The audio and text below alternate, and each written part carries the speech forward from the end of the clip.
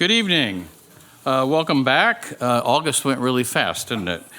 So I'd like to call to order the September 18, 2019 meeting of the Palm Springs City Council. City Clerk, would you please do a roll call? I'm sorry, excuse me. Everyone, please rise for the Pledge of Allegiance. It's been a while. Please place your hand over your heart and repeat with me. I pledge allegiance to the flag of the United States of America and to the republic for which it stands, one nation, under God, indivisible, with liberty and justice for all. Thank you. You may be seated. Okay, now, roll call. Mr. Mejia. Councilmember Holstedge. Here. Councilmember Middleton. Present. Councilmember Roberts. Present. Mayor Pro Tem Kors. Here. Mayor Moon. Present. All councils present. Thank you. Presentation, City Manager, I believe you have a presentation for this evening. Yes, Mr. Mayor, thanks. I'd like to invite Eric Shield up to the microphone from our 1PS group. He has the new guide, and he wanted to just give you a brief presentation on what the new guide is. Welcome, Eric. Thank you. Good evening. It's been distributed. Good evening, City Council. I'm Eric Cheel. I'm Communications Officer for 1PS, and I am pleased to offer you tonight, back up one, to offer you tonight the most recent edition, the third edition of the 1PS Guide to Palm Springs Neighborhoods. This guide is the flagship publication of 1PS because at its core are the stories of all 47 of our organized neighborhoods. It tells their history, their architecture, their culture, their unique sites, their quirks and curiosities. And with this edition, the guide maintains its focus on neighborhoods, but it's gradually evolving to become more of a general interest city magazine that's dedicated exclusively to the city of Palm Springs. Reflecting the growth of 1PS, which now encompasses about 90% of the city, this edition features 8 new neighborhoods and 6 expanded neighborhood borders, or as I like to refer to it, now with 20% more neighborhood. We've updated the map with more city amenities, and it now includes voting districts. We've added citywide features like our neighborhood parks, and it presents over 300 photographs, about half of which are new or very rarely seen. With sponsor support, future editions, we have plans for features like our public art in our neighborhoods. This guide is now available at most city-operated locations, as well as the offices of a growing number of partner enterprises. It's available through 1PS neighborhood representatives. It's available at all events that 1PS takes part in, and it can be ordered online anywhere in the world through the Palm Springs Life website. And finally, it should be noted that everyone from 1PS who contributes to this publication does so as a volunteer. It's a labor of love that benefits not only our organization, but the city. But the guide is available to its readership at no cost, which means it's important for us to acknowledge our sponsors, particularly our major sponsors that are listed here. And with that, I thank you for your time and your attention tonight. Thank you. Thank you, Eric.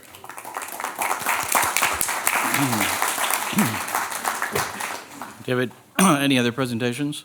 No presentations, Mayor. Okay, thank you. Next item is acceptance of the agenda. The City Council at this time will discuss the order of the agenda and may amend the order, add urgency items, note abstentions or no votes on consent calendar items, and request consent calendar items be removed for discussion. I would like to entertain a motion for acceptance of the agenda. Are there any items any council member would like removed from the consent calendar for separate discussion and or vote? Councilmember Roberts? Thank you, Mayor. I'm still getting organized here, but I'd like to pull item FF, Frank. Frank, aye. I have a few questions for staff on that. And item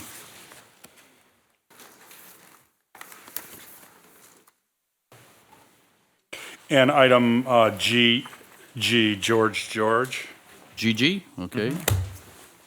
All right, anyone else? Mr. Mayor, staff would Yes. really like to request the removal of item 1HH from the agenda. 1HH. Okay, everyone notice these double numbers. We have like 30-something consent calendar items tonight. Okay, anyone else? Okay, do we have a motion to accept the agenda as amended with the following items pulled from the consent calendar? Items FF and item GG, and item HH will be tabled, is that from here? Yes. And then the tabling item HH. Motion approved made by Councilmember Middleton, seconded by Councilmember Roberts. Motion is on the floor.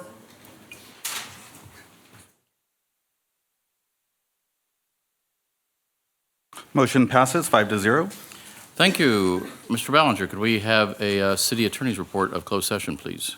Yes, Honorable Mayor, members of the City Council, and members of the public, the City Council met in closed session earlier this afternoon to discuss the items that are listed on the agenda.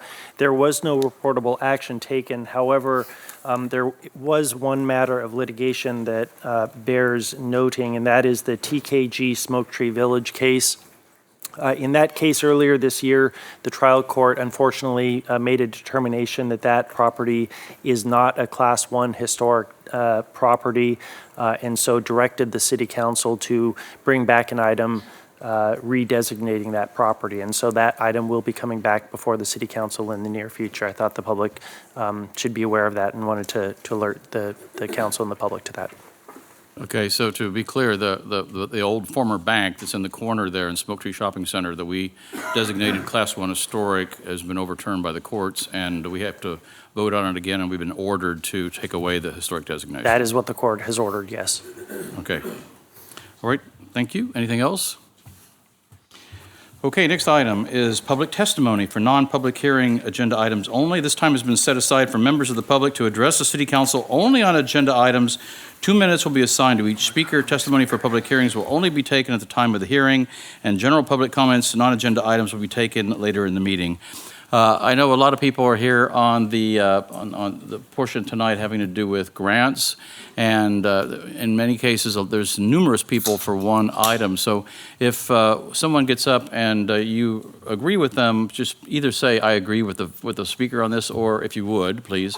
Or if someone's a leader in that group, please have everyone in the audience stand up who supports them. So that would get us all through the City Council meeting a little more quickly. Okay, is there any other questions? Okay. Thank you. We currently have 23 people in queue. Our first speaker is Solange Signoret, and then Maria Ghetto, and then Arthur McMillan, then Brett Flore.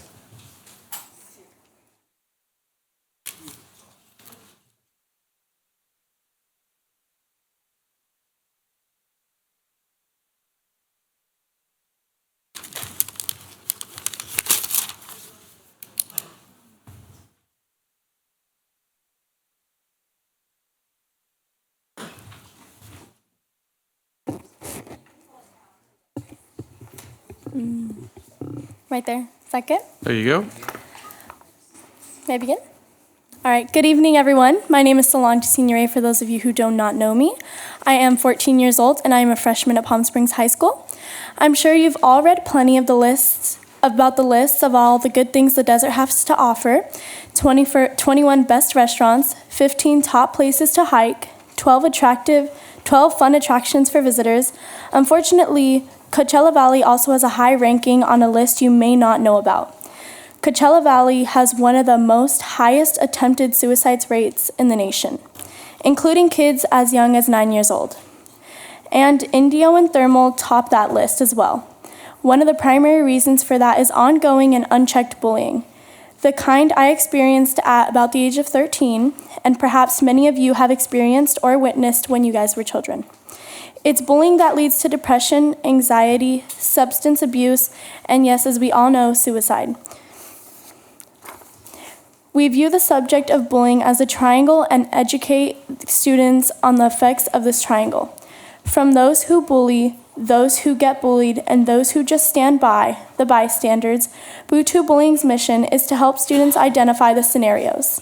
Students who may feel isolated and who struggle with insecurities are taught to love all that encompasses who they are.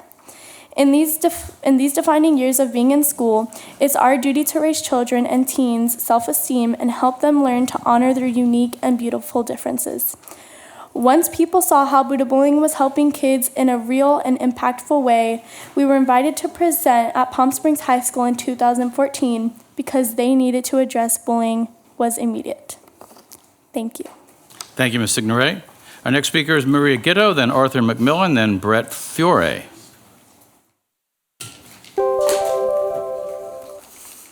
Hi there. Hello, council members. My name is Maria Gito. Don't worry about messing that up, everyone does. And I'm Chief Creative Officer at Digicom Learning. First of all, I'd like to thank you for your past support of our digital storytelling program. We've valued our partnership with the city from the early days of Digicom in 2009, when many of our students' projects revolved around sustainability. Now, a decade later, we're still partnering on sustainability issues, the latest being the Save the Sea Turtles initiative led by students at Desert Learning Academy. On behalf of founder David Vogel and the team at Digicom Learning, I'd like to thank you for considering our grant request. If awarded, it would help us continue giving students a voice through video and maybe even change the world. Thank you. Thank you, Ms. Gito. Next speaker is Arthur McMillan, then Brett Fiore, then Cassandra Layer.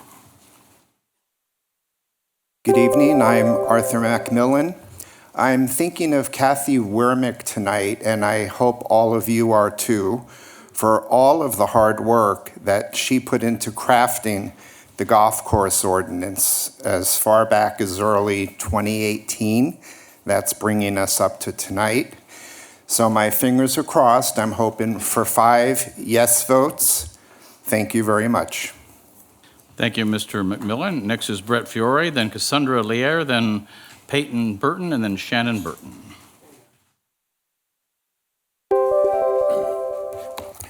Hello, I am Brett Fiore with Signature Sculpture. I'm here in regard to the public art maintenance and restoration contract. I was emailed by the city that we were a close second, and I'm here today to understand how the firm selected even meets the basic criteria required and to make sure that I had a fair opportunity. I've been maintaining public art collections for the Valley for over 15 years. 3 are the City of Palm Desert, including El Paseo, the City of Cathedral City, and Sunnylands. The core of my business is maintaining public art collections for cities. The contract is being awarded to a firm that has just been established this year. They market themselves as art storage, art delivery, and art management, all which is vastly different than art sculpture and art maintenance and restoration. The scope of work on page 3 of the RFP says you must have a minimum of 3 years' experience in large-scale outdoor sculpture experience in the public realm. This and the other company does not have that. After personally inspecting each piece of the RFP, there are 4 pieces that would be challenging even for me. So I would like to, it would be challenging even for me. So the best analogy I can use is the RFP is calling for a college professor, which requires a master's degree, and the position is being awarded to someone who has just entered college. It does not match up at all. The reason I bid the RFP in the beginning is because DeLoss Van Earl, who has maintained this for the city of Palm Springs for a decade, has declined going forward, and he asked me to step in to help the city. So that's what got me here in the first place. So I'm asking the city, and I hope you'll sincerely reconsider what's this decision that the Art Council made. That's all. Thank you very much. Thank you, Mr. Fiore. Our next speaker is Peyton Burton, then Shannon Burton, and then Brendan Steidel, and then Kara Vanjik. First, can you hear me? Okay. First, I'd like to say thank you, Jeff Kors, Christy Holstage, Lisa Middleton, and J.R. Roberts for being transgender allies. I wanted to share a little bit about my story, but also come to you all out of concern. Transgender people remain double, triple, and quadruple the statistics 50 years after Stonewall. I see most gays and lesbians flourishing in our community, but my community remains double the unemployment rate. It is time that we change the way that we think and do things in this world. Assistance should be on need and not who has the most prestige and status to elevate another. We, the young, want a world where good prevails, a world free of barriers, a world that provides fair share to those in need. I am a youth, I am a trans man, and I am a person of color. My mother works hard to give me the foundation I need to reach my highest potential. For my life as a transgender person to be successful, I have unique challenges and needs. One of those barriers I will face is called privilege and entitlement. I understand that many of you don't want to share in fear of losing what they have, but all of it is not theirs to begin with. It is taken from the T in each time we say LGBT equality, but are complacent when it comes to the T. When one says, I support LGBT equality, that means that each of those letters are provided for equality and fairly. I'm coming into a world where I will face the highest murder rate, the highest discrimination rate, the highest homeless rate, and the highest harassment and abuse rate. For me and people like me, to succeed, we need safe spaces, and we get like the Transgender Health and Wellness Center and Transgender Community Coalition. I have to say I'm disappointed when looking over the Palm Springs contributions. Most popular comes first and least popular is last. Many of these organizations can generate these funds on their own, where in my community we face discrimination not only from the cisgender community, but also our gay and lesbian brothers and sisters after marriage equality. Bringing the LGBTQ community together means supporting each of those letters fairly and equally. What I am taught here is that I must worship someone's bad deeds and not live with truth. The transgender community receives about 0.015 of each dollar given for the LGBT plus community. Therefore, my community remains the highest in statistics 50 years after Stonewall. I'm here to tell you that those decision makers for this funding just prove that number is upheld and valid in Palm Springs. I would think that this... You really need to wrap this up. I'm sorry, your time's up. As an example, Sanctuary Palm Springs was denied funding to which give young adults the tools they need to succeed while they are in the environmental high risk. Did you know that the county... Sir, you really need to wrap this up. I'm sorry, your time's been up quite a while. Okay. Thank you. Thank you, Mr. Lair. Next speaker... Okay, our next speaker is Peyton Burton, and then Shannon Burton, then Brendan Steidle. Thank you for allowing the extra time. I'll cut mine a little bit short to help compensate for that. That was actually my son that went before you. And I have to say, I'm advocating on behalf of the Transgender Health and Wellness Center because it has been an incredible asset for him. A couple of years ago, when he came out, it was a huge transition for our family, and I had absolutely no idea where to begin or how to support him on his journey because it was as new to me as it is for our culture and our community. And it's hard for the doctors, it's hard for his pediatrician because there just isn't a lot of precedence, especially in our area. But man, things started really progressing quickly once we were put in touch with this wellness center. And the director, Tommy Clinton, fabulous, absolutely competent. And considering what little funding she is running on, her ability to stretch that and develop programs that are making a difference is huge. So it's interesting listening to Ms. Solange first about bullying and the suicide rate among teenagers. If you look at my son before he had the opportunity to enter some of these programs, he was really floundering, his grades were dropping, he was being bullied at school, and it was very challenging. Once he had a community behind him to support him, move him forward, and help him live an authentic life, a huge difference. And these are the kind of people that you want to turn out into the community, solid, confident people in who they are. So when you back these programs, especially with this director behind it, you're not just doing good for an individual, you're doing good for the fabric of your community. Thank you. Thank you, Ms. Burton.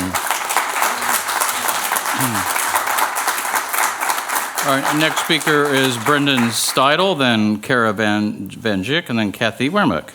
And please note that, we do have the 2-minute time limit, and we have a lot of speakers. I do have to be fairly strict on that. And I always let people finish a sentence or finish a thought before, even if the alarm goes off in the middle of it. But please try to keep your comments to the time limit as much as possible. Steidle? Brendan Steidle? Okay, Brendan Steidle will be followed by Kara Van Jick. Thank you. Good evening, Mayor and members of the council. So with one decision, this city has made Palm Springs no longer a dog-friendly place. This is in regards to the decision announced last month to close permanently and completely 4 trails to dogs. This happened in the middle of the summer without any public comment period. There was no input from the community, no explanation of what problem this decision solves, no discussion of finding solutions with dog walkers. There was no recognition of alternative solutions employed by other desert cities, like leash rules or time of year restrictions. There was no timeline presented for implementation or definition of an end date to this dramatic change. There was no proof that dogs are actively disturbing wildlife any more than the people who hike on these trails. Frankly, this is unacceptable. It's unfriendly to citizens and visitors alike. It puts a blemish on Palm Springs' reputation as a dog-friendly city. Again, this happened in the dead of summer, with few snowbirds in town and not as many people on the trails because of the heat. What we need to have is something like a public comment period, or an exploratory committee, or a dog impact mitigation team, a study period, or a public vote or ballot measure. Speaking personally, my wife and I just purchased our home, and one big reason was that we love walking our dog close to home and enjoying the beautiful trails of our city as a family. Like many in Palm Springs, we don't have kids in the home, but we do have a dog. Our dog is our family. In Palm Springs, if you're not dog-friendly, you're not family-friendly. Palm Springs has a reputation for being fun and active people want to hike with friends and with family. Dogs are a big part of that, as any of you would know. This is not a small thing. This is a very big deal about the future of our city and the values of our city. Will we continue to be a dog and family-friendly city? Thank you. Thank you, Mr. Steidel. The next speaker is Kara Van Jick, and then Kathy Wermick, then Denise Petty, and I'm sorry, it says Jan someone, but it's truncated on my screen, and then Rob Warrenoff. Hello, Honorable Mayor and Council. My name is Kara Van Dyke. I'm representing the Palm Canyon Theater, and we appreciate the council and staff recently spending time with representatives of the Palm Canyon Theater as we navigate the new lease. But I am here tonight because previously we had applied for the city grant, and I hate to miss an opportunity to speak to you all and bring the grant to your attention, that we, like you, are always looking for resources to help maintain and repair the Francis Stevens School, and the city grant request was one avenue. The submission is related to repairs that are very needed at the historic building, and the grant details the many repairs that are needed. So if you see a match with the city grant funds and Palm Canyon Theater, we would certainly appreciate this connection at this timely point. Thank you very much for your considerations. Thank you, Ms. Van Dyke. Our next speaker is Kathy Wermick, and then Denise Petty, then Rob Warrenoff, and then Laura Natchison. Mr. Mayor, members of the council, Kathy Wermick, 699 Wilson Lane. I'm here tonight to speak in favor of the PlaceWorks contract to update our general plan. It's pretty consistent with what I've been saying for 6 years. And it's important that we do that. At the same time, I'm concerned that the contract does not include any funding to conform our zoning to the updated general plan. Our zoning is over 60 years old, and in 2007, a problem was created by the fact that no money was spent updating the zoning and bringing it in conformance with the general plan. So your planning commissions have been dealing with that for several years. The PlaceWorks contract does include a requirement that they identify areas where the zoning needs to conform with the general plan, but it doesn't actually provide for any consultant time to assist staff with significant problems where there needs to be conformance. So although I'm very enthusiastic about this tonight, I hope you don't forget that you're going to need to spend some money down the line conforming our zoning. Really wanted to thank you for bringing this up tonight. And I wouldn't leave without saying that, of course, I'm asking you to support the second reading of the golf course ordinance. Thank you, Ms. Wermick. Next speaker is Denise Petty and Jan, and then Rob Warrenoff, and Laura Natchison, and Adam Gilbert. Good evening. I'm Denise Petty. I'm the board chair of the L Fund. And the L Fund is the only lesbian philanthropic organization here in the Coachella Valley. We're located here in Palm Springs and were founded in 2012. It's an all-volunteer organization, no paid staff. We have an ED who gets a stipend. We don't have a brick-and-mortar office. We have two main programs, Lesbian in Need, that assists lesbians within financial crisis, and we also have our LEAP program, which is our L Fund Educational Assistance Program. And our goal is that we give out grants for education up to $2,500 a year for lesbians, so in turn, they're not part of our Lesbian in Need program. Though our Lesbian in Need program, the money goes to 62% to avoid eviction, homelessness, security, and food, 16% for healthcare support, insurance, and expenses, 13% to assist the disabled, 5% to escape domestic violence, and 4% to the end-of-life expenses. So we thank you for your consideration for the L Fund and a grant and a sponsorship. Thank you, Ms. Petty. Okay. Our next speaker is Rob Warnoff, and then Laura Natchison, then Adam Gilbert, then Carrie Deal.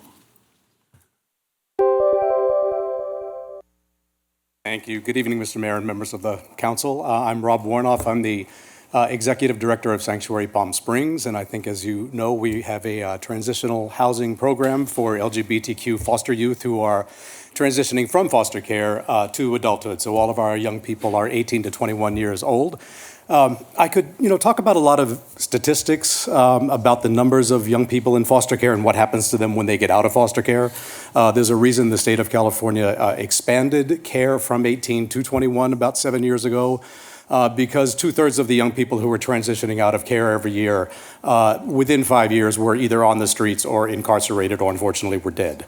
And the state saw the wisdom in extending the amount of time they could spend. We provide the services to help them transition. But rather than talk about some of those statistics, I want to talk about a specific situation that we've had recently. Because from what I understand, the inclination is to not fund Sanctuary this year. And of course, I'm here to try to change your mind around that. But one of our young residents, who is a Palm Springs native, had been in foster care since he was 4 years old. And on his 18th birthday in June, his foster mother simply dropped him off at Sonic Burger. She wouldn't be paid to care for him anymore, and she simply dropped him off. This young man didn't know where to go. He had a friend whose foster father had a house, and he just simply went to the front yard and went to sleep on the front yard. Because he didn't know where else to go in this city. The man came out in the morning, found this young man sleeping on his front lawn, called me and said, he's in foster care, but he's homeless right now. What can you do? Immediately, I hooked him up with some members of the community who had a guest house where he could stay until we had an open bed. He's now living with us at Sanctuary Palm Springs. He is fully enrolled at College of the Desert. He's volunteering with the Trans Community Center, even though he's not a trans man himself. He has very directed goals, and he's been a wonderful influence for the other young people in the house. But for us, this young man would still be living on our streets. So I really implore you to try to reconsider your decision. Thank you. Thank you, Mr. Warnoff. Our next speaker will be Laura Natchison, then Adam Gilbert, Carrie Deal, and then Craig Johnson. Hi, I'm Laura Natchison, Senior Grant Writer for Desert AIDS. Good evening, Mr. Mayor, members of council. Thank you so much for your service to the community. It's important to all of us. DAP is dedicated to ending the HIV epidemic in our region that persistently has high HIV prevalence rates and rising incidence rates. Homelessness, as we all know, is a recognized problem in Palm Springs and in Coachella Valley as a whole. People who are homeless experience higher rates of HIV infection, have a more difficult time staying in HIV care and adhering to HIV medications, and experience worse health outcomes as a result of HIV infection. So this leads to the spread of infection. DAP's Housing Placement Assistance Program matters to the health of the community and makes an important contribution to solving the homeless crisis in our valley. Funding from the City of Palm Springs for DAP's Housing Placement Program will assist DAP's Housing First best practices that are more than just a temporary solution. In fiscal year 18-19, DAP served 470 clients who were homeless or living in temporary or unstable housing, such as in danger of foreclosure or eviction. We assess needs, provide what's necessary to prevent homelessness, whether emergency, temporary, rental or mortgage assistance. This support will help permanent housing placement. There's so little money for that. And we appreciate that you will consider funding us for this proposal. Thank you. Thank you, Ms. Natchison. Our next speaker is Adam Gilbert, then Kerry Deal, then Craig Johnson, then Tommy Clinton. Hello, Mr. Mayor and Council. My name is Adam Gilbert. I'm speaking to you today in my capacity as President of the Board of Directors of the Palm Springs Boys and Girls Club. The Boys and Girls Club has been around in Palm Springs for over 70 years, and we are currently the largest after-school care provider for youth in Palm Springs. We serve over 1,200 kids every year, and we are one of the primary sources for after-school care for working parents and providing transportation for kids, homework help, college assistance, performance activities, and dance programs, among many others. I'm a personal product of the Palm Springs Boys and Girls Club, and it is amazing to see firsthand the amount of work that the staff members do to provide help for these kids and provide support and services. We thank you for your consideration for these funds. This year, the Boys and Girls Club has particularly suffered from the Valentine's Day flood. We had extensive flood damage, and in response to what's going on in our nation with mass shootings and hate crimes, we've increased funds and expenses for extra security measures to protect our children and protect our community. So we thank you for your consideration, and have a nice night. Thank you, Mr. Gilbert. Our next speaker is Kerry Deal, then Craig Johnson, then Tommy Clinton, then Angelina Love. Good evening. My name is Kerry Deal. I'm the Director of Operations for the LGBT Community Center of the Desert. On behalf of our Board of Directors, staff, volunteers, clients, and members, thank you to the City Council and staff for your work on behalf of our great city. Tonight, you will be considering our grant request in the amount of $75,000, operating on an annual budget of approximately $2 million, the majority of which is raised from private donations. We provide a broad range of programs and services to LGBTQ people living in our community. Our behavioral health clinic saw almost 3,000 client visits this past fiscal year.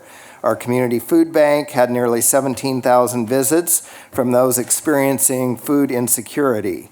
In total, the center experienced over 71,000 visits from July 1, 2018 through June 30, 2019. Based on the first 2 months of this new fiscal year, we're projecting to surpass 80,000 visits in the new fiscal year. Each one of those visits represents a person with a story of how we have helped them along their way. Your support of our request will ensure we are able to continue providing and expand these vital and at times life-changing services to people in our community who look to the center for help. Together, we truly are creating vibrant community. Thank you for your consideration and support. Thank you, Mr. Deal. Our next speaker is Craig Johnson, then Tommy Clinton, then Angelina Love, then Jennifer Derringer.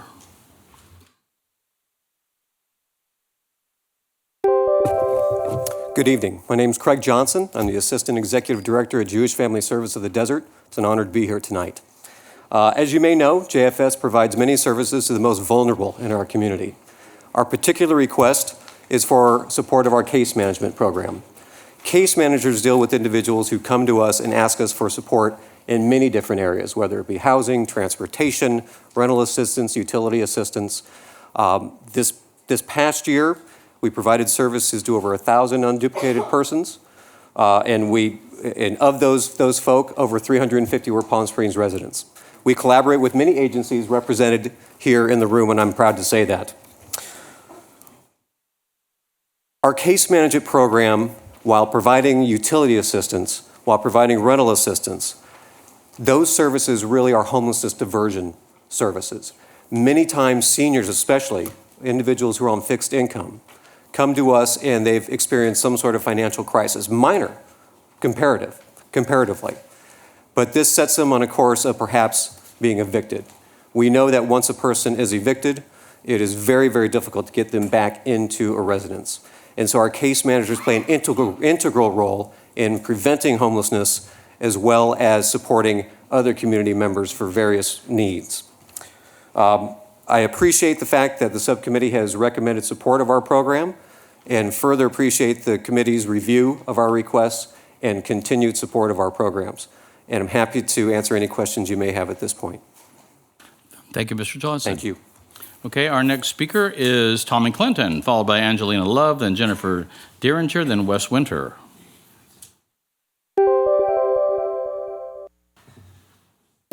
Thank you, Christy, Lisa, JR, and Jeff for being trans allies and supporting the trans community. And I did have a speech, but I'm going to cut it back to 2 minutes. To be honest with you, I should not be here. In Palm Springs, 0.038% of the funding goes to the trans community. The national average is 0.015%, so I don't know if that's good or bad. When I wake up in the morning, the first thing I do is I check my phone. I have to see if I've been texted by the SART team to see who's been raped, who's been thrown out of a car, who's been stabbed. We've had the 23rd trans person in this nation that was burned to death in a car for living her life. And for people to deny the trans community funding is disappointing from an LGBT city council. And I know the people up there are big supporters of the trans community. Today, I'm sitting back here trying to find a juvenile that was just kicked out of their home with the person behind me that's trans. That's the life that I have to live. And the energy that I expend being up here should be applied to saving people's lives. And I'm really disappointed and upset that I'm caught in this political toy between certain city council person and the rest. And it's about people's lives that I am saving. So when I see we get 0%, it's upsetting because it affects lives. They come in my place that I work, cut up, trying to commit suicide, being raped, and then we're just dismissing them.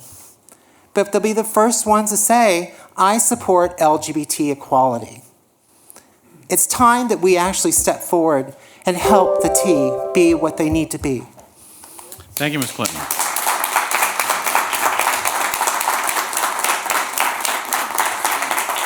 Okay, our next speaker is Angelina Love, then Jennifer Deeringer, then Wes Winter, then Eric Cheel, then David Selberg. Good evening. Thank you, Christy Hodge, Lisa Middleton, Jeff Kors, J.R. Roberts, for being supporters of the transgender community and transgender equality.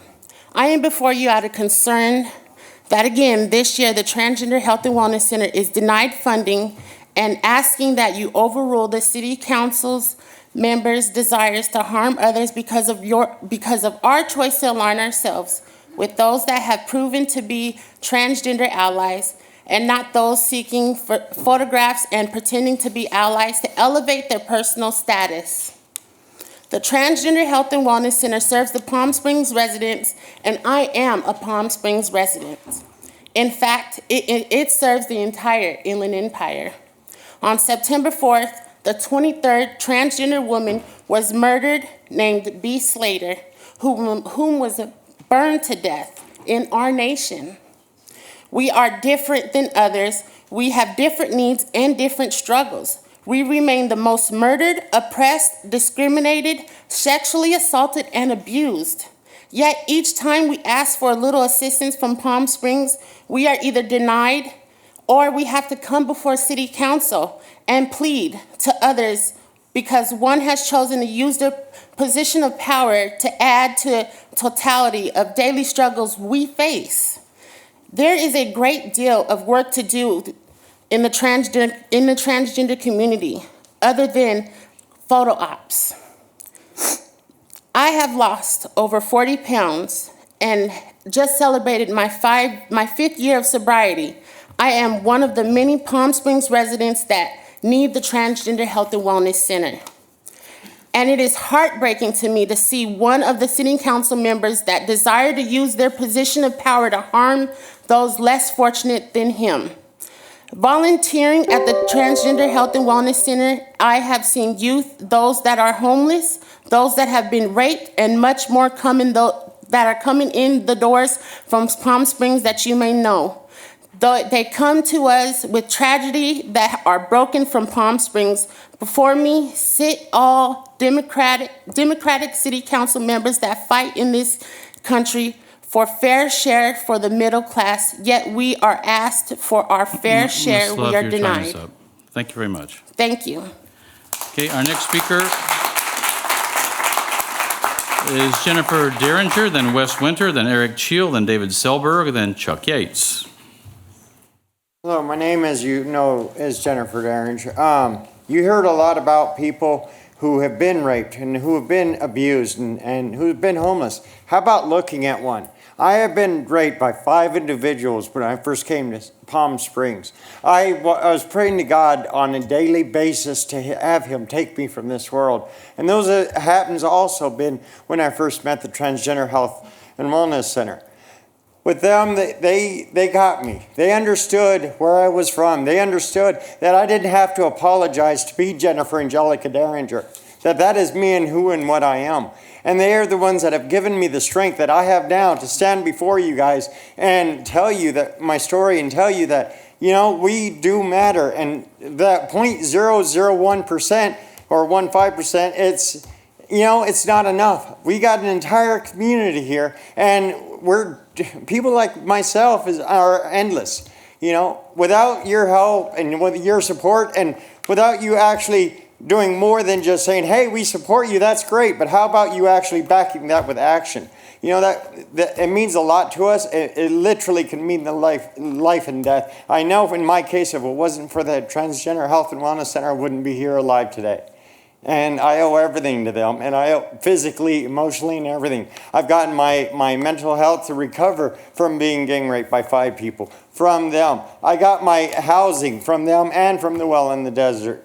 You know, I've got a lot of these things, and they are one of the, aside from the Well in the Desert, they are the first and only people that said, listen, you are a human being, you are worth standing up for yourself, and you are worth, you know, being here. And as I said, if it wasn't for them, I wouldn't even be here today. And I just want to thank you for your time, and I just want to keep you in mind. You know, you hear about people like myself. How about looking at one? And that is me. I'm sitting here, and I am telling you that I would not be alive today if it wasn't for them. Thank you. Thank you, Ms. Derringer. Next speaker is Wes Winter, then Eric Cheel, then David Selberg, then Chuck Yates. Good evening. I'm Wes Winter. I'm the Executive Director of Mizell Senior Center. Mizell Senior Center has enjoyed and appreciated the support and funding assistance of the city over the years and is looking forward to another opportunity to continue working in partnership. Mizell has been serving the greater Palm Springs area for 45 years and is an acknowledged leader in the active aging arena. Mizell's multifaceted network of programs and services for seniors are designed to encourage creativity, promote lifelong learning, and sustain an active and engaged lifestyle. Most importantly, Mizell's welcoming space offers community and kinship for seniors from diverse backgrounds and life experiences. I thought that I'd offer you a few statistics regarding the impact that Mizell has in our Palm Springs community. Attendance for classes and activities last year was over 40,500 visits, an increase of 9.5% from the previous year. That figure does not include the nearly 14,500 people who benefited from our weekly free farmers market. The total number of visits to Mizell last fiscal year surpassed 60,000, and we expect to exceed that number this year. Mizell's on-site activities are a vital resource for seniors, most especially for those struggling to stay active and healthy. Mizell's animated social environment provides an antidote to loneliness and isolation, a health risk that impacts up to 43% of seniors who live alone. Our nutrition program now prepares and delivers over 500 nutritionally sound meals every weekday on routes that stretch from the Whitewater to the Salton Sea. The total number of meals delivered last fiscal year is 200,535, an increase of 9% from the previous fiscal year. Of that number, 52,000 meals were served to Palm Springs residents. 35% of all home-delivered meals were presented to seniors living in the Palm Springs community. In closing, the members, the board of directors, the staff, and the community at Mizell Senior Center all say thank you to the city of Palm Springs for your continued support. Thank you, Mr. Winter.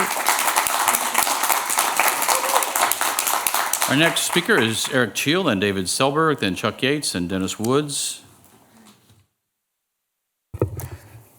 Good evening once again. I am still Eric Cheel. It's a small town. We all wear multiple hats, and I am now representing Desart Performs, on whose board I serve and who is a candidate for a scholarship grant, or a sponsorship grant. Desart Performs is one of only 3 professional equity theater companies in this valley. Our board understands budgetary constraints, respects the necessity of setting priorities, and like you, appreciate the local abundance of worthy sponsorship candidates. So I'm submitting now for your consideration one thought that might not be readily apparent.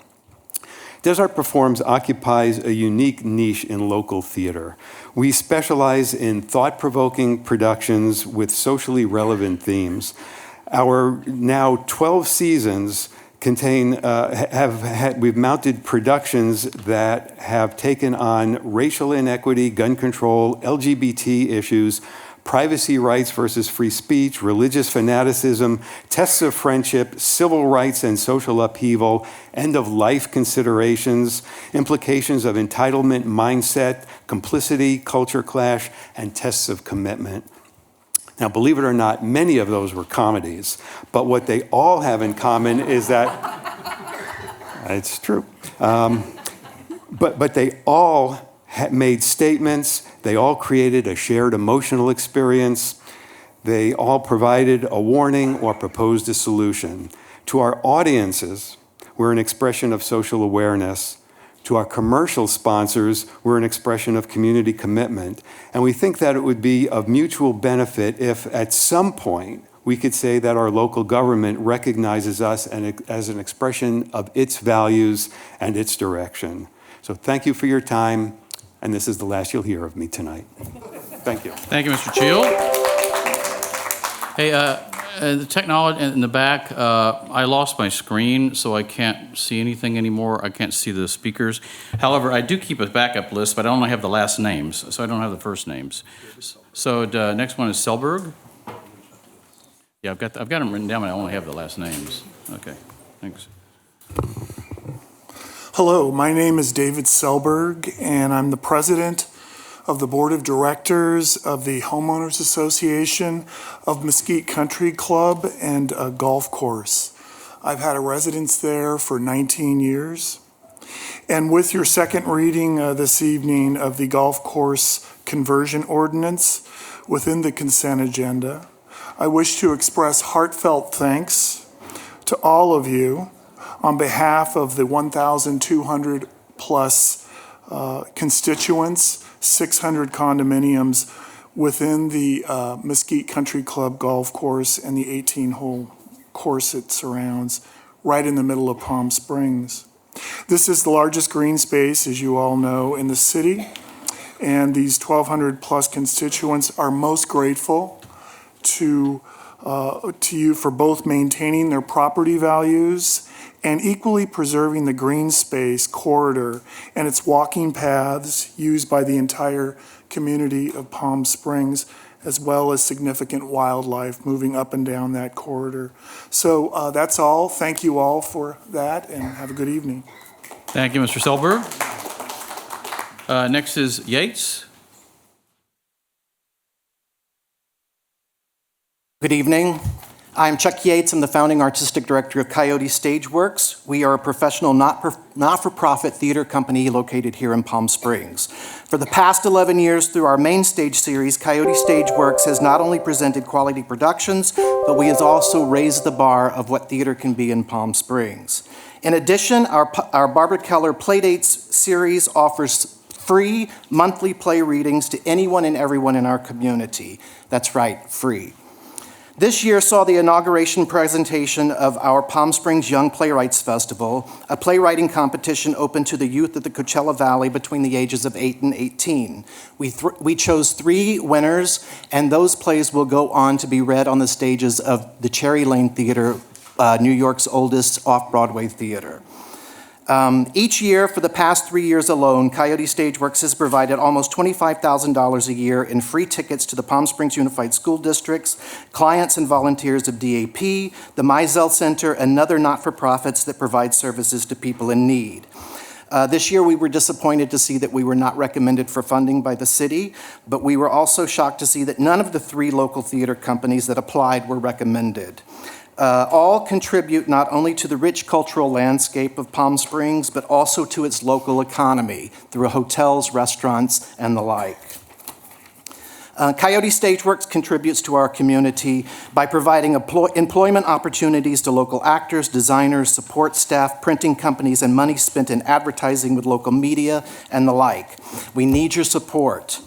I read a quote online: when Winston Churchill was told that funding for the arts had to be eliminated to support the war effort, he said, "Then what are we fighting for?" I read this on Facebook. I dug a little deeper. I realized that he never really said it, but he should have. Thank you all. Thank you. Please consider us. Thank you, Mr. Yates. Our next speaker is Woods. Dennis, of course. Good evening. I'm Dennis Woods. I'm chair of the Palm Springs Planning Commission, but I'm not wearing that hat before you tonight. I'm wearing the hat of a candidate for Palm Springs City Council District 2. Part of what I'm here to do is really sing the praises of your consent calendar tonight, which many times is overlooked by the general audience. But before I do that, I really want to say a testament from the people who have testified tonight. It is an incredible testimony to what great services the city has, and the hard thing you have to do to see which ones you can fund and not fund. But what I'd like to do is talk to you about item 1D, the public art restoration. I think is very admirable that we have public art in this city. I think it makes us uniquely Palm Springs, and the fact that we're taking care of that art, I think, is vitally important. I want to commend staff on item 1M for going out and securing funding to maintain our infrastructure for sidewalks and bicycles. It seems very unsexy, but it's really important stuff to have on there.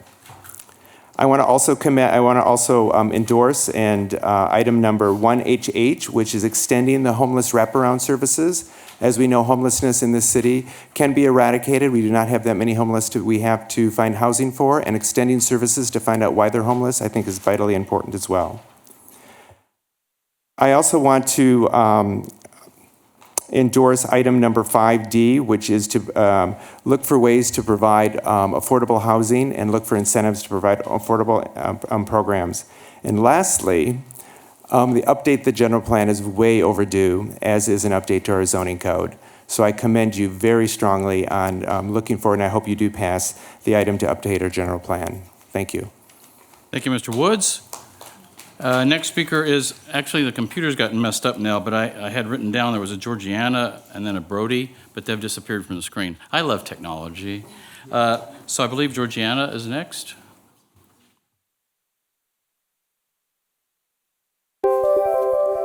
Good evening, council members. My name is Hazel Georgina Perez. I'm here as the advocate for the homeless. And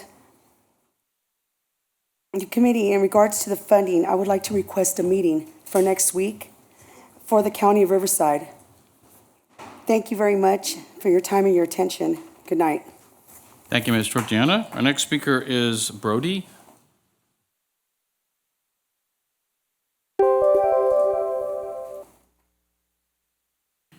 These disappeared. Good evening, council members and Mr. Mayor.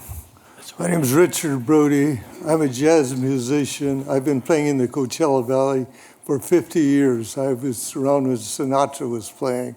So I have a lot of great memories of Palm Springs. I'm here in behalf today of Mizell Senior Center.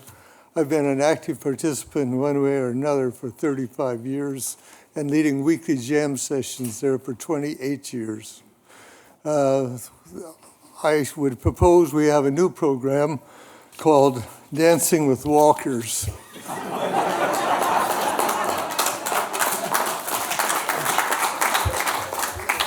We have fabulous people, fabulous musicians. This is an element where people are pleading for their lives. This may seem very superfluous, but it's the motivation to get out of bed each day that is so important to our seniors.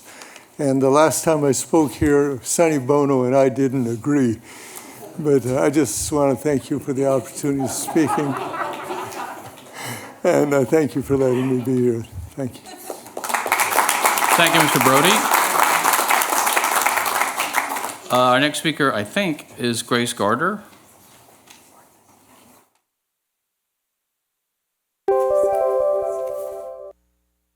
Yeah, yes, Good evening, Council.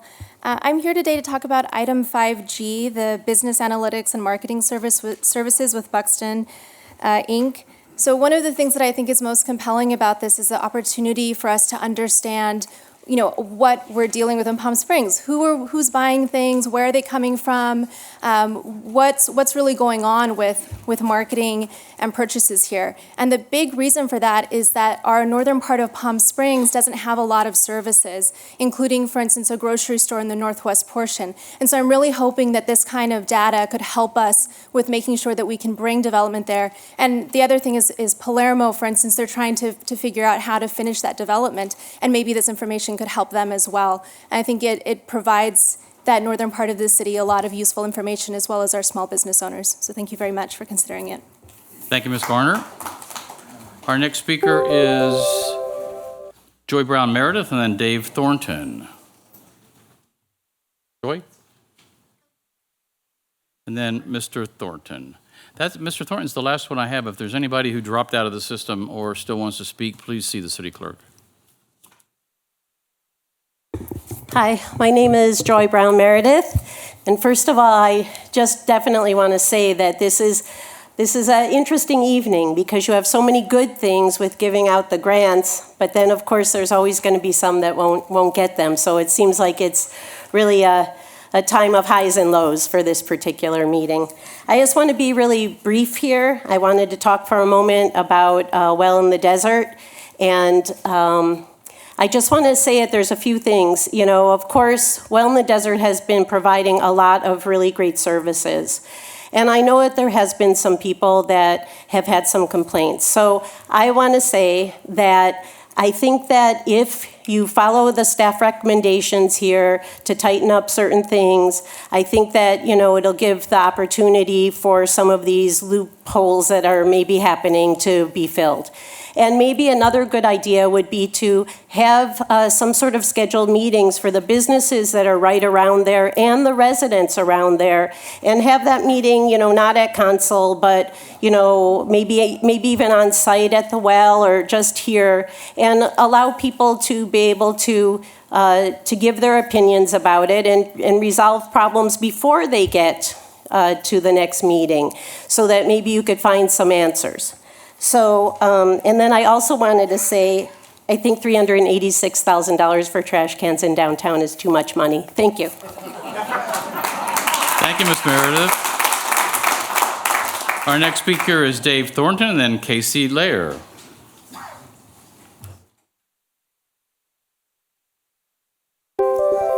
Good evening, Mr. Mayor and City Council members. My name is Dave Thornton, and I'm the Executive Director of Habitat for Humanity of the Coachella Valley. Habitat's been in the valley for 30 years, building low-income housing and providing home restoration and neighborhood restoration for our community. And just over the past, just a few months, I've got pictures here just to show you that we've been doing in the community. This is in a mobile home park, and this is a group of Rotarians that are out in the community working to restore the home of an elderly woman. And her home still needs a roof, but at least we got a lot of members out there to restore. She couldn't afford to paint it herself. She goes out and helps other people in the community, but couldn't afford to paint her home and restore. And this is just another one. The neighbors here provided all the sanding prep, and the Rotarians went in and did their great work. And then just another one here is another mobile home. The neighbors donated money to provide decorative rock, and again, volunteers went in to restore her home. And just show some of our audience here, just the work we've been doing. And we love doing what we're doing. We need support to continue to do it. It costs a lot for supplies, but then we also bring together the community members to help support our other communities. So any support would be very appreciated. Thank you. God bless. Thank you, Mr. Lair. City Clerk, do we have anyone else wish to speak? Okay. Lair, okay, I'm sorry, Casey Lair. Skip me twice today. You keep Yeah. throwing my cards away. My name is Casey Lear. I'm the Director of Research for HARC. That's Health Assessment and Research for Communities. I hope you've heard about us. I'm here asking if you'll thoughtfully reconsider our grant proposal to support our community health survey. Every 10 years, the government does a census to find out who lives in the United States, what are their needs. We have to understand our population to best serve them. We do the same thing for the Coachella Valley every 3 years. We make phone calls to people who live here, and we ask them, what are your health behaviors? What's your income? We want to know everything about the people who live here so we can really take action to serve them best. A lot of the nonprofits use our data, but they find it invaluable, and I hope that you'll think about how valuable this is to our community. It costs about $500,000 to do this survey, so it's quite a project, and by the end of it, we're all digging in couch cushions looking for the last bit of it. So we're hoping that you'll join the other cities who have donated money and contribute to the survey. Thank you. Thank you, Ms. Lair. No other speakers. No further speakers? No, it's fine. Come on up, Arlene. I'm sorry. We had a little bit of a computer glitch. Like I said, some of the names dropped out, and we're trying to Mr. Mayor, catch I up. just Yeah. want to point out that Arlene's card is for the public hearing, Oh, I'm item sorry. 2A. Yes, that's why. Oh, that's the public hearing. I'm sorry, Arlene. When the public hearing comes up for the well in the desert, you'll be invited to come up and speak. If it's funding request, yeah. Use the other one, Arlene, the tall one. Arlene, the other one. Yes, so funding now, CUP later. Okay. Arlene Rosenthal, Well in the Desert, esteemed council members and mayor. I'm here on behalf of the Well in the Desert, our board, our volunteers, and our clients to thank this particular city council for the years that you have walked the walk with us. You made something happen that brought us here tonight, and we want to all say thank you. And also, if you can squeak another 25,000, and maybe give us all that we asked for, we would love you even more. But don't worry, we won't hold it against you. Thank you. Thank you, Ms. Rosenthal. Okay, seeing no more speakers on public comments, we will close this portion of the public comments. Next is City Council Subcommittee and City Manager's comments and reports. City Manager, do you have anything to report? Well, just a couple of quick things, Mayor. First of all, I'd like to introduce our new emergency management coordinator is now on board.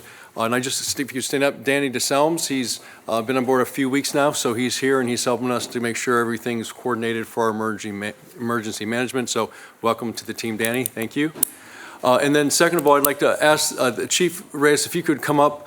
Chief Reyes has a very quick report. I thought this was very important. It's the Spanish language Citizens Police Academy, and he just wants to let you know what we're doing. And then also he's going to talk to you about his new idea for Sunrise Park. So briefly, as we discussed at our over this past year of starting our very first Spanish Community Police Academy, and staff worked very hard to put this together, and we just had our first session last week. It was very well received. In fact, there was a reporter from the local Telemundo Channel 15 in attendance. And he was so impressed by the first session that he submitted his application. He showed up last night, and he intends on writing out the entire academy. In fact, the attendees went home last week, and they brought 7 others last night. So very engaged, asking a lot of questions, a lot of feedback, and we look forward to this new exciting program, and it seems to be very successful in that they are bringing people, more people every week to attend it. So it's working quite well. And did you want to cover the park? Yeah, you go ahead. Okay. We have a slide. Well, the park, obviously Sunrise Park, it's gotten to the point where there was a lot of visibility in regards to drug use. Open drug use during the daytime in and around the Boys and Girls Clubs, the Mizell Senior Center, the ballpark, and the swim center. And it just got to the point where we needed to start having a much more of a presence there to address the drug use. And that's exactly what we did in mobilizing our incident command post vehicle, which we've had for many years. And we have it stationed there at the park. It does have cameras on it. We have it staffed by a variety of non-sworn and sworn officers to address the drug use. And it seems to be successful so far in that it's almost completely eliminated it. So it's working out quite well. Thank you, Chief. Thank you, Chief. Thank you, Mayor. Is that all, David? Yes, sir. Okay, thank you. Okay, Mayor Pro Tem Kors. Thank you, Mayor. I won't go through all my meetings over the last 2 months, because we did here all night for all of us. But a couple things. So one, just following up on Sunrise Park, because I think it's an important point. Councilmember Holstage and I have been working with staff and the chief to come up with ways to address these issues. And when the chief came up with this idea, we were optimistic, but going there almost every day for the last week, it is working really well. And I just want to point out, because I think it's an important point to make, is because a few people have said, well, I saw homeless people there. And I'm like, they can use the park just like everyone else. What's not allowed is the criminal behavior and illegal drug use. And so the police have been working with our homeless residents, providing them info on resources, the cooling center as well in the desert, our emergency night shelter. So it's really important to know this is really looking to address criminal behavior, and everyone should be able to use our park regardless of their housing status. So I just wanted to make that clear so people were not a little confused on that, because we've heard that. The other thing I want to report from a few things from the Affordable Housing and Homelessness Subcommittee, which is Councilmember Holstage and I. Most importantly, the legislature did pass our request. The Chad Mays really fought like heck for $10 million for homelessness funding for the city of Palm Springs, and it's now on Governor Newsom's desk. And given it was in Governor Newsom's budget bill, we're very optimistic he will sign it. We're the only city other than the 13 largest in the state to be getting funding for homelessness. So we're really excited by this. And I really do want to just call out Assemblymember Mays, because he made this his top budget priority. We've been working with him, several of us over the years, to do this, and he really went to bat for us. So really want to acknowledge that. We have no idea what the rules and regulations are going to be for funding yet. That will come after the funding's approved, but once it is, obviously we'll share it with the public, and there'll be a public process for how it'll be used. But we're really excited about that opportunity for the city. The emergency cooling shelters that we were able to get the county to fund, and the city provided the facility at our boxing club right here, and they're also in Cathedral City and Desert Hot Springs. So far over the summer, 181 unduplicated people have stayed there. What we're finding is a lot of those people are not the people our crisis teams are seeing on the streets, but people who are more recently homeless or living in their cars who needed a cool place in the hot summer months. And several of those we've been able to get into housing and services through Coachella Valley Rescue Mission. Of those 181, 30 were over 60, to give you an idea of, that we have actually seniors who are without a place to live. And so currently, the numbers are down from the heat of the summer. Each of the 3 cities, upper 20s to 30 people currently a night, from about 40 in the heat of the summer. But that's been very successful, and we really appreciate the county stepping up and doing that. One of the things which you'll see on that's on the funding sheet that we already approved was to have Find Food Bank, the mobile food pantry, twice a month at the James O. Jesse Center in Desert Highlands. It's been really successful. I went the first night, and several of us, were helping take groceries to people's homes and cars. And it really is a difference if someone has to choose between housing and food, they're going to have to be able to eat. So to be able to provide fresh food to people who live in a food desert and enable them to stay in their homes is also really important. So I think it's multifaceted. We've heard from a lot of folks tonight, and we'll talk more about that later, but there's just some really wonderful things happening. Other thing I want to mention from recent is the Economic Development and Business Retention Subcommittee, which is also Councilmember Holstage and I, held a town hall, and the results of that are now, I think, on the website, or they will be shortly. But we've been working really closely with the city manager, who announced a whole bunch of programs to streamline the building and planning process, everything that's going to be online, ways to expedite small businesses getting started. And so that'll be reported to council probably in October. So we'll do a full report then on that. Only other stuff I have is, if it's possible during the meeting to get a list of the organizations and amounts that we gave block grants to earlier this year as we go through grants. I think that would be really helpful for us, so we know who we already gave money to and how much as we look through this list. I think that would help us. Yeah, so before we get to this item, if we can get that, that would be great. Two other quick requests. And for the city manager, you used to do this, and one of the speakers reminded me, there's such great stuff in the consent calendar that the public doesn't really know about. And if you could, just at each meeting, you used to pick out 3 or 4 just to share, I think that'd be really helpful just to revive that, because the amount of work this staff does to get grants, millions of dollars of grants for this city, our little small city, is just extraordinary. And I think it's really great for the public to know all of that extra work that goes on from our staff to make those things happen.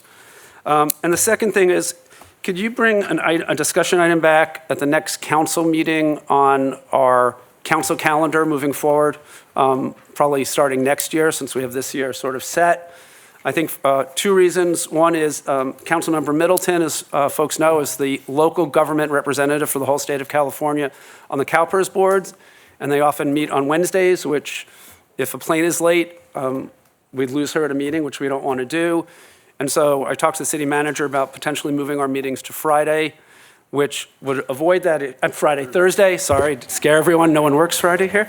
Well, some people work Friday. To Thursdays, it would also mean that we'd get state law, you only have to get the agendas and packets out 72 hours before, but city manager said we'd get them out now a week before. So the public would have more time with them, and council would have more time to go through items. And when we end at midnight, staff wouldn't have to be here at 8 o'clock the next morning. So we think it's a good process, but we'd like to bring that back, just discussion and direction item on that. And that's all I have. Thank you, Mayor. Thank you, Mayor Pro Tem. Councilmember Middleton. Thank you, Mr. Mayor. It was a busy summer, and I'm also not going to go through absolutely everything, but one of the projects that I'm involved in that I'm particularly pleased about is the statewide Zero Traffic Fatalities Task Force. This was established in response to AB 2363. There are approximately 30 members of this task force, ranging from rural, suburban, and urban traffic planners, engineers, academics, and 2 members of City Council.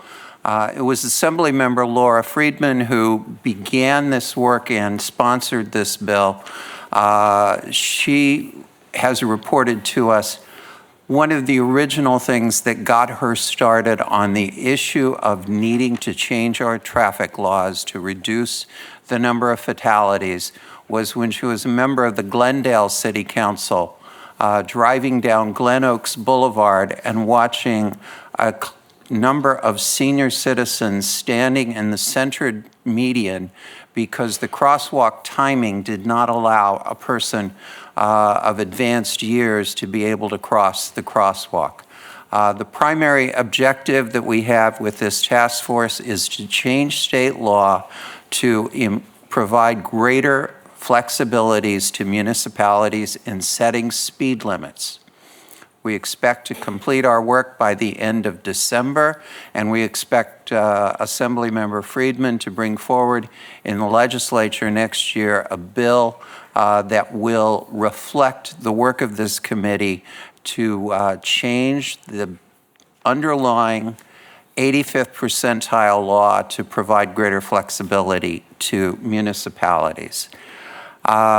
Staying on the subject of transportation, the Coachella Valley Association of Governments Transportation Committee a couple of weeks ago approved a contract with an engineering firm to do a complete review of all of the streets, but focusing on streets such as Indian Canyon, where they are closed frequently due to blow sand and to water from when we have rains.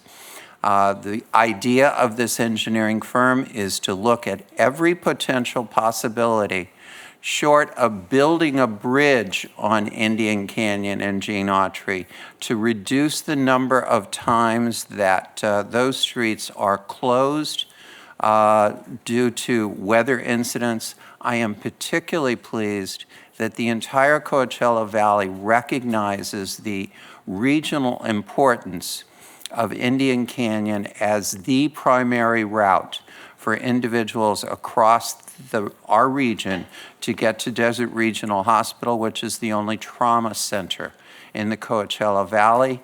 During the time that Indian Canyon and Gene Autry were closed after the February 14 emergencies, there was almost a doubling in the amount of time it took for anyone outside of Palm Springs being transported by ambulance to get to Desert Regional Hospital.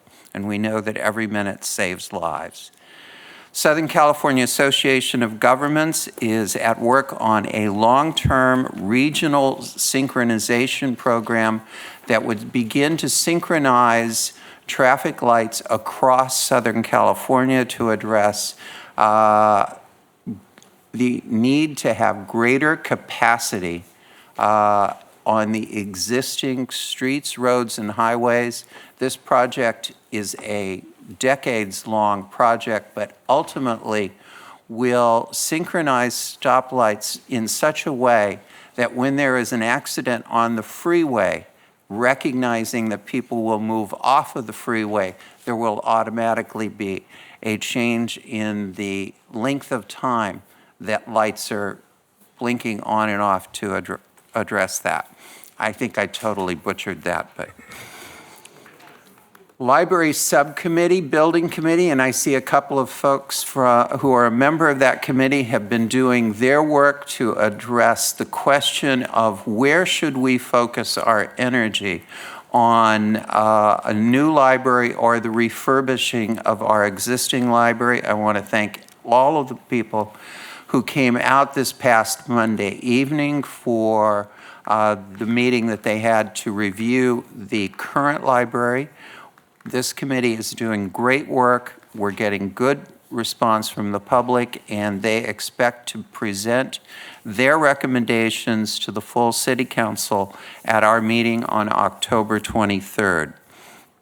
And lastly, a couple of CalPERS notes. CalPERS, with over $370 billion invested, is one of the 10 largest institutional investors in the world. They have focused a great amount of energy over the last few years to addressing the need for increased gender equity and racial equity in the composition of corporate boards. And as of today, added to that will be an attempt to address sexual orientation and gender identity as areas that they are pushing corporate boards to address the need for equity. And finally, on CalPERS, one of the tools that we had previewed at this week's meeting is something new and I think really exciting. It will be a pension navigator tool that will be available for free to anyone who wants to use it. Right now, many municipalities are paying to have tools that they can use to try to predict future pension costs. This tool that will be available for us here in Palm Springs sometime late next week is going to allow you to plug in alternative salary numbers so that when we are taking and doing collective bargaining, we will be able to see very dramatically and immediately what the impact of a pay raise would mean for our pension costs.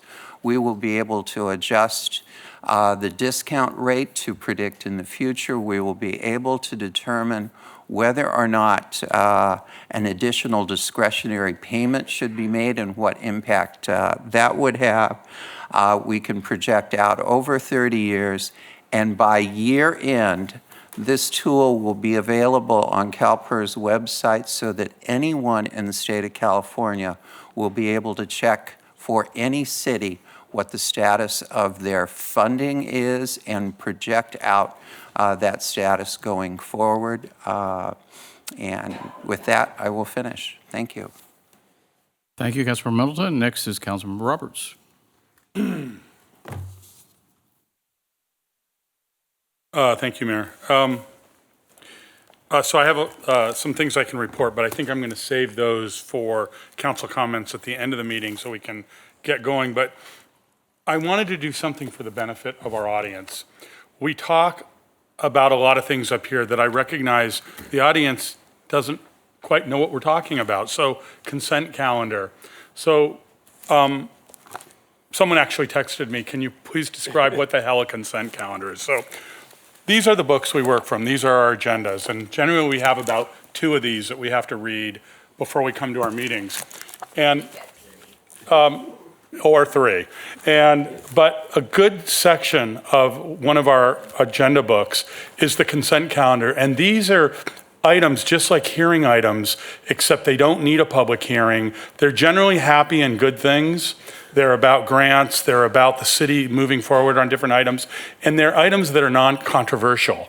So they come as a large group of items. We have to read them thoroughly, but we can vote on them with one swift vote. And unfortunately, some of the very best stuff that our staff does, you don't know about because it gets voted on the consent calendar.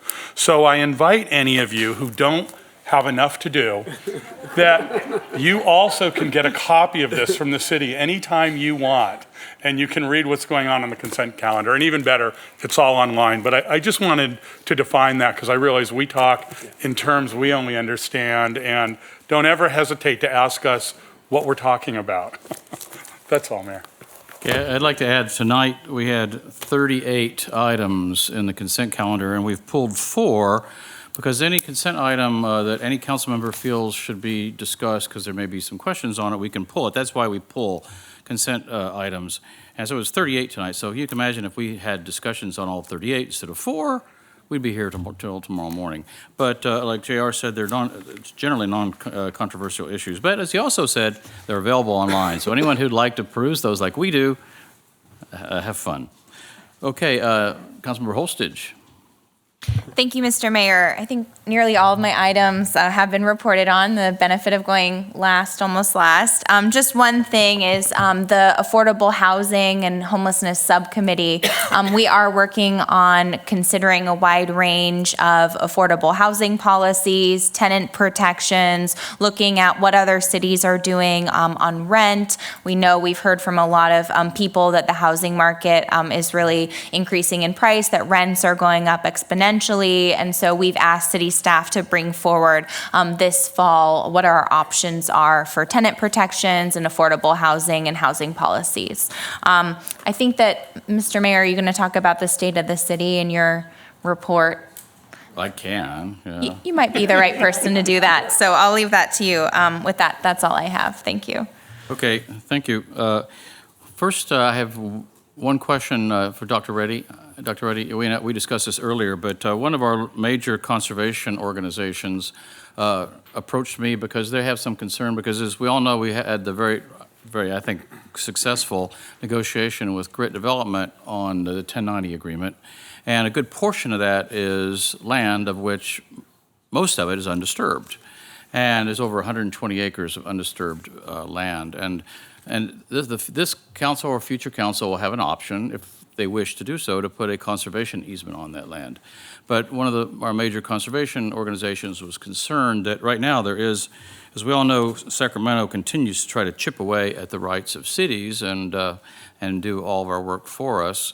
But right now the governor has on his desk a SB 330, which basically says that we were not able to downgrade the zoning of land that could be residential to something else. But that doesn't apply to us, correct, Dr. Reddy? Mr. Mayor, I think the city attorney can give you a definitive answer, but when we looked at that, generally, I don't think that would apply here because this is city-owned land. It won't be privately owned, so you're not affecting any private landowner. I believe the city has a right to make that into conservation if they choose to. And Mr. Bellinger, any comment? I think that's accurate. Once it formally comes into the hands of the city, it will be city-owned, and the city will be able to do things separate and apart from its authority as a land use regulator as a property owner. Yeah, there was some concern because it's sitting on the governor's desk now, but this council or the next council will need to take some time to evaluate what they really want to do with that property. So I think we have plenty of time on that, or this council will have plenty of time. Councilmember Holstage said to mention state of the city. Yeah, I've been working on that constantly for about 3 weeks. But it should be people need to remember this is a Chamber of Commerce event. It's not a city event. We show up and all of us will be participating in it. However, it's a Chamber of Commerce event. In fact, it's the largest fundraiser for the Chamber of Commerce every year, and they do great work here in our city for our small businesses. So we appreciate people supporting that event.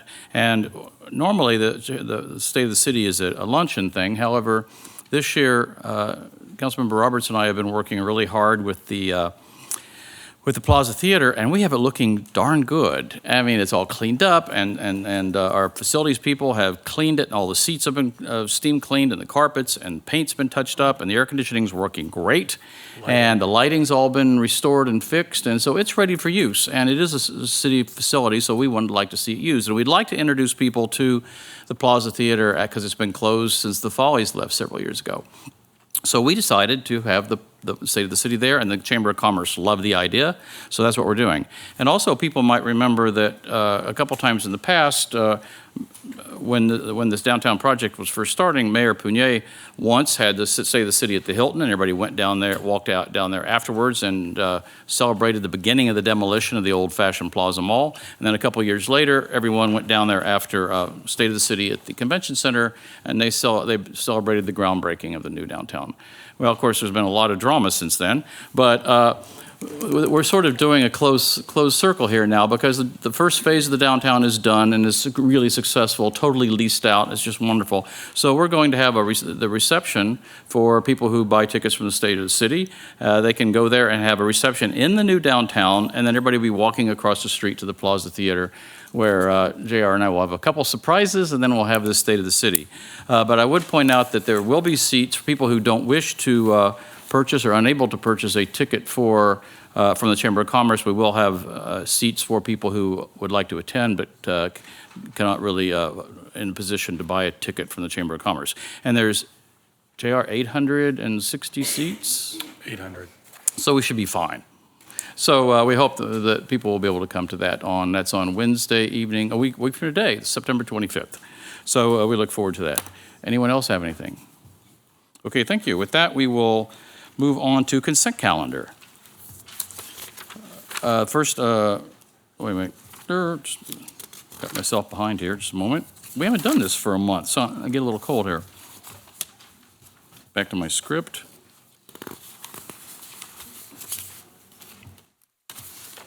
Okay, I will entertain a motion to accept the consent calendar without items 1D, 1FF, 1GG, and 1HH. Do we have a motion to approve? Made by Councilmember Middleton, seconded by Councilmember Holstage. Motion is on the floor.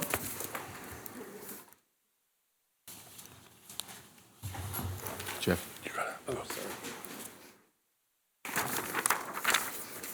Motion passes 5-0. Okay, and back to our City Government 101. We just approved 34 items, and now we're going to discuss 4 of them. First item is item 1D, pulled by Councilmember Roberts, and it's approve agreement for public art collection, cleaning, and restoration with the Art Collective. Councilmember Roberts. Thank you, Mayor. I'll be very brief on this. Just really a question for staff and maybe a request. Dr. Reddy, do we actually have, and I'm sorry I didn't send these questions earlier to you, I read some of my packet quite late today. So on this particular issue, do we have a comprehensive list of our public art installations? We do, and that was part of the bid. Okay. And it ultimately will be part of the agreement that is signed with, as an exhibit on the agreement that we have with the contractor. Okay, and then my other question on that specifically was about whether we have contracts on some of this art where it will be maintained by others, the artist or the donors, or are we now responsible for maintaining all of it? Yeah, we're responsible for maintaining the art that we have, and that applies to all of them. And those are generally the agreements that we have when we acquire the art, whether it's on loan or otherwise. Thank you. I didn't see much of that in the report, so I had those questions. Thank you. Okay, Councilmember Holstage. I have a question if I can. So we heard public comment on this item about our process and the bids. Is that right? So just for the record and for the public and for the person who spoke, if you could talk a little bit about the process and the bid process. Thank you. I would note that that there was a RFP on this process, and I rely on my procurement staff, which is very good at making sure that we maintain the protocols and requirements that we need to on the bids. But what I would let you know is that with regard to how the contractor was chosen, in this case, what we did was we let the Arts Commission, along with the procurement staff, they did the interviews and they made the selection. And so I know the Arts Commission was very concerned about the ability of a contractor to do this art, and that's why we got them included in the review of the bids and proposals. And my sense is if they were satisfied that this contractor has the ability to do the work, then I was certainly satisfied. And is this on? Greg? Yeah. Thank you. Sure, and I did go back and verify based on what the speaker had said, and the folks from the Art Collective have over 15 years of experience. The principal has over 15 years in the desert. There's several technicians and people that are on staff, and they all have a minimum of 7 years doing this, so they are qualified to do the work. They also were the lowest bid that we received. Obviously, we do consider price as part of the scoring, and so they successfully had the lowest price, which obviously raised their score as well. And it was approved by the Arts Commission as well as the Economic Development staff and the collective of the evaluators that met all of them. Thank you. Okay. Thank you, Craig. Okay. Well said. Do we have a motion to approve item 1D? Motion approved made by Councilmember Holstage, seconded by Councilmember Roberts. Motion is on the floor.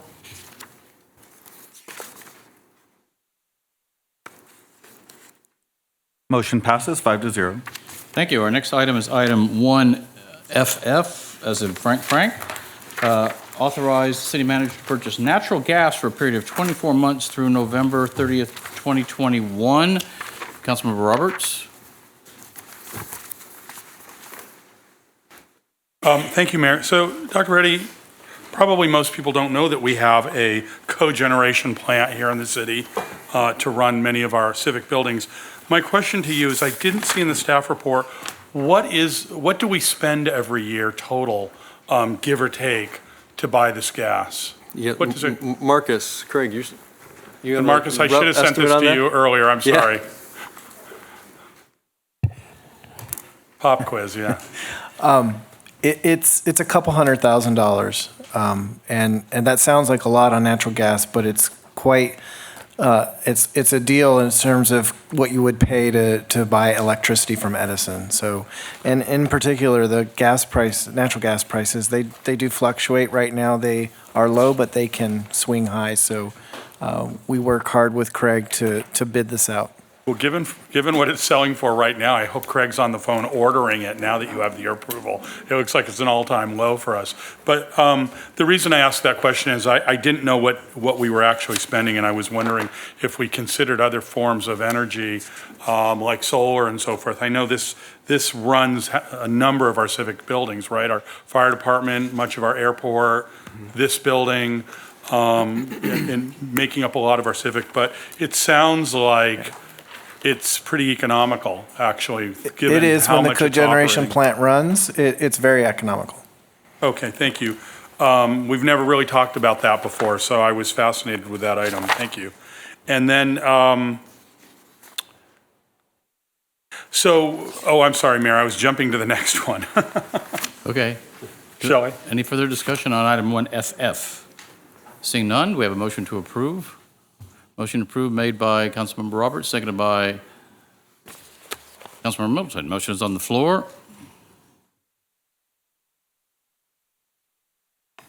Motion passes 5-0. Okay, our next item is item 1GG. Authorize a purchase order in an amount not to exceed $1.5 million with M. Arthur Gensler and Associates, Inc., a California corporation for preliminary design services related to a new airport consolidated rental car facility. Councilmember Roberts? Thank you, Mayor. Happy to see we're staying with Gensler as a company that we've been successful with. Dr. Reddy, what I was wondering as I read through this item was it looks like we're getting ready to do a very sizable building on a pretty large parcel.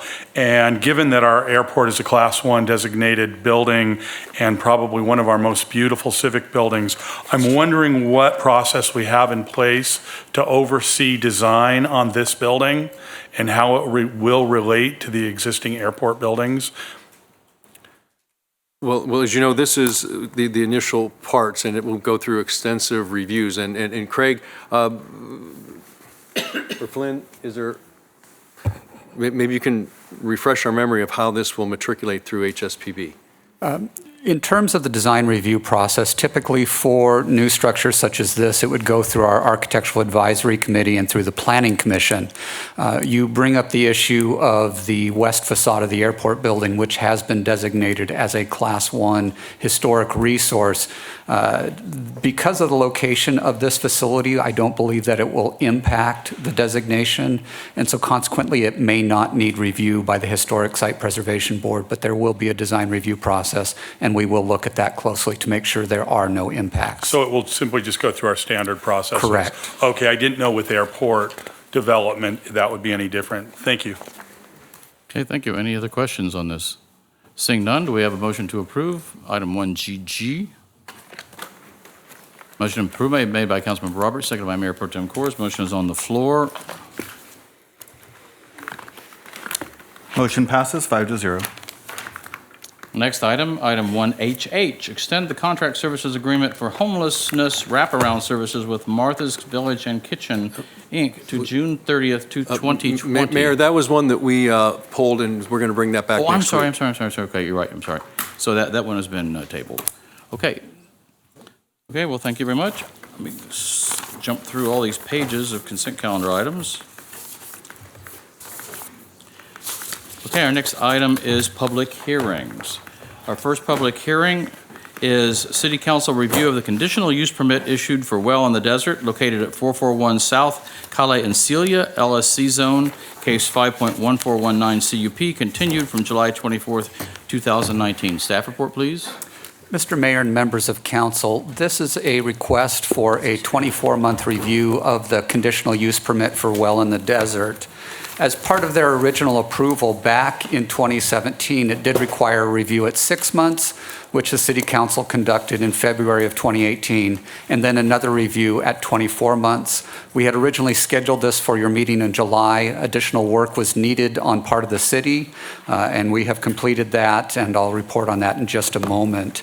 As part of this review, we review the conditions of approval and also the impacts, and we'll go into detail on those items. First, let me start with the conditions of approval. The Well in the Desert is generally in conformance with the conditions that were imposed by the Planning Commission and City Council back in 2017. One of the conditions that may need to be modified is relative to their hours of operation. Currently, it states that during extreme weather during the summer, extreme heat during the summer, the well may stay open for an extended period. However, what we discovered during the Valentine's Day flood earlier this year that also in periods of extreme rain or cold, the well may need to stay open later. And so one of the things that we've recommended to you is to modify that condition to allow them to provide those services during extreme weather events. Also, there's a requirement in the original conditions of approval that requires them to maintain a daily register. That condition is actually impractical in terms of their operating procedures. Staff would find that to be unnecessary, and we'd request to remove that condition. There is another condition of approval, planning condition number 7, which states that the well in the desert is required to provide private on-site security 2 hours prior to opening and 3 hours after closing. As we had reported to you previously, the well has not been able to do that in terms of their staffing to have that extended period of time. And so staff would look to City Council this evening to provide direction if you either want us to enforce that condition or to modify that condition to something that is more reasonable that the well in the desert could do in terms of their on-site security. Another concern that has come up is relative to property maintenance. I just want to point out that Well in the Desert has done a good job of maintaining their tenant space. They've improved the landscaping on the property. They've removed trash. They've done some other things. However, I just want to make it clear that it's technically the property owner who's responsible for the maintenance of the property and not the tenant, which is Well in the Desert. But we do appreciate the efforts they've made to keep the facility looking as nice as it can. In terms of calls for service and impacts to the surrounding community, you have a separate report from the police department on the calls for service. They note that calls for service have generally increased since 2017 when the well was established. The highest concentration of complaints comes around the Baristo Park area, which just is immediately to the northeast of the Well in the Desert facility. Loitering and trespassing continue to be the biggest issues, and that's one of the things that you asked us to work on over the past couple of months. In terms of what the police department and the city has done since July of this year, number one, we've received authorization from the adjacent property owner to clear brush. That has been one of the issues in terms of loitering and people hanging out on the adjacent sites. Secondly, we've also received authorization to post no trespassing signs, which will assist the police department in dealing with issues of trespassing and loitering. And then also the police department has stepped up their visits to the site and have opened the channels of communication with Well in the Desert staff. Chief Reyes is here, and he can also speak to the things that the police department has done over the last several months to assist in dealing with the issues of trespassing and loitering. In terms of our recommendations to you, we would recommend that we continue to have periodic reviews of the conditional use permit for the Well in the Desert facility. What I'd recommend is that we review this facility again in 18 months if you vote to move forward with the conditional use permit. Also, I would recommend that we amend planning condition number 1 relative to their hours of operation to allow them to operate extended hours during extreme weather events. I would request that you eliminate planning condition number 18, which is the daily register of where they take individuals at closing. Again, that's just not their practice. And I don't think it's relevant to their operations at this point in time. We also have a number of conditions relative to working with the police department to address loitering and trespassing issues that we'd like to incorporate in the conditions of approval. And then finally, I'd like your direction in terms of planning condition number 7 relative to how long they need to have on-site security prior to opening and after closing their facility. You've received some additional public comment letters, which are in your yellow folder, in addition to comment letters that are included in your backup materials. I just wanted to draw your attention to that. That concludes my presentation to you. Again, Chief Reyes is here to answer any questions you might have relative to their efforts to address some of the concerns. Thank you. Thank you, Flynn. Can we have any questions of staff before we open the public hearing? Councilmember Roberts? Thank you, Mayor. I'd like to hear from Chief or his staff with respect to their recommendations on the hours of security before and after, and if Arlene wants to give her recommendations on that I'd like to hear that as well. I don't really feel equipped up here to make those kind of decisions, so I really look to our staff for that. Good evening, Mayor and council members. Welcome back, by the way. My recommendation would be an hour and a half. We'd meet them halfway on that. Prior to opening? Yeah, and afterwards. But the other thing I would ask is the quality of the security guards. If they have guard cards or some sort of training to be security guards, to make sure that they're authorized security guards to handle the duties of a security guard. Thank you. Thank you. Arlene, did you want to add to that or confirm that? Sorry, you'll have to speak into a mic, but we should ask the city clerk for the public hearing since we're not there yet, or Well, I was able just to asking, respond. I was just Okay. trying to get some more information. Yeah, she'll have 5 minutes to speak here shortly. Yeah, I just wanted you to speak on this one issue because staff made a specific request of us. After speaking with Chief Reyes and other officers, we decided that we would beef up our security.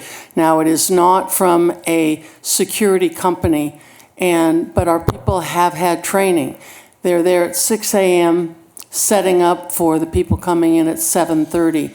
And we do have somebody there that does security at night. So he's there at least for 3 hours afterward.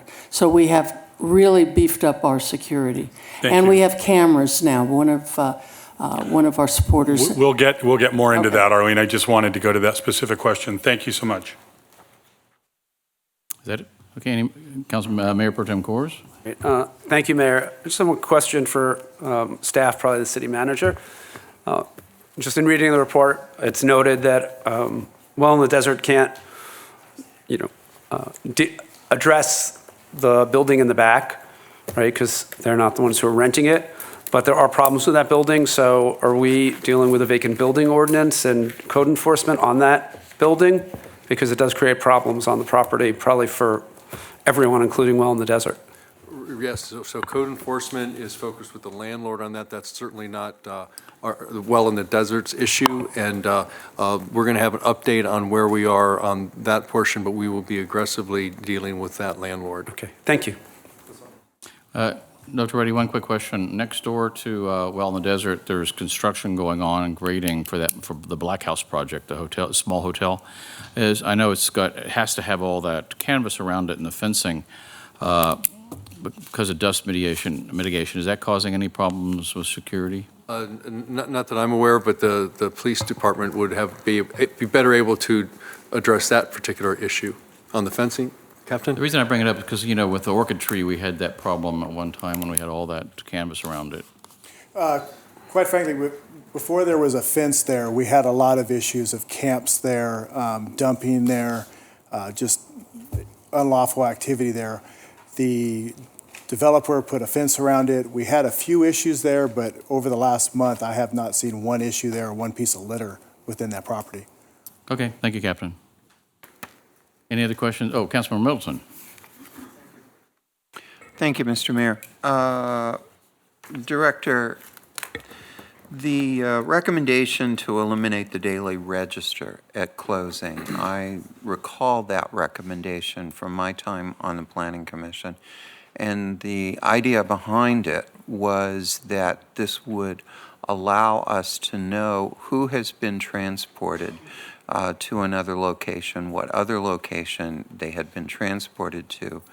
And that comes from the concern that existed at that time that individuals leaving the well could create problems in the community if they did not disperse to some distance away. So could you give me a little more information as to why that's turned out to be impractical? Because I thought it was a very legitimate goal. Yeah. Certainly it is an important goal in terms of making sure that there isn't loitering at the facility after hours. One of the things that has proven difficult is, number one, the well does not transport their patrons at closing. The patrons are educated in terms of the fact that they close at a certain hour and that they have to leave the facility and the property. Secondly, if you were to modify the conditions of approval relative to the security requirement in terms of the recommendation from our police department of having security there 1.5 hours before and 1.5 hours after, I believe that addresses the concern of the loitering that would occur. So again, I think it's the security that will supplant that requirement and may address those concerns. I might also ask that the applicant address that issue as well when she has her opportunity to speak. Okay. All right. And then a question for Captain Kovalev. If I understand correctly, you're recommending that security be stationed at the well an hour and a half before opening, an hour and a half after closing. Is it your recommendation that that should be someone who is hired through a professional security service?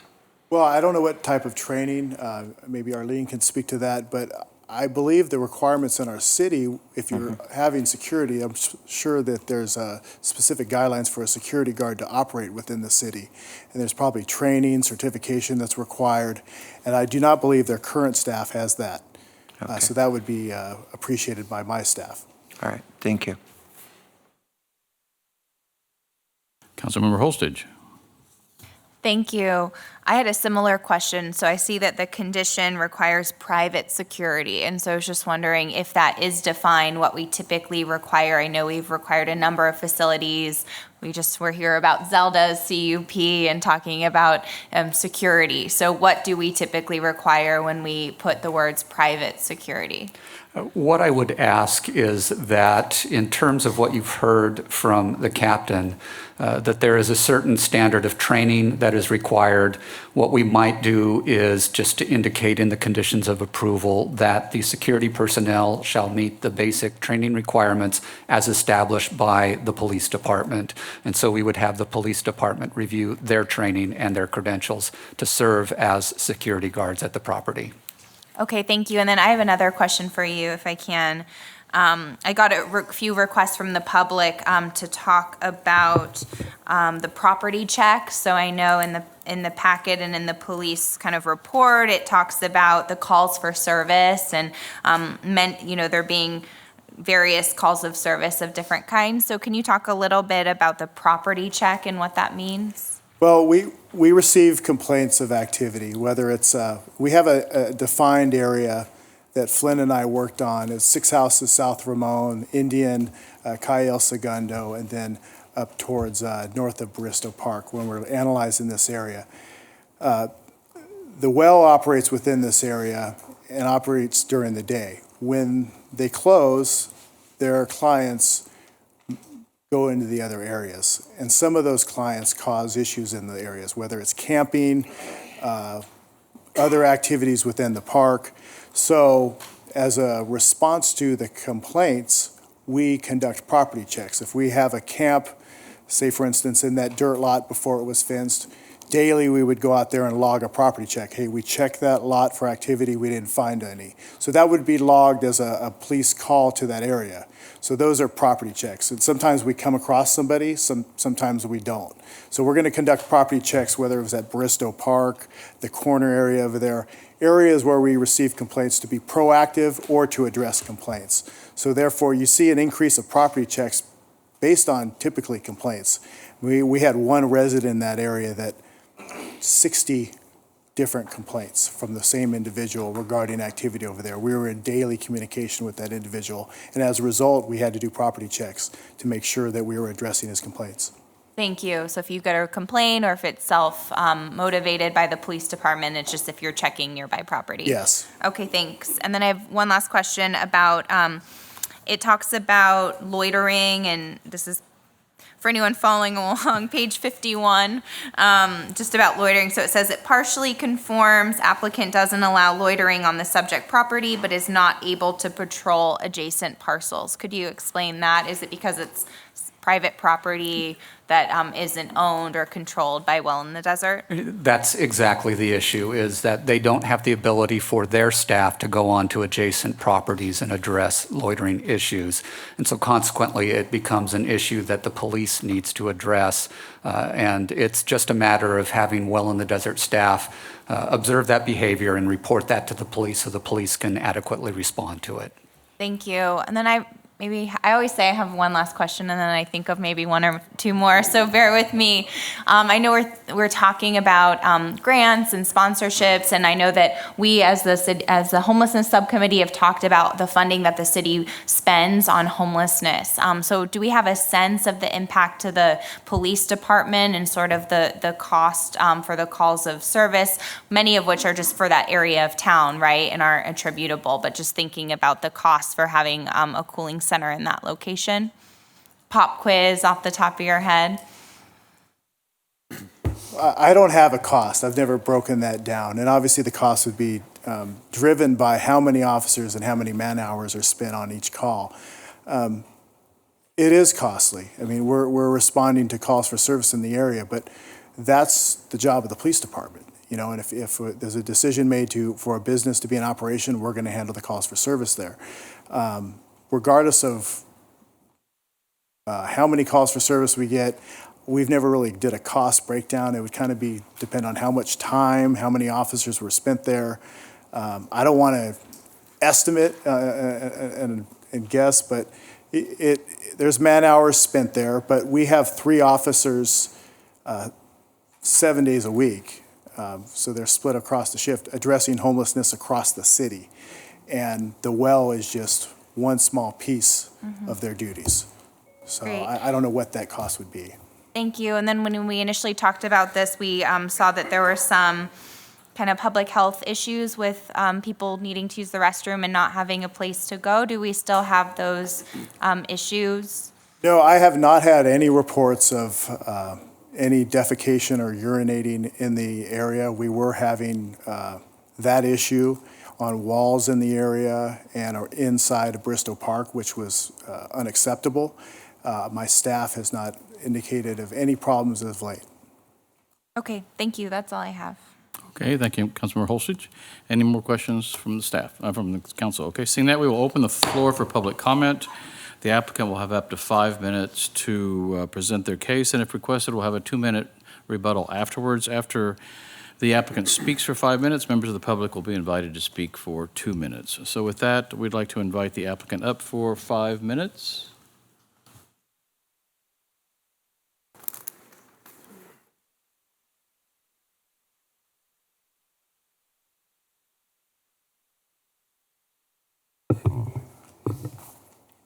You want me to speak? Yes. Okay, no question. Okay. Well,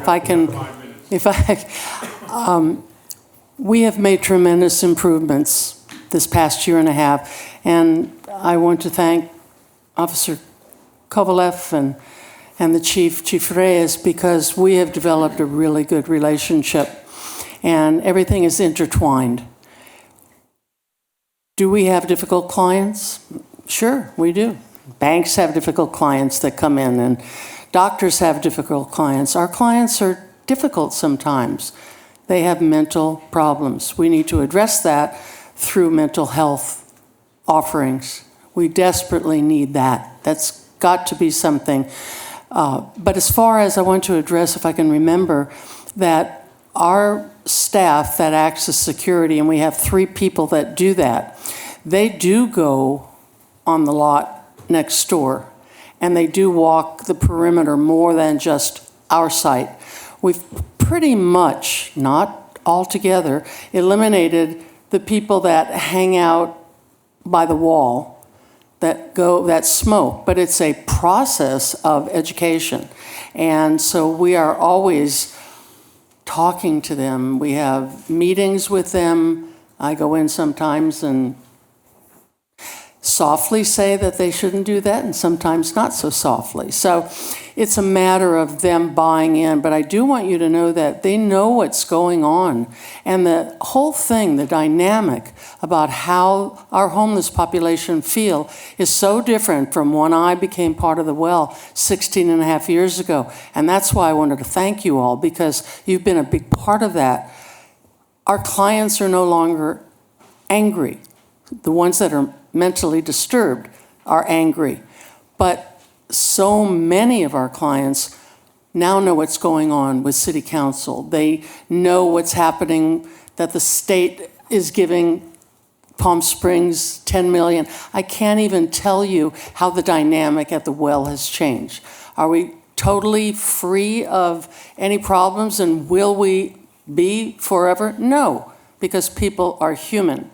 But we have cleaned up the property, and regarding Dr. Reddy, regarding the city and citing us, I know it's the landlord's job, but we don't wait because the landlord just doesn't. So we have answered all the problems, and we're waiting for him to come back. We still have another beam to scrape and paint, but all of those issues have been taken care of. And then we also had the fire department come out, and we had a few minor issues, and they were taken care of within the week. So we're very receptive to everything that's going on there. And it's amazing. I can't even tell you, because it's amazing what was and what is now, and it's like night and day. Will we always have some issues? Yes. And I would like to invite the people that are going to come up here and tell you that they're not happy with us being there. I would love to have those people meet with us. We talked about, I don't know which one of you said, I know Joy Meredith talked about that. We've invited people, and I would love to invite the neighbors that are unhappy so they can give us feedback. What can we do to make you happier?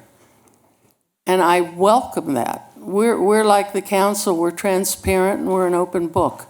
So we're here to serve the community, and I think we're doing it well.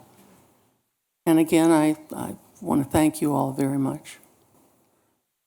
Thank you, Ms. Rosenthal. That's it? Okay. Well, you had another 48 seconds. I've never seen you leave time on the table. Okay, with that, we will open the floor for members of the public. So we have 6 people who wish to speak on this item. Anyone else wish to speak, please put a card in with the city clerk. And our first speaker is James Gavin, then Tim Edmondson, then Kim Sharp. So James Gavin. My name is James Gavin, and I live across the street from this business. And I've lived in Palm Springs full-time since 2008. I've lived at this place since 1990. It's been my place. I've lived full-time since 2008. I've never seen crime as I've seen since this place has opened.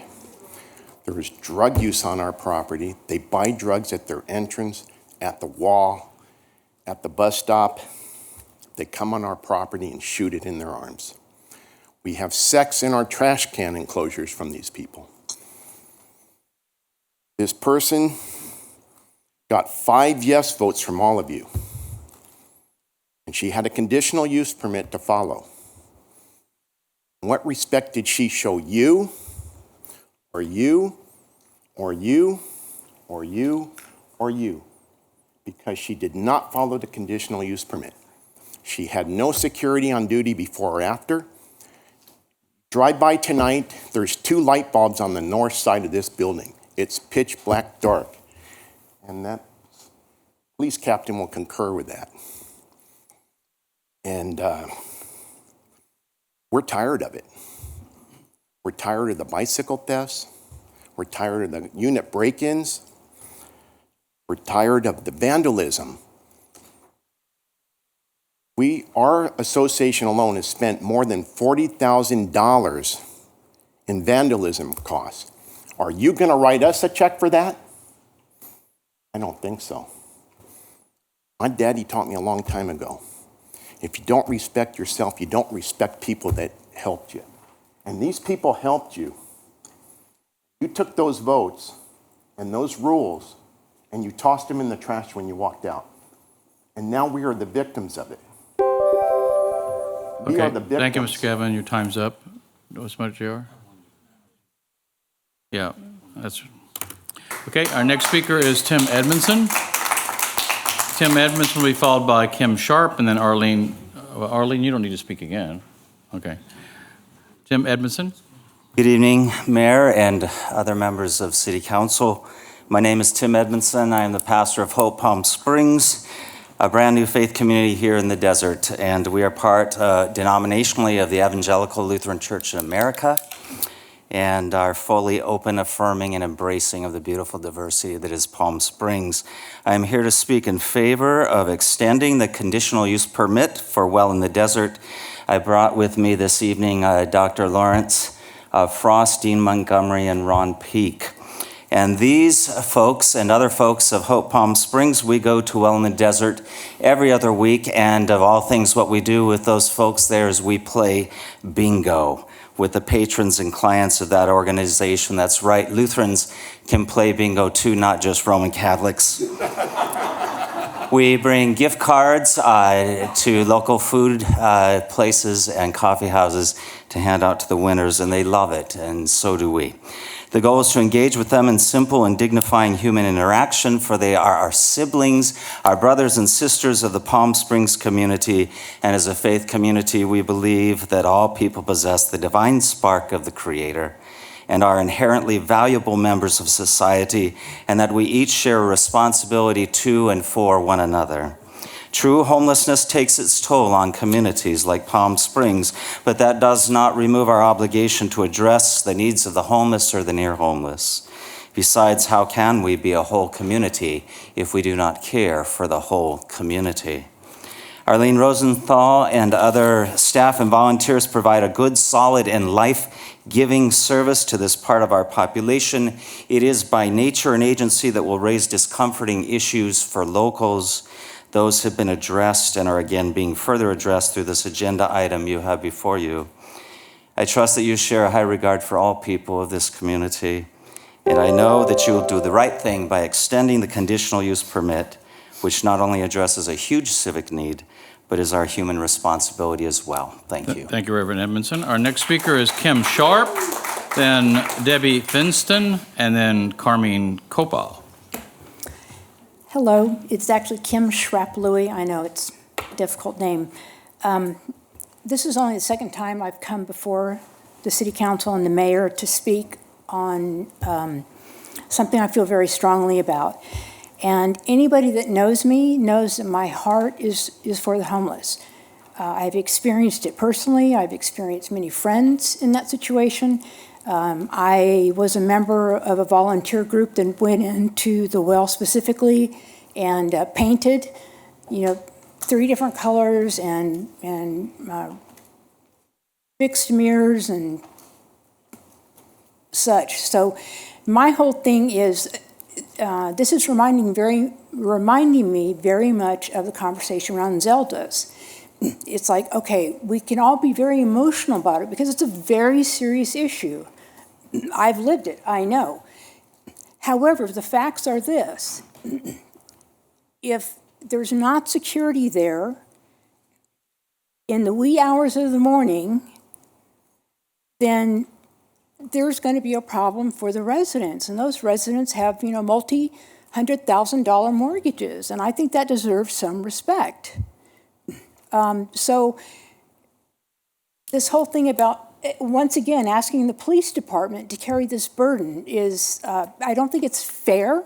I don't think it's right. And in closing, and I don't want to call anybody out, but let me just tell you how I don't think this is really being taken serious by who it needs to be. And this is an email that I have possession of from Well in the Desert to a private resident of Bristol neighborhood. It's very quick. It says, I just finished reading the full report for the renewal of the CUP for Well in the Desert. I want to thank you so much for the giggles I had reading your letter to council. Laughter is wonderful and it heals people's souls. Thank you, Ms. Sharp. Your time is up. Thank you. Okay, our next speaker is Debbie Finston, then Carmine Copa, then Sherelle Alexander, then Batia Lane. And sorry, you didn't get a read. If I can, I wanted to hear that letter, ma'am, who just spoke. If you want to provide anything to us, like a copy, you can provide a copy to the city clerk and he can give it to the city council to consider in this meeting. Hi, my name is Debbie Finston, and my husband and I have been residents of Palm Springs for over 40 years. We've seen a lot of changes, most of them good, some of them not so good.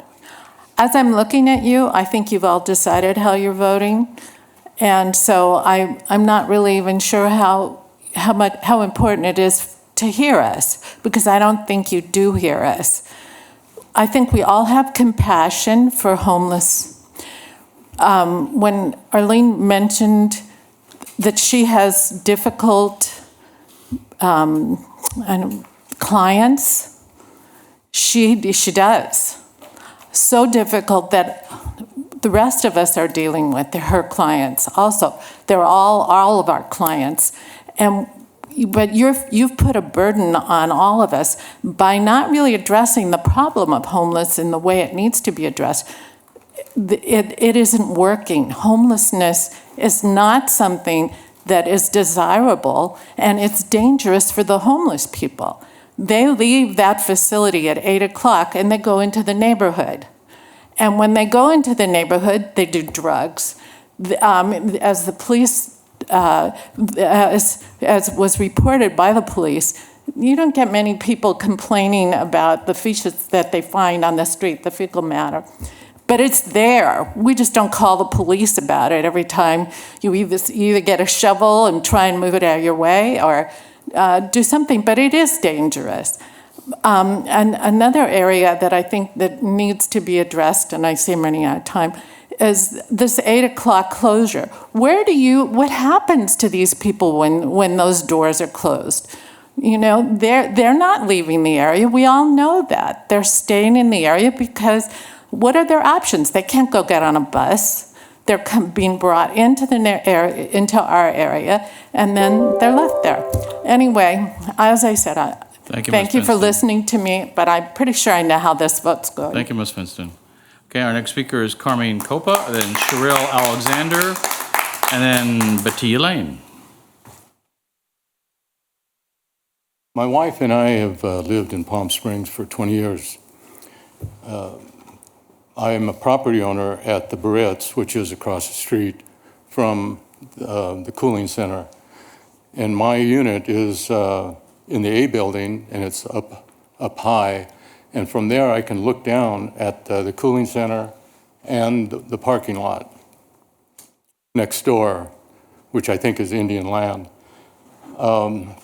From there, I've seen, within the last year and a half, urinating and defecating in public view in that parking lot. Several times, I've gone over and complained, and I've talked to these security guards. They'll respond, but they don't really qualify as security guards. They couldn't control a kindergarten class. From my unit that I own upstairs, I've seen suspects, I'll call them suspects, with knives. I've seen the paramedics and police. They've responded several times. Paramedics have taken people away. The police, they respond, but it doesn't appear that they do anything. I believe it's time to move the cooling center. They've been there a year and a half, 2 years, and it's time to go. They need to go to another area where it's not downtown, it's not in a residential area right next to the Barrettes, there's a big apartment building, and there's a lot of kids that, that live Copa, there. your time And is up. it's not right for them to be there, so. Thank you, Mr. Copa. I wish you would do something about it. Our next speaker is Sherelle Alexander, and then Batia Lane. Hi, I wasn't planning on speaking, but there are a couple of things I've seen. I do not live directly in that area, but I certainly live and spend a lot of time in Palm Springs. And the staff are so awesome at the Well in the Desert. Every last one of them. They're amazing people. And I've seen Arlene be stern, and I've seen her be kind, you know, and when she has to be, she knows how to step up. And those of you who have concerns, a lot of you don't speak to her. You speak to amongst yourselves, and then you want to complain. And it's not fair, and if you don't give her a chance. But I'm up here because of the police. I happened to see them one day as I was driving down the street, and they had one of her clients that I've seen on several occasions. They were so awesome and so kind to that client. I'm telling you, they were, and I just knew, okay, this is it, because he can be a little feisty. They were kind to him, and I just wanted to say to the police, thank you. Thank you for helping, and those of you who are complaining, try to work with them. They're trying to. Thank you. Thank you, Ms. Alexander. Our last speaker will be Batia Lane. If anyone else wishes to speak, please put in a card to the city clerk at this time. Hi, I'm Batia Lane. I'm the social worker at the Well in the Desert. Whether we're there or not, there is going to be homelessness in Palm Springs, all over California, all over the United States. Doesn't going to make that big of a difference. We have a list of people that, I worked at the Well 15 years ago. We didn't have that kind of list. We have a banned list. When people are out of control, we do not want them in there. We do not want them affecting the rest of the people. Someone referred to our clients as those people. Yes, those people need to be heard. Some of them we can't help. We can only listen. And just listening and letting them know that they're cared about and that they can trust us. This is so important to human nature. Many of us have those people in our families, people who have been on drugs, people with mental illness. For me, mental illness is so frustrating. I can't get meds for my clients that are ready to have it right then and there. 4 weeks down the line, forget it. It's not going to happen. So I'm asking for compassion, empathy, and know that we're aware of the problems. And those that are too problematic, they can't come back. And they don't come around there. They're not allowed. Our security guards know that. And I just want to thank you. Okay, thank you, Ms. Copa. The next, Ms. Alexander. Was that I got lost here. Was that Alexander? The last speaker is Pat Lupa. It was who? Okay, Batia Lane, is she the next one? Okay, so we have any other speakers? This is the last speaker. Okay, I don't see the name up here. That's why I was getting confused. Just got Okay, welcome. Hi, folks. My name is Pat Copa, and I've lived here for 20 years. And I would just like to recommend one thing about the meetings that you'll have regarding the well in the desert. If you could maybe have one when it's the time of the year when the snowbirds come back and its population grows at that time, you might be interested to hear what some of them have to say about the continuing ongoing problem. That's all I'd like to ask you, to take that into consideration. Thanks. Okay, thank you. Okay, now, if the applicant, Ms. Rosenthal, would like to take 2 minutes for rebuttal. Would you like to rebut any of the points that were made, Arlene?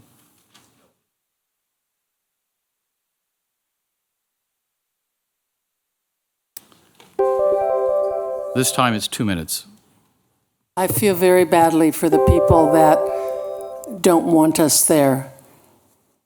And I would encourage them to get together a group of people and come meet us, come see what we do, meet our people.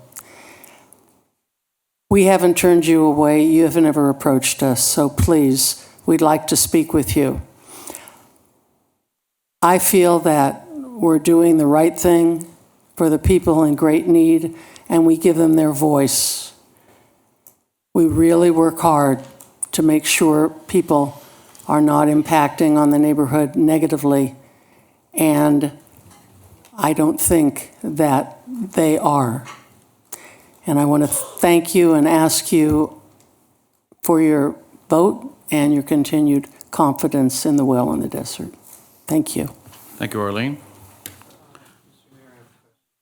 Okay, Arlene, Arlene, could you come back up? What? Could you come back up? You have a question? Oh. It's getting a lot of direction. Getting old, what can I tell you, my ears. Arlene, the copy of the email that was given to us that you allegedly addressed to Mr. Gavin, and I think you're getting a copy of it now, is that an accurate email that you sent? It is. Do you regret any of the language that you used? No, shall I read it to the audience? You do not regret any of the things you said there? What I basically teased him, and I thanked him for telling me that. I said, I want to thank you so much for the giggles I have reading your letter to council. Laughter is wonderful, and it heals people's souls. Realizing I had so much power with the council just delights me, because this gentleman accused me of being in charge of all of you. I found it crazy and I found it funny. And I said I never realized how powerful I was. Of course, all of the above is irony and ridiculous, and I would like to ask you a question. Where do you get the chutzpah to make these kinds of pronouncements? Have you ever spoken with me? Have you ever visited our facility? No. And you have the nerve to call our clients criminals.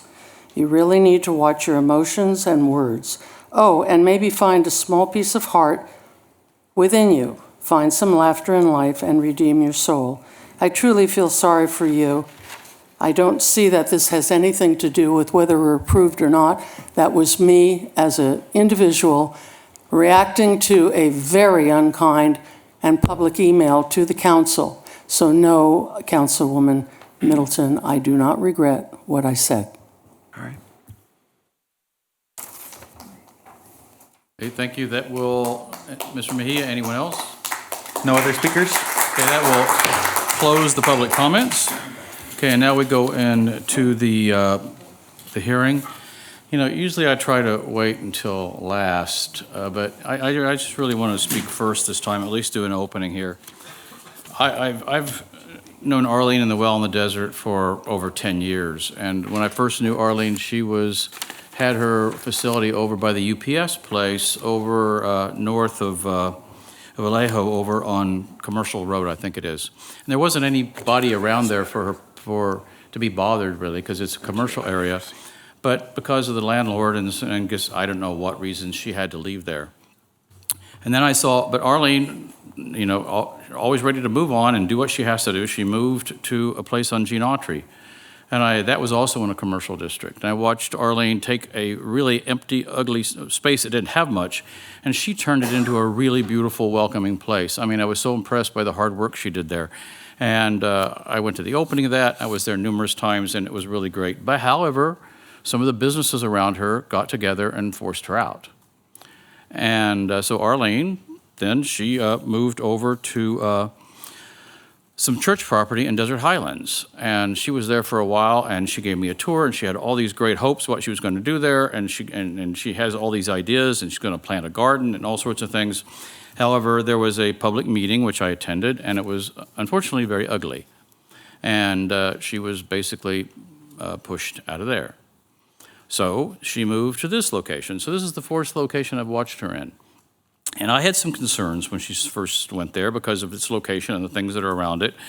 And I was watching to see how she did. And as always, she did really well. I don't know how she keeps doing this. I mean, she gets pushed out, she gets pushed out, she gets pushed out, and she keeps coming back, and she does a great job. I think Arlene could run her facility almost anywhere. Of course, there's going to be problems because of the nature of it. And I've been over and walked in the park next to it with some of the people that have spoken tonight, and I certainly understand their concerns. However, this homeless issue is something that's not just we have, but people have throughout California, and it's terrible, and it's getting worse. We need lots more Arlene Rosenthals. And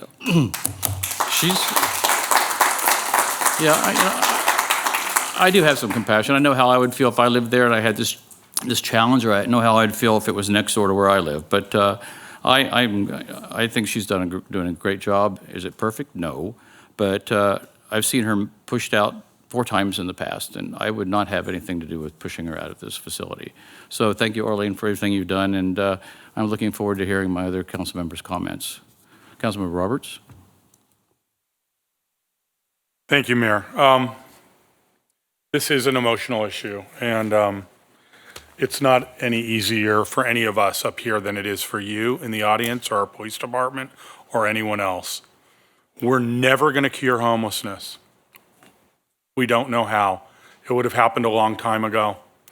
It's out of control in many, many cities, particularly in California because of our climate. Major cities, Santa Monica, LA, San Francisco, they're overrun. If this was something that was easy to solve, it would have been solved. One thing I've learned, we're not going to solve it. Cops aren't going to solve it. It's going to take all of us to deal with this. It can no longer be a them and an us and a you, and when are you going to solve this, and how are you going to handle this, and how are you going to protect us? Because those us are us and you and them. We're going to have to come together as a community to not only deal with the problem, but to show a little compassion to the problem. Nobody wants to be homeless. Even if they say they do, I believe in my heart and what I've seen with experiences, if you put a roof over their head, they want a roof over their head. There's mental illness out there, there's drug addiction out there, and it's rampant. And it's a national social problem. We are doing the best we can. The city of Palm Springs has made more inroads and solved more homeless issues directly on the ground than any city I know of, for percentage-wise, for the size of our city. The population of homeless in the city of Los Angeles is 60,000 people. The population in the city of Palm Springs is under 48,000. This problem is raging out of control. We're not going to solve it. We can't get them all off the streets. We can't protect every neighborhood. We can't keep them from going to the bathroom outside sometimes when they have no place else to go. Do we condone that behavior? Do we like it? Do we want it near our houses? We don't. But we do what we can. And so much so that we're able to find money to do things, to open cooling centers. We've with the help of others, we've housed over 200 homeless. But in the meantime, we have some people in our community, like our Arlene Rosenthal, who have given their life to help work with these people on the street. Her job looks like the hardest job in the world to me. I couldn't do that job. People look at me and say, Jerry, I couldn't do your job. My job's easy. That job looks really hard. I'm sorry I'm so emotional about this, but we're talking about people here. We're not talking about animals or rodents. We're talking about human beings. And we will do everything we can to protect our neighborhoods. We will require whatever is necessary to help solve the problems that are occurring. Okay, I'm sorry, I'm going to come back to myself here. So with everything I've heard, I think what I'm sensing with the Biarritz and the apartment building, a communication breakdown. So Arlene's inviting the neighborhood over down to the center to come take a look, and maybe you don't want to take a look, and maybe you don't want to interact with homeless, and I can understand that. But I think what is necessary is that we find a line of communication. It doesn't have to be there, it can be here, and on a regular basis so we can start to solve more directly the problems that are occurring in the neighborhood. I do want to hear a little bit more from our police chief because I'm sensing a breakdown. Thank you, Chief. I'm hearing that all of this crime and drug use is happening, but you guys are telling us that you're not getting the reports, and I'm wondering what the breakdown is, if they're just not reporting anymore, or if we're missing something, because you're hearing what we're hearing, Chief. We're getting two completely different stories, and the well is the well, and the well is doing everything they can. I know you know that. I know you guys are doing everything you can. It sounds like we're just coming actually to a small problem here, or a big problem, but a direct and a clearly focused problem, defined problem, which is somehow we're still having problems in the neighborhood, and I need your help with that. You know, I think you're absolutely accurate when you say there's a communication problem. I was sitting there listening to all the comments. All roads lead to the communication and the breakdown in communication. I heard comments about, I've seen the police interact with people and they don't seem to be doing anything. We need to realize that being homeless in itself is not a crime. We make contact with the homeless people when we get calls for service because there's a call for service. But because we make contact with them, doesn't mean they're committing a crime. So we need to understand it. And again, that leads back to communication. Yes, I don't think all the calls for service are in. I've heard comments regarding their observations over the past year and a half. But the reality, over the past 6 months, has been a drastic change because of our stepped up communication with the Well in the Desert and their staff. We go there almost daily to keep them informed of what's going on. We encourage them to contact us when they have people hanging around their facility. It, again, comes down to communication. The only thing I would probably consider amending is maybe every 3 or 4 months, part of Arlene's requirements would be to have an open public forum at her facility where we will go there with her, supply the statistics to the public, whoever wants to show up from the neighborhood, to give them the most up-to-date information every 4 months. So people are informed and that communication piece continues consistently throughout this 18-month evaluation. Okay. So, Chief, are you getting, I mean, you both reported this earlier, that you're getting fewer calls on crime. So we're hearing about, drug use within these complexes and things. Are you guys getting these calls? Or are they, I mean, more recently, are you getting these calls? I'll defer to the captain as far as the calls, but when it comes to calls for drug use, it's happening throughout the city, not just because the well, as we just experienced in the park at Sunrise. It's happening everywhere, and it's not just homeless. No, I understand, but I'm trying to be sensitive to this particular group because the well is there, and they do have a burden on them more than others. And of course, you're right. Homelessness is all over Palm Springs, but I'm wondering what we can do because they're carrying a bit of a stronger burden on this. And so, but again, what I'm hearing are two different stories. Where I'm hearing from Arlene, I'm hearing from you guys that you think it's doing a lot better, and then from the neighborhood that they don't feel that. So, how do we help that? Well, I want the community to know that I understand your concerns, but first of all, we need to make sure that we're reporting these things. We've went to the Baritz condos on 11 calls for service in the last year. Yeah, Captain, 11 calls for service in the last year. There's been 1 bike theft reported, 1 grand theft, and 1 burglary. That's not uncommon citywide. And if you're having these issues, you need to make sure that you report them to us so we're aware of them and we will address them. They're just not showing up right now. So I called you 3 times 2 weeks. I'm sorry, we can't get into it. I'm sorry, excuse me. We cannot get into a debate here. This is not appropriate. Captain, could you speak into the microphone? We have 11 calls for service from the condominium complex over the past year.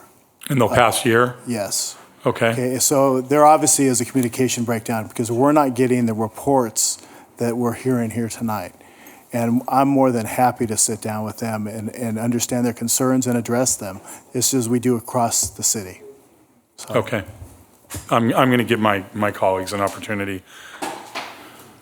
Mayor Pro Tem Kors. Thank you, Mayor. Just while you're up here. So one thing, and I appreciate the captain's comments, is, I think the need for regular meetings with the neighborhood, with the police department as well, are really important here. Because if they're having these experiences, we need to figure out how we're going to solve that, right? You came up with a great solution for Sunrise Park, and whether it's cameras that the police department's using with, lights that can really be able to find out if criminal activity is occurring and giving you the evidence you need to address it, is that something we can work on? Yes, absolutely. Okay. And my other question is, we've had a overnight cooling center now for 3 months right here at the boxing club. And I'm not aware of any calls for service or issues there. So is it because of the different location? Do you have some thoughts on what's going on? Yeah, I really think it's the communication. We communicate with Tom Cox quite often on that boxing club location daily. So since the July 10th hearing, we really ramped up our interaction with the Well in the Desert and their staff. Like I mentioned earlier, almost daily. And when we would bring things to their attention, they address it very quickly. And I think we've seen a drastic change because of that constant effort to communicate daily. Okay, thank you. Councilmember Holstage. Thank you. Thought you might have more comments. I don't have any questions for you, Chief. I don't know if anyone else has questions of the chief. No. So thank you, Chief. Our police chief just said being homeless is not a crime, and I wrote it down, so it's really powerful. Just for the public, I personally don't make my decision for a public hearing item ever. Before this hearing, we asked for the letter, the email that you offered, and asked for a copy of that. We review all the materials and hear all the comments, and we take notes. So I personally never decide this. The law is that we hear the evidence in front of us at this meeting, including the however many pages, 69 pages of the staff report with the photos and the police data.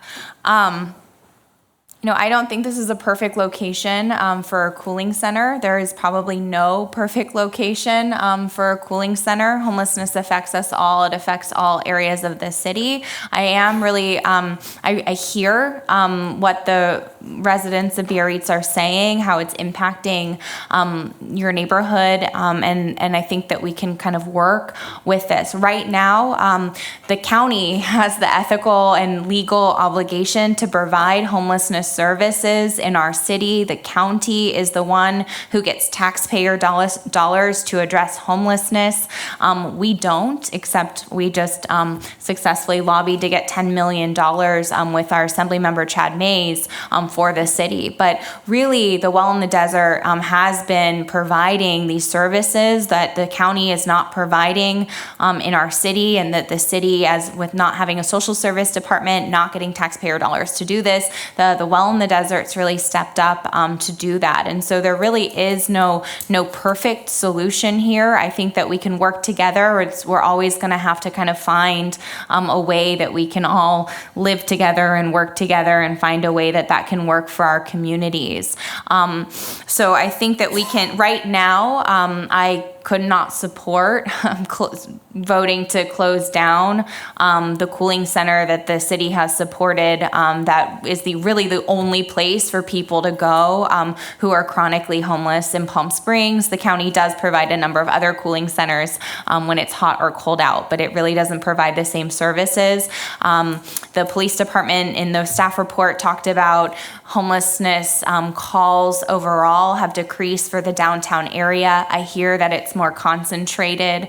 It seemed like there are a lot of calls for service, people seeing people who are homeless and calling, or perhaps not finding. The police department not finding what you called about.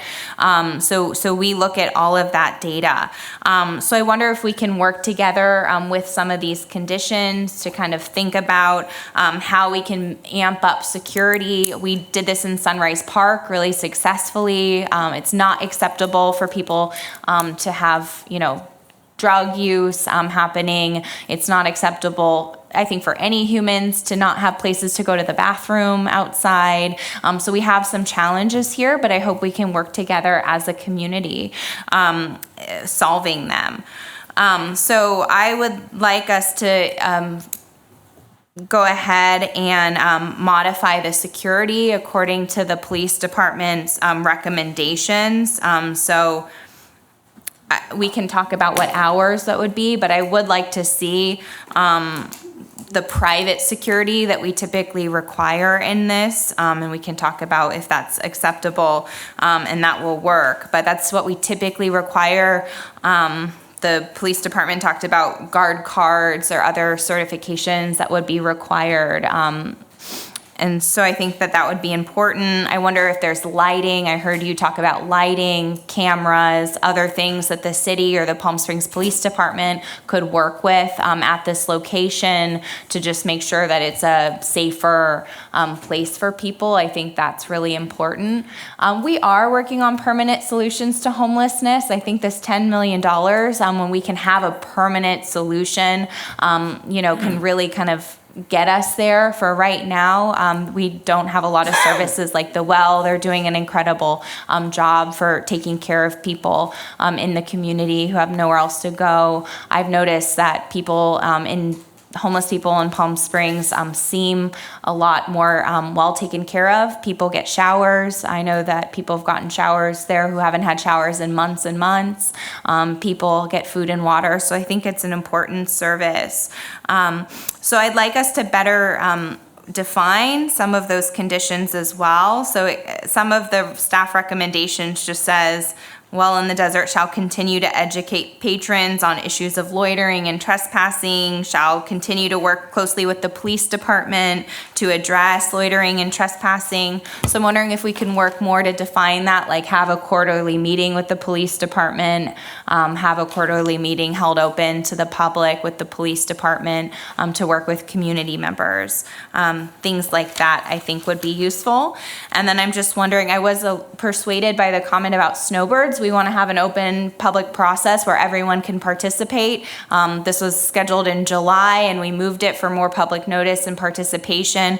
If that doesn't work for the community and for people who are participating, then we should think about the timeline and if it's appropriate to extend it 18 months or if we want to do a review process closer, where more during season when more people will be here to participate. Councilmember Middleton.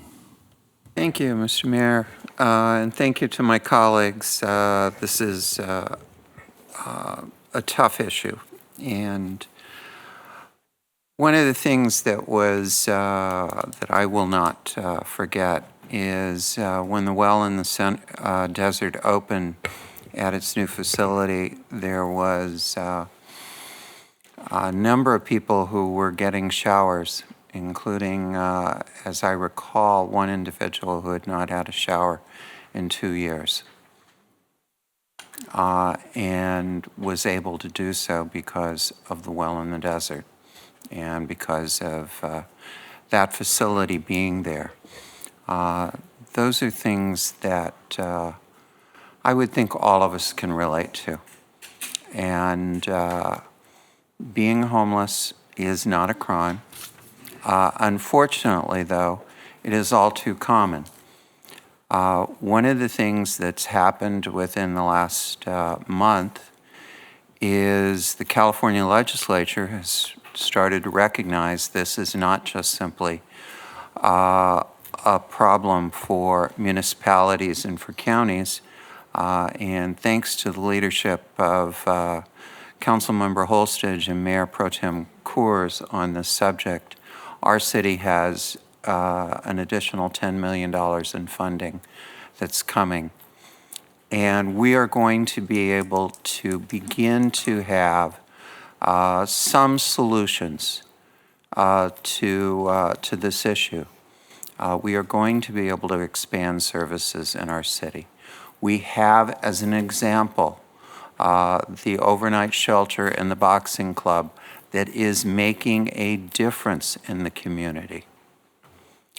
There are going to be multiple places that we will have to go to make a difference. And part of that solution is the cooling center that is the Well in the Desert. And the location that we have right now is not, as Councilmember Holsted said, perfect. But it is not the worst location that we could be either. It is a facility where the owners of that property have committed to working with the well. So I think we have to keep the well open. I would like to walk through some of the modifications to the plan. But in all of this, there has to be a lowering of the anger and the rhetoric, much of which I know is real, but we have to slow down some of that rhetoric. We take very seriously our jobs up here, and I can tell you, I took a lot of notes and I've listened to a lot of people before I came here tonight and on every other issue.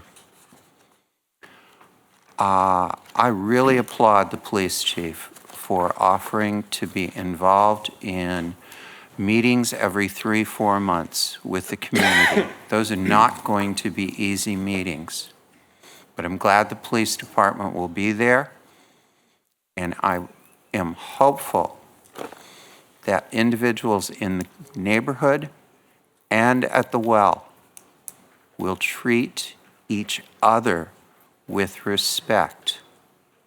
An individual who goes out to take their trash to a dumpster and runs into folks engaging in illegal behavior in that trash enclosure are not going to respond positively at that moment.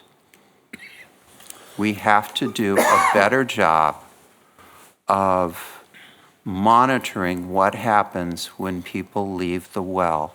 We have to do a better job of monitoring and helping those individuals who are in the greatest amount of need because they are the most likely to cause the greatest amount of trouble in the community. That's an obligation we owe to those folks who go to the well and are benefiting so tremendously from the services that happen at the well and do not leave the well and create trouble in their community. There are both. The best that we can do is to increase the number of folks who go to the well and leave it, who get help and leave better for that help. So I think we do need to have security that is professionally trained. So I believe that if folks are amenable to a motion, I would move that we have security there an hour and a half before and an hour and a half after, and the security personnel has to be personnel that meet the standards of the city, and that Palm Springs Police Department work with the well to determine what's the appropriate number of people who are on site. And just as we have said in other places, if we put a condition on security, that condition has to be met. It's not good enough to say, well, we didn't think we need it. If this city council says security has to be there, you better ask for an exception of this city council. If the police department identifies that security needs to be there in a certain number of people, that is what we expect to take place. I want to see those public forums take place with police there. And with that, those are the changes that I would suggest. Mayor Pro Tem? Great, thank you, Mayor.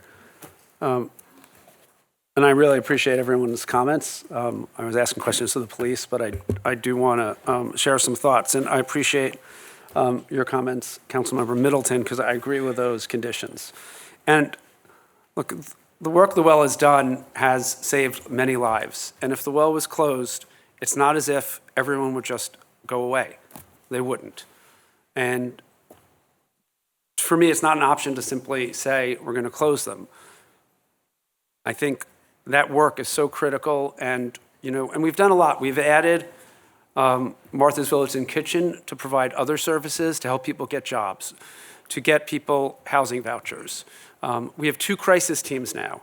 We've added a second crisis team, so nights and weekends are covered. So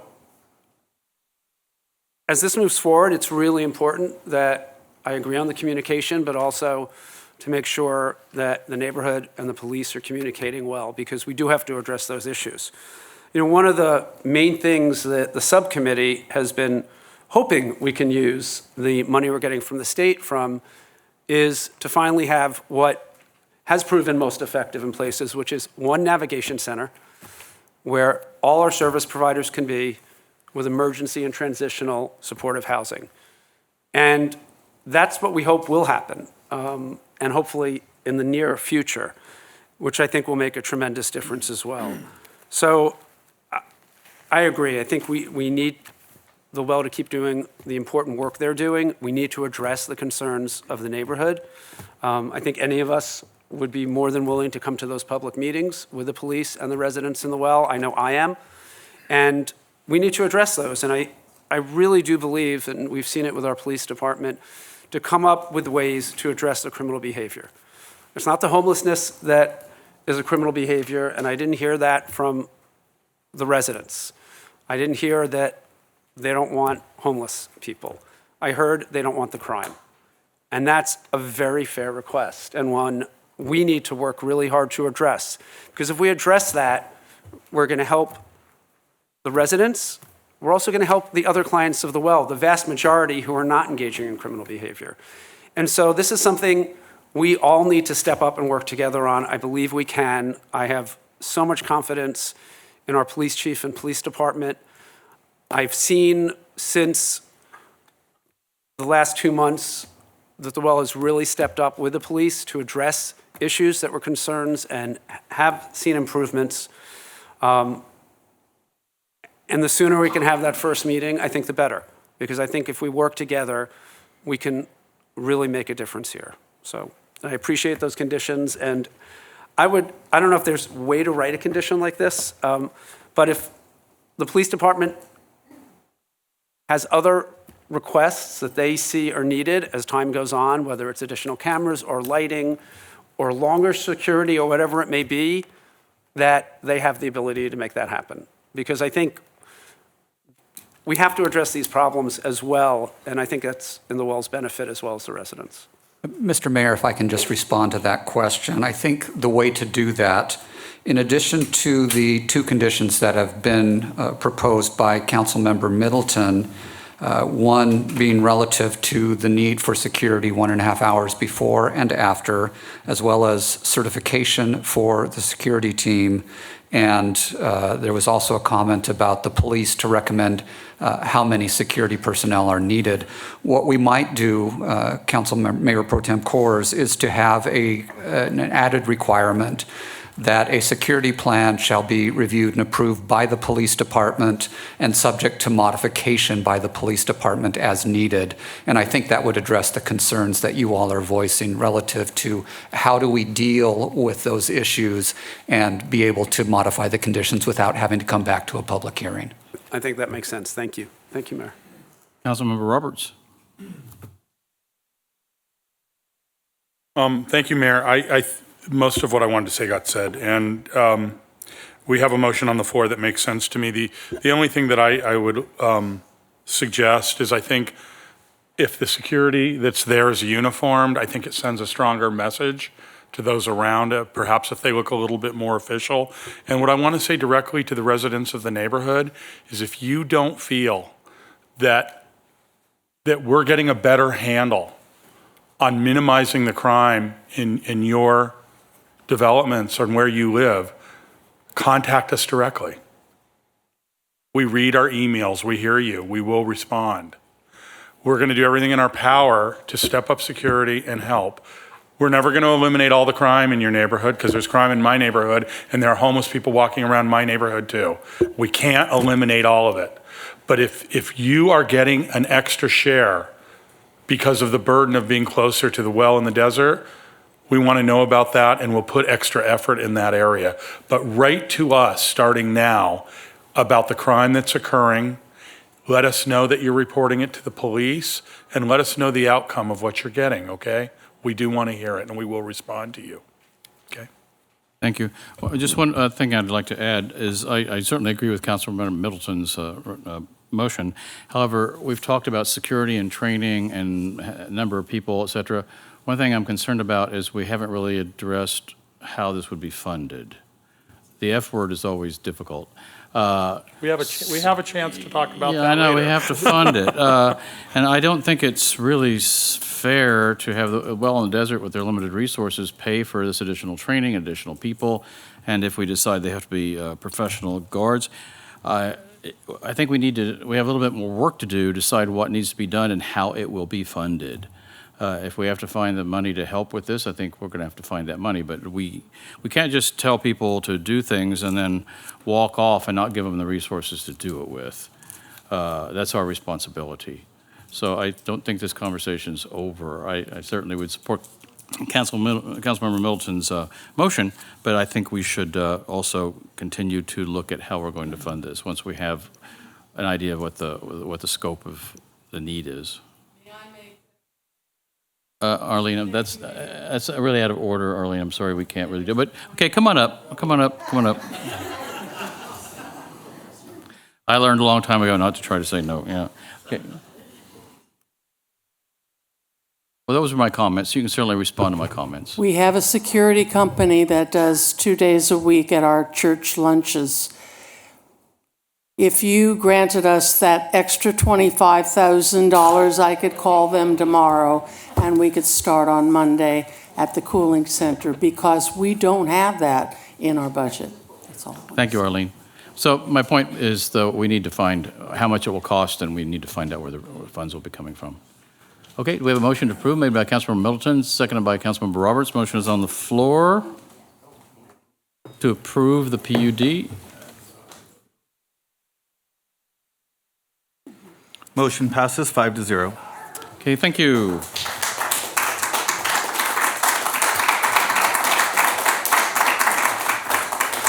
Okay, it's 9 o'clock. Should we go ahead and do the next public hearing, which is a happy item, or shall we take a break first? Go ahead and push through with this one? What do you guys want to do? Push through? Okay. Yeah, I think so. Okay. Next public hearing, item B, an application by Tracy Conrad and Paul Marut, owners requesting Class 1 Historic Resource designation of 468 West Tahquitz Canyon Way, the Roland Bishop Residence, case HSPB number 122. Staff report, please. Mr. Mayor and members of council, since you've asked for this to be very quick, I will do that. The residence that you have before you was constructed in 1925, the Roland and Dorothy Bishop residence. It was recently purchased by a new owner. They restored it in 2018. The item was presented to the Historic Site Preservation Board earlier this month. They recommended by a vote of 7-0 to classify this as a Class 1 historic resource. The HSPB found that it met criteria number 2, 3, 4, and 5, and also met the requirements relative to the integrity of the resource, and voted 7-0 to recommend approval of Class 1 designation to you. With that concludes my report. We support that designation designation, the property owners are here to offer any questions or to offer any comments or questions, respond to questions you might have. Thank you. Thank you, Flynn. Do we have any questions of staff before we open the public hearing? Seeing none, we will open the public hearing. The applicant will have up to 5 minutes to present their case, and if requested, will have 2 minutes for rebuttal, and then the members of the public will have 2 minutes to comment. So with that, we will open the public hearing. Ms. Conrad. Council. It's past my bedtime, so I respectfully request your support for the nomination for the Bishop House for a Class 1 historic designation. It's one of the oldest extant buildings in Palm Springs. It has a venerable history. We're here to answer any questions, and I thank you kindly for your consideration. Thank you, Dr. Conrad. Okay, members of the public, anyone wishing to speak? I don't have anyone on the list. Anthony, is that correct? Anyone, no one wishes to speak on this item? Okay, seeing none, we will close the public hearing. Okay, we have a motion to approve made by Mayor Pro Tem Coors, seconded by Councilmember Holstage. Any comments? Mayor Pro Tem Coors? Yeah, just for the record, as part of the motion, that we find that criteria 2, 3, 4, and 5 have been met as part of the motion, to include that in the motion, please. Okay, thank you. Motion passes 5-0. Okay, thank you.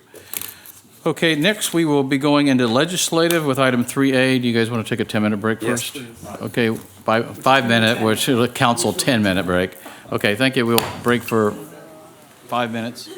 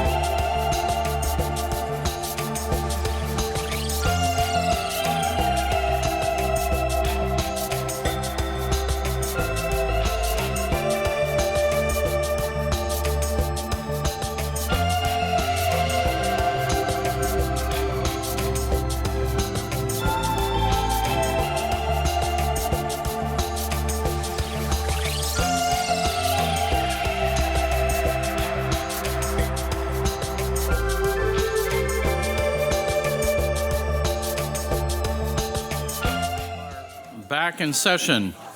Okay, first item is legislative, is item 3A, introduction of an ordinance of the City Council of the City of Palm Springs, California, adding section 11.44.100 to the Palm Springs Municipal Code prohibiting dogs on recreational trails within the Santa Rosa and San Jacinto Mountain area. Staff report, please. Yes, Honorable Mayor, members of the City Council.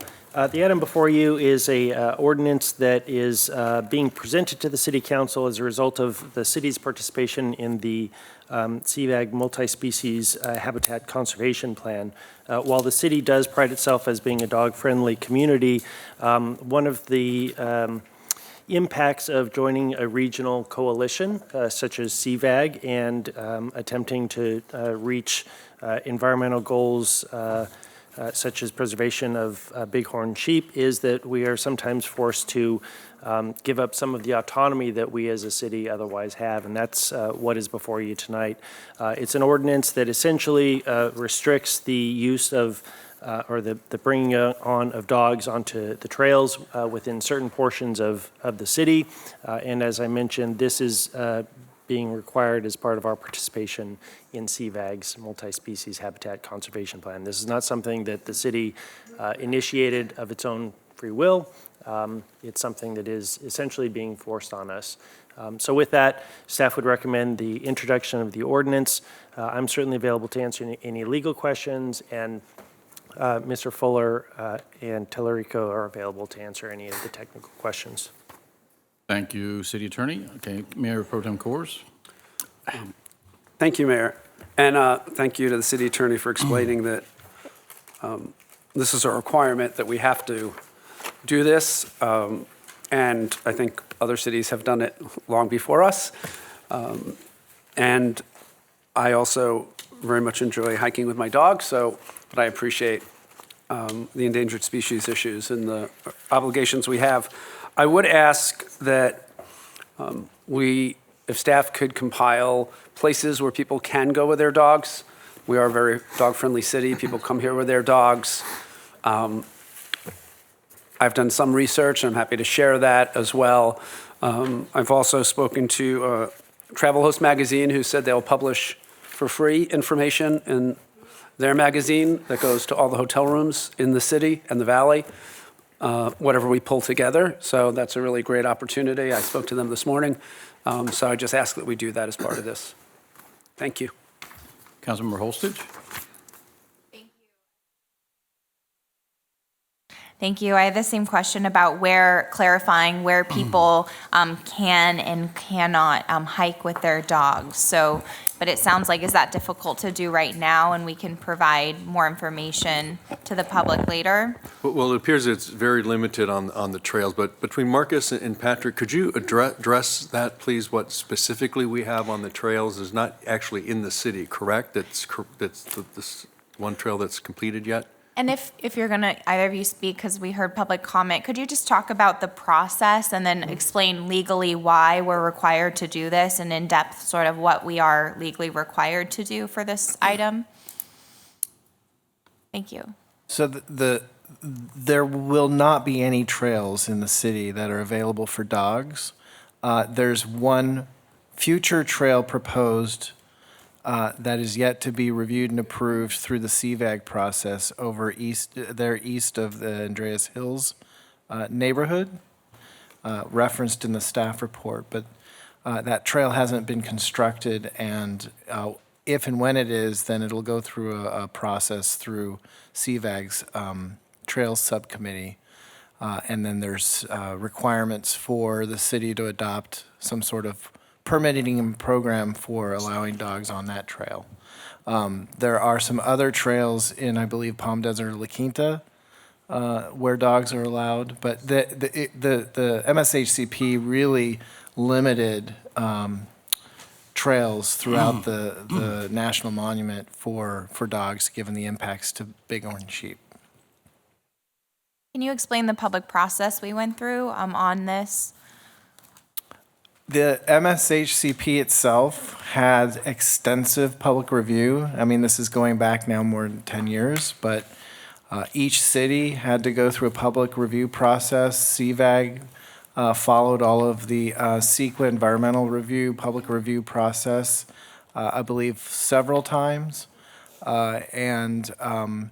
This is one of hundreds of mitigation measures that were identified in that multi-species plan. Through our adoption of it, we're required to implement all of those mitigation measures. We were politely reminded of that fact earlier this year, and that's what's caused us to come forward today. And I don't think you attached any of the language from the conservation plan about how this is required? I didn't, because the plan itself is extensive. I did provide a link, and I'd welcome anyone to go to that link. It has every document there related to the CVAG multi-species plan. And so for that purpose, we didn't attach it to your staff report. Thank you. I don't have any other questions. Okay, Councilmember Middleton. Thank you, Mr. Mayor. I would like to see us do everything that we can to try to identify trails where it is feasible for folks to go walking with their dogs. I got a couple of chances to be on dog beaches during the course of August, and you had long stretches where dogs are prohibited and no one was on the beach. And then you had the part where dogs were allowed, and there were dozens, if not hundreds of dogs, and dozens, if not hundreds of people, and the people were smiling and having a good time. So we want to try to do the same thing with our trails. Last thing, though, this really is a serious issue for the bighorn sheep. And while I know it's something we have to do, it's also, in terms of habitat where the sheep are, something we need to do. Okay, any other questions? Do we have a motion to approve made by Councilmember Roberts, seconded by Mayor Pro Tem Coors? Motion is on the floor. Motion passes 5-0. Next item, item 5A, review and allocate fiscal year 2019-20 sponsorship and program funding grants and city-sponsored special events. Staff report, please. Thank you, Mr. Mayor, members of council. I'm going to turn this over to Ms. Cairns. She spearheaded from staff's perspective of working with the subcommittee to get this ready to go and dealing with the application. So she's going to give you a brief staff report, but I would just note that there is one item that we will need to correct in here, and that's with regard to the cultural center's request. They have their farmers market on the weekend in the pavilion. They had asked for an in-kind contribution in addition to their cash contribution of waiving the fees, and I would just note that that was our error not having that before you. We've waived that in the past. It in essence has become part of our recreation program. So my recommendation ultimately is waiving that fee as an actual city program, which would not affect any of the dollars that you're allocating today. So that with the caveat, Cindy, could you give us a brief staff report, please? Thank you. Certainly, thank you. Mayor, Council, I just want to point out that this is available in your yellow folders. You have a blown-up version of the staff report that was, the spreadsheet that was in your packet. The spreadsheet lists all of the 65 applications, the requested amounts, as well as if they received any funding last year. The subcommittee recommendations are on the far right column. We do have all of the applications available. If you have specific questions on any of those, we can pull those up and hopefully answer those for you. With that, I'll turn it over to the subcommittee. We defer to you and we await your recommendations. And of course, for the audience, the subcommittee was Mayor Moon and Councilmember Holstitch. Yes, thank you. And this was not easy, was it? One thing I'd like to open this with is we made sort of a mistake in a little bit of an oversight in our last, in our subcommittee on this. We sat down with staff and went over this, and we had come to, when we did these recommendations, there was a slight mistake in that there was not included in this list the $63,180 for the Fine Food Bank at Desert Highlands. And I was remiss and I didn't notice that. And so actually, I thought we were coming to the council with a group of recommendations with like $40,000 in contingency, $40,000 available for future requirements that might come up. So that was a mistake all the way around. And so therefore, I'm certainly open to discussion on these recommendations based upon that error. Councilmember Holstage? Sure, if I could just talk a little bit about the process. So this is probably one of the, well, after today, it doesn't seem like it, but one of the hardest things we do that really helps our community, but it is really difficult. So we got 65 applications requesting $1.3 million in sponsorships. Obviously, we don't have that much to give out, though we really wish we did. And so this was just, some of the comments earlier in public comment just weren't accurate. The mayor and I met, we tried to do our best to review them. We looked at what the city had contributed to before, and then we kind of came up with consensus recommendations for this council. No one's been denied. That's what this council decides right now. And so we really tried, like the mayor said, to leave probably $30,000 or $40,000 in contingency for this council to allocate altogether. But we thought we would just make a recommendation as a first attempt to kind of parse out the groups that thinking through some of the priorities that we've talked about in the past as a council, that we haven't written those down, which we might want to do for the next year. But we talked about the council's direction with the last few years was not to support one-time events, sponsorships for events, but really thinking about funding social services that are a huge need or a gap in our community. So homelessness, housing, healthcare organizations, social services, things like that. So that's what we were looking at and what we had funded before, what our priorities were. Thank you to the Mayor Pro Tem for pulling also the CDBG funding grant allocations that we also allocated in a separate process earlier this year. So yeah, this is really up for discussion. Everything's open for the council. So we really just wanted to present this to you as a draft and then get all of your input here to make final recommendations. Yeah, and one thing I'm a little worried about is, last year we had $34,000 that we left in case something can't, because things happen during the year. And we need a resource to be able to pull some money from when things come up that we didn't anticipate. And that's what we thought we were doing, but we don't have that right now. So we may need to do some adjustments if the council wants to have that fund available and for things that come up later in the fiscal year. So Councilman Mayor Pro Tem Coors. Thank you. A couple things before we start going through this. First, I have a conflict as a member of the Board of Directors for the Boys and Girls Club. Council Middleton has one as a member of the Board of Directors for the LGBT Center. Although I no longer have a conflict as I'm a former board member of the Mizell Senior Center, I was on the board when we discussed this grant, so I'm going to abstain.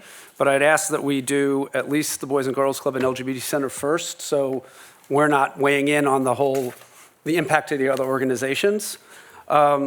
Just a couple of other small points and some good news. So I'm the liaison to PS Resorts, and just for folks who are not aware, the city provides half of the resort fee, the hotels who charge it, their TOT back to promote tourism in the city. And we can allocate $225,000 of that funding, which is where that first column, the first four items are on PS Resorts. And I see that 210 has been allocated. So when we did vote, so a couple things. One, when we voted on Find Food Bank, which would reduce the pool, I reached out to PS Resorts and their chairperson, Aftab Dada, and we talked at the last meeting, and the board voted to allocate another $25,000 for us to give. So we actually have an extra $40,000 back now. Because if we follow your recommendations, is 210, but we actually have 250 that we can allocate from that pool. And we can allocate it for anything. It doesn't have to just be economic drivers. The $25,000 in kind for Pride, they no longer need because the city manager worked with staff to reduce their city charges, so we no longer need that. That was being absorbed in departments, but I appreciate that work. And just so we don't do overlap, sometimes it's intentional, but in addition to the 90,000 that we already voted on for Pride, right, for in-kind, PS Resorts, of their portion of the money, gave another 50, and the Convention Visitors Bureau 5 to get them the full amount of their costs. So that's been taken care of. For Palm Springs Modernism Week, the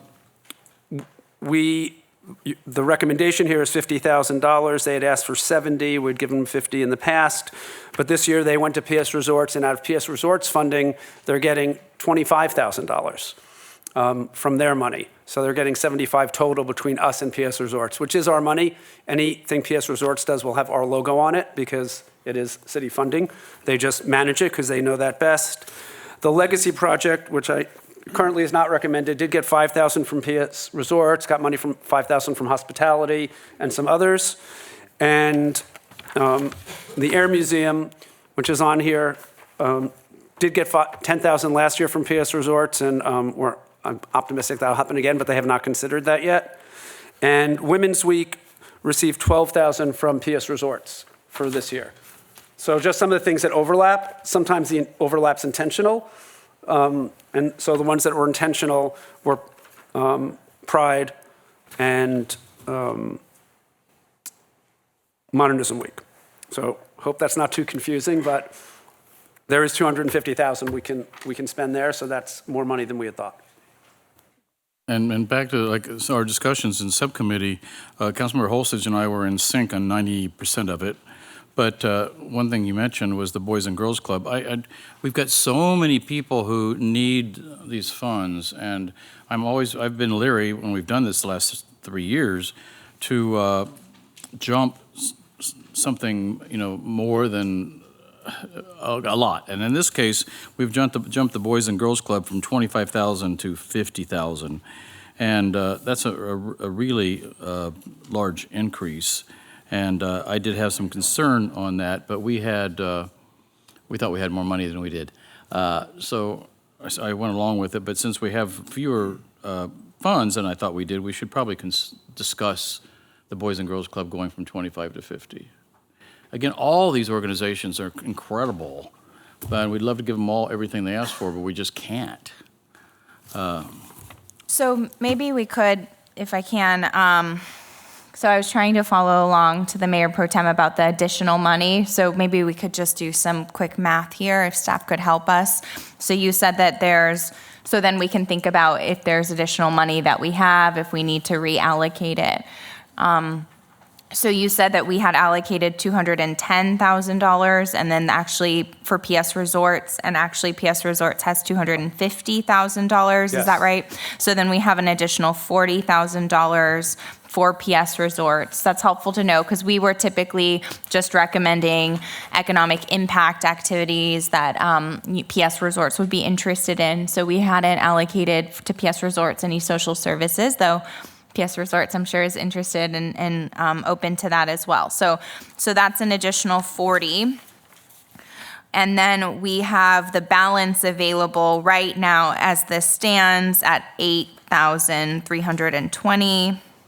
So it's just up to the council. Typically in the last year, we left a $30,000 contingency. We talked to staff at the subcommittee level who said that we really don't need that much in contingency. So it's up to this council. Do we want to leave $5,000 or $10,000 in contingency, or do we want to allocate it? So I think before we start Yeah, see how cutting much money- organizations, I think we could talk about, are there any on this list that we're not given, we're not in the consensus sort of recommendations that you would want to include, and then we can kind of look and see. Yeah, so can we I think the city attorney would like us to do the two that we have people who are on the boards of first, because otherwise we're changing that. But, so it sounds like we have about 48,000 still, if we're doing the math right, from what you said. And the other recommendation I would make on the money is the $5,000 for dinner in the canyons, the $3,000 for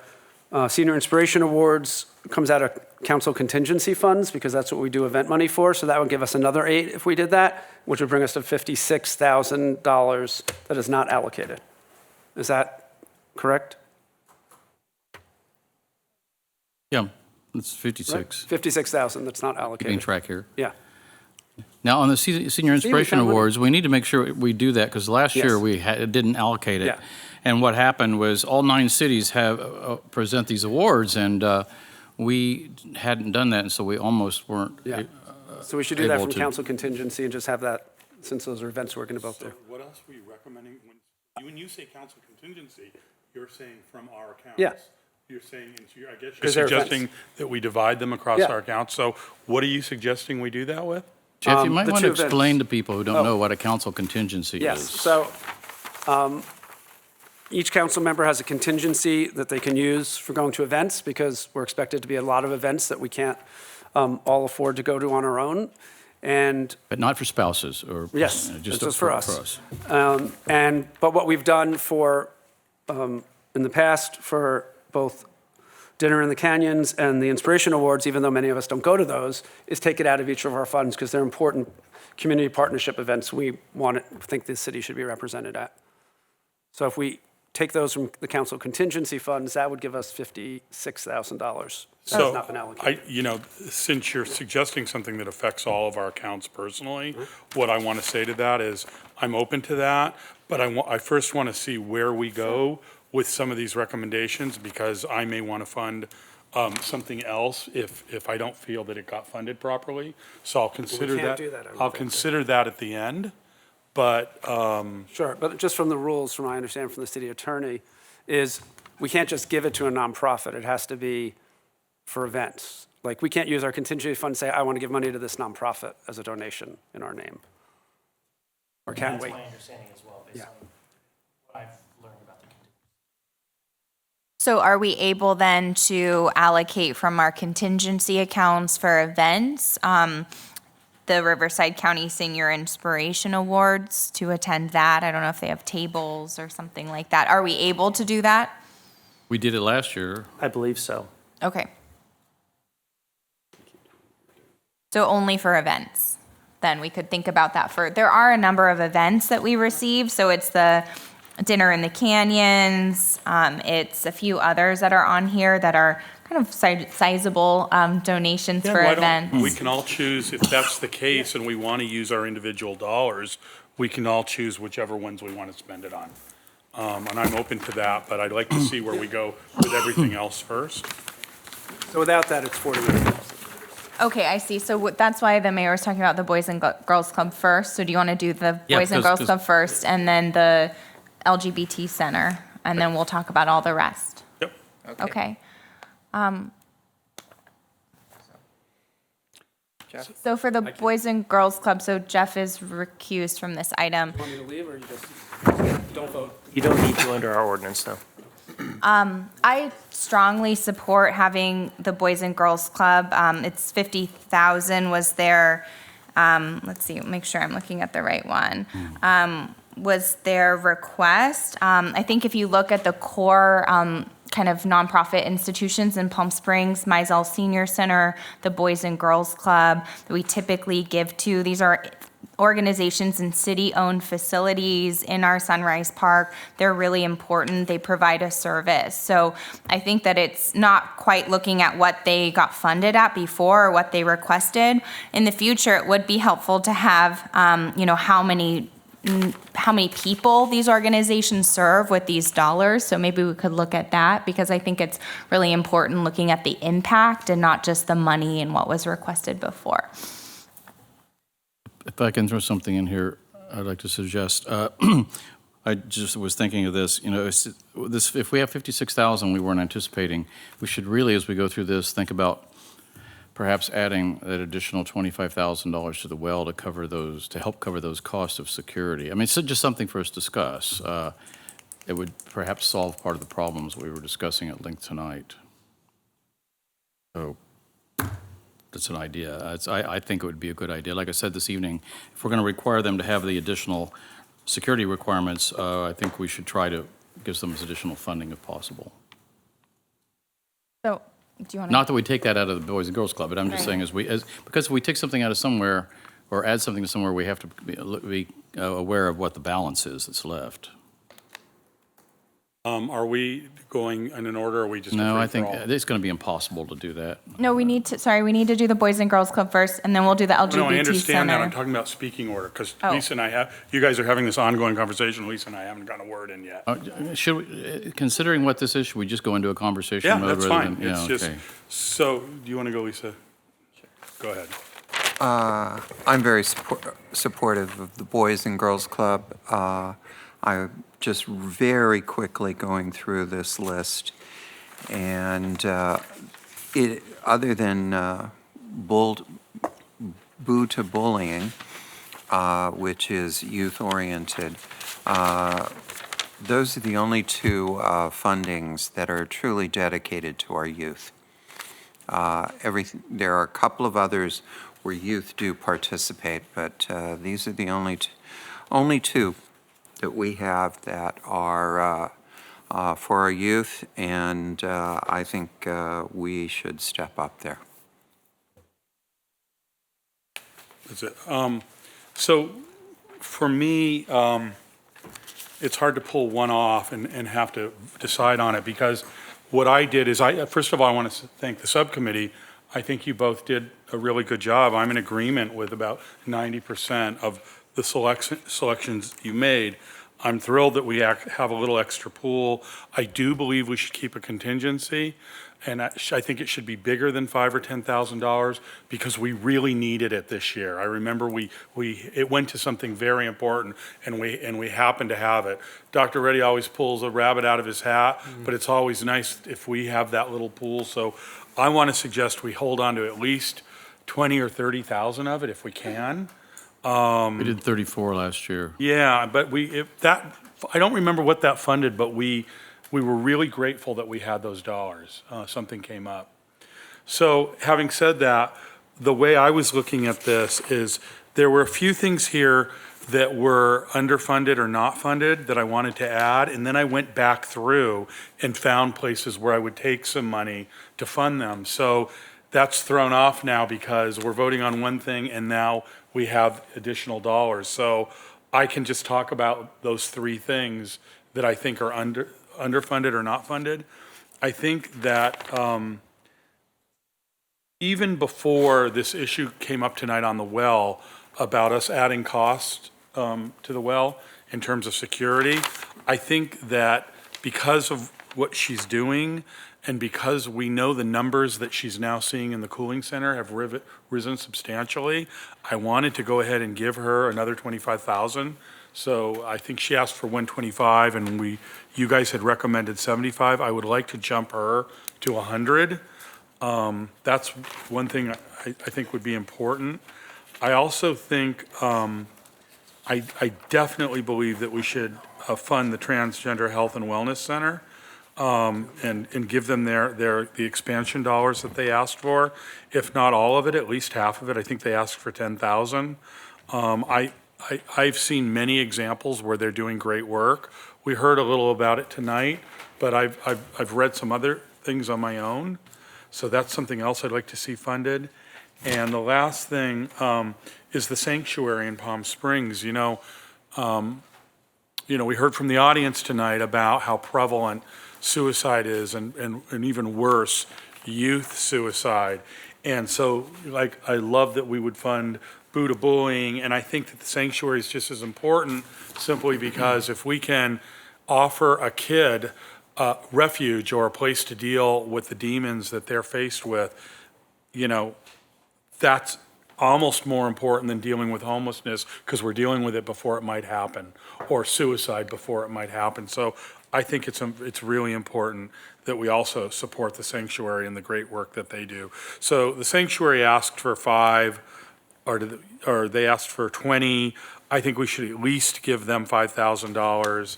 I'd like to go ahead and give Well in the Desert another $25,000. I'd like to go ahead and give Transgender $10,000, the Transgender Health and Wellness Center.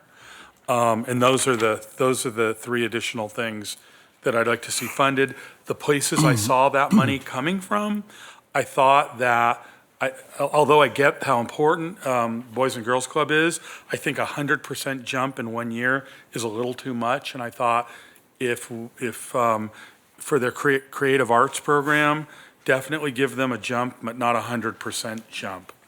Another place I saw seemed like we were a little heavy in our funding to me was Digicom. I know it's great, but I can see where we could probably carve a little off that. And the LGBT Center, that's quite a jump from our funding last year. And I think we could carve some money from that and still fund them.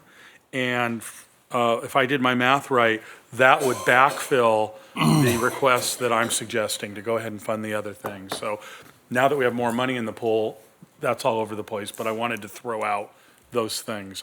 So specifically to the Boys and Girls Club, I think it's too much of a jump, 100% jump. I'd be willing to maybe up them another 10,000 this year, but I'd like to take at least 15,000 out of that recommendation and move it to an organization that we didn't fund whatsoever. You mentioned Buddha Bowling, but you didn't mention a dollar amount. Oh, well, we're already giving them something, right? 2,500, they asked for 5. I'd like to give them the full 5. Just as a point of order, I'm sorry. we need to deal with the Boys and Girls Club and make a decision on that without Mr. Coors participating. And then we need to make a decision on the LGBT Center without me participating. And we're now talking about everything. So I would deeply appreciate if we could restrict our conversation right now to the Boys and Girls Club and what the funding is going to be for that. And then we can get in, and then I'm going to leave when we do the LGBT Center. So Lisa, I'm fine with that. My reason of bringing up my other concerns or suggestions is because they related to cutting those. So what I was suggesting was cutting money out of the Boys and Girls Club to backfill some of my other suggestions. Right. And same with the center. So that's why I was discussing other things. No, I certainly understand Councilmember Middleton's concern on the point of order, but Yeah, so but they're all related to each other. I mean, it's. So my suggestion, I guess what I'm suggesting then, is the Boys and Girls Club getting funding of, rather than $50,000, maybe $35,000, and then we can talk about the LGBT thing. So I calculated so I think you're moving to cuts quickly. So I calculated if all of your requests, and there was council consensus, which we haven't heard about that. So yours calculate to $40,000. So right now we have an additional $56,000. So the subcommittee worked with city staff on recommendations for a contingency. The city staff recommendation was that we held 30 for no reason. We really didn't need that level, that it would be prudent to have less than that it wasn't utilized. It just rolled into this year. Oh, we didn't spend it? We didn't spend a huge majority of it, is that right? I thought we did spend it, No, we continued $34,000. and we didn't spend it. You did not. no. We didn't okay, spend. then I We was- did have that left over. It rolled into this year. Oh, okay, I'm mistaken. I thought we spent that. That amount of money that was left is part of your $386,000 that you're able to spend now, Okay. because that was continued into this year. And again, it would be good. I know that we all received the binders and all of the information of these organizations. It really shouldn't be the point of comparison of what they requested before. I think the Well in the Desert had requested 50 last year, and you upped it to 75, and then now so that's fine, but it's relevant to how many services they provide, who they provide to, what holes and social service gaps they're filling, the importance for the community, the public support. It's not just what they got before, because I feel like we're just falling into this trap of funding things that we funded before. So again, I don't think that we need to cut. I'm open to hearing. Well, no, I mean, I made my point. The reason I wanted to raise Well in the Desert is I made my point that I thought they were providing a lot more service than they were. And we've been getting the regular reports of a dramatic increase in service with them. So I was making that argument specifically on their services, not what they get, and that we're now asking them to provide even more service with security. So, anyway, but again, So is our motion up there by Councilmember Roberts for the 35,000 rather than the 50,000? Is that sure. what it is? We'll start there, I guess. Okay, well, I'll second that because there's so many things that need money, and when we absolutely finish all this, if we decide well, there's some extra, we could always go back and reconsider this. But I think, jumping from 25,000 to 50,000 when there's so many other needs here, I think is the most prudent thing to do at this point. So I make a motion, I thought I seconded it. Do we need to vote on that right now?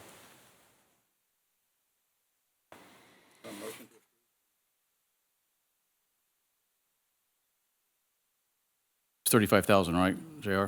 Yes. Been made by Councilmember Roberts and seconded by myself. I guess the motion is on the floor. So just to be clear, I'm voting no because I don't think we need to cut at this point, and we're literally cutting arbitrarily. So I'll be We're voting being forced to vote on I one don't think thing, it's so we don't get to arbitrary. balance, is the problem. Okay, I think it's too. motion's on the floor. Do you want to abstain? There's a button. Abstaining or recusing?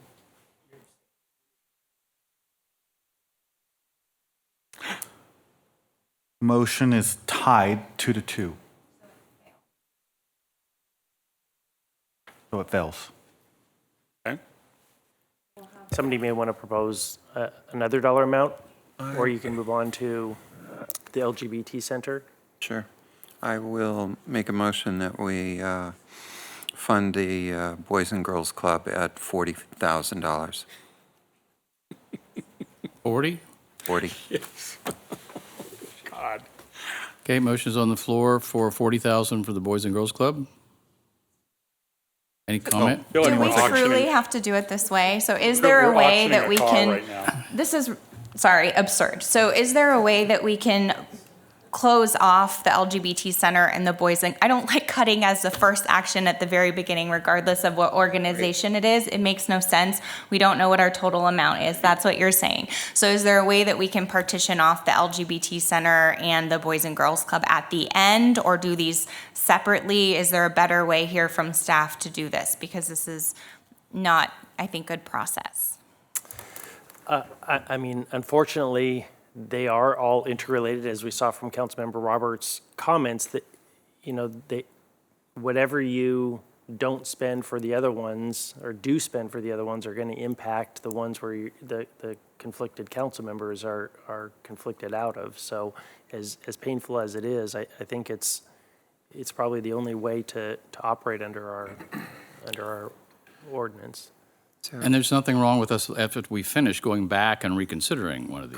Correct. Okay. I think we can do that. And if I would say, and this is clearly a very difficult process, we're going to have to find a number. And that number is somewhere between $35,000 and $50,000. If we make a motion for 50, it'll be another tie, 2-2. So I think we should start with a number. We may come back and adjust that number at a later date after we've done everything else. But I'm trying to find a Goldilocks number that will work for the time being. And Yeah, well, 35 didn't pass, so if we try 40, we can see if that passes. Do I hear 42.5? I'll second that motion, Lisa. If that's a motion, I'll Okay, second that. motion is for 40,000 For for the Boys and Girls 40,000, Club. I'm gonna, yeah, so we can. It's like it's like a silent, this is like an auction. No, it's like a I car mean, auction, so we need to move past this. it 'cause we've feels got- that way, we've got but two we have to, pages. if we're going to pass something, it's going to be a number between those two. Okay, motion is on the floor for 40,000 for the Boys and Girls Club.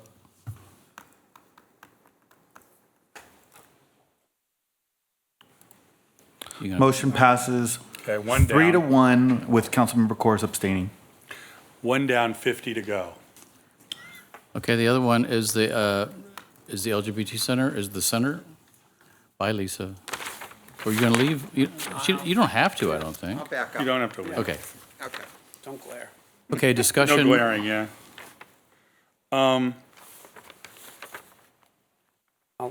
So I'll go first unless you want it. No, go for it. We gave, 2 years ago, we gave them 20,000 Last year, I think we went down to 10 just because of what they were asking for.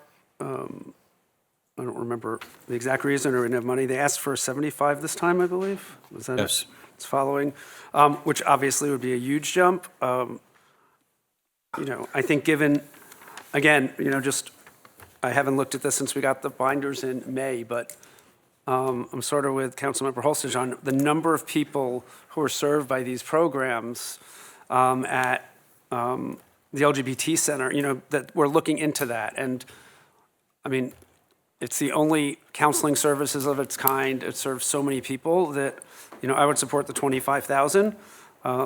If other people aren't there, we can talk about what that right amount is. I would, it's for general operating support.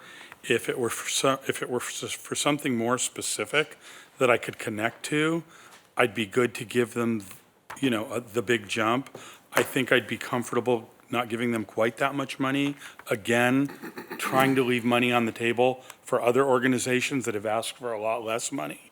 So I'd probably be more comfortable giving them $15,000 to $20,000, but not $25,000.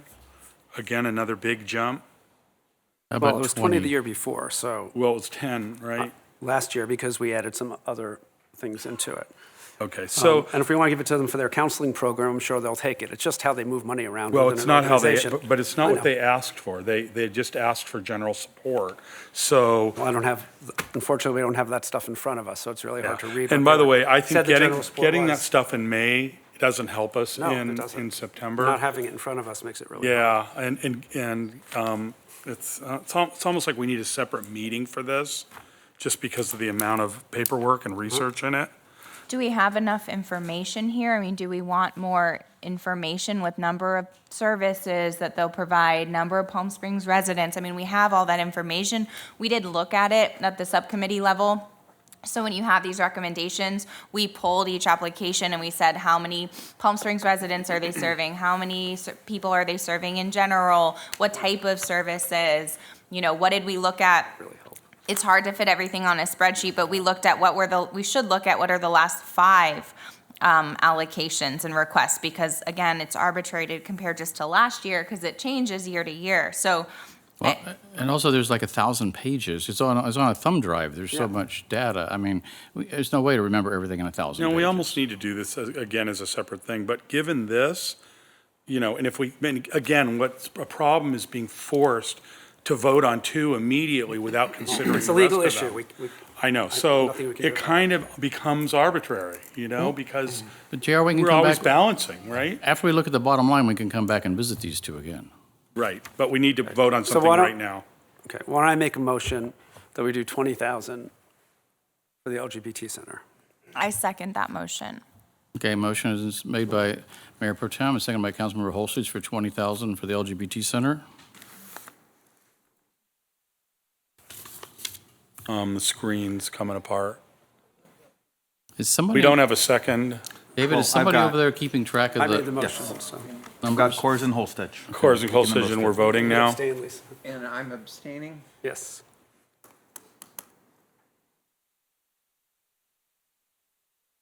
Motion passes 4-0. Okay? Okay, now we can look at all the rest of them as one package. So just on that, we got somewhere in here is the CDBG grants that we gave earlier this year. In this pile, does anyone have it handy to Here, it's right share? Just so we know, because a lot of these organizations are on here. James O'Jesse, Highland Center Gymnasium Scoreboard and Wall Mats, not on here, it was 15,000. Desert AIDS Project, Fire Suppression, Life and Safety, received 175,000 from us previously. Mizell Senior received 25,000 for bathroom renovations. Stroke Recovery Center for a shade structure, 15,000. Senior Advocates of the Desert, which I don't see asking for a grant. For housing, I don't. Parks and Rec. Jewish Family Services of the Desert was up by 10 in the CDBG to 25,000 for preventing homelessness. And they're on here for, I think, 15,000 for a case manager, which I presume is homelessness. So just on that. I think those are the only, so the main ones I think are Mizell, who got 25, Desert Age Park 175, and Jewish Family Services 25, to the extent that's relevant for folks. The Stroke Recovery Center's not on. Yeah, they're not on here They're either. not on here. Yeah. But it's not the Stroke Recovery Center anymore. It's the, Yes. it's the Vitality, Neurovitality, Neurovitality yeah. Center. Correct. I don't know if they're on here or not. How much did Jewish Family No, they're Services not. get?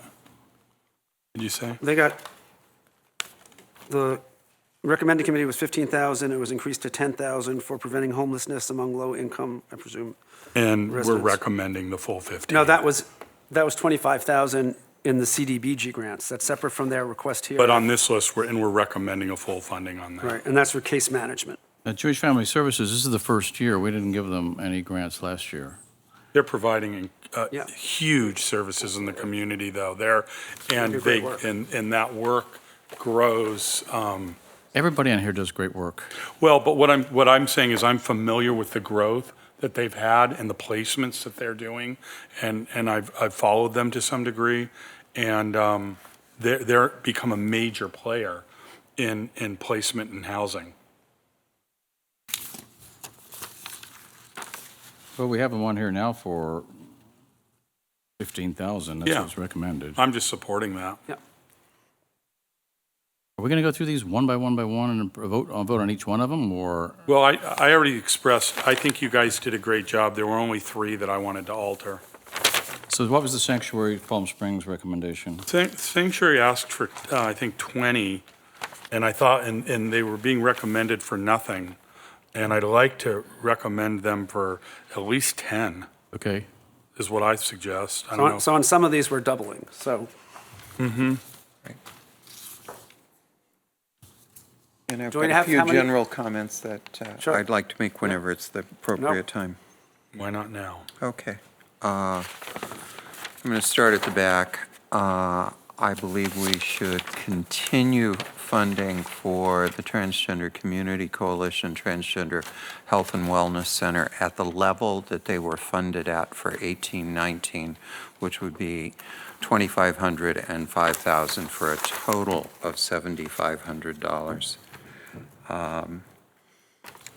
I would like to see us continue to fund the Palm Springs Community Concert Association. Last year, we provided them with $5,000. I do not believe we should be discriminating between the musical programs that exist here in the Coachella within Palm Springs. And if we're going to fund the Opera Guild at $7,500, then we should be funding Palm Springs Community Concert Association. Opera Guild is Is it 75 or 20? Sorry, they're or at 75? $7,500. Okay. So, And that's for that one-time event or other things as well? as far as I know, it's for the one-time event. And but they put over 150. Yeah, no, in no, the no. one-time It's an event. amazing event. I just didn't know. There are both amazing organizations, and I think we should fund the 2 major musical programs that exist within our city at comparable amounts. I'm not necessarily arguing they should be equal, but we should not fund one and unfund the other. So what are you recommending for that one? They had $5,000 last year. I would suggest $5,000 for this year.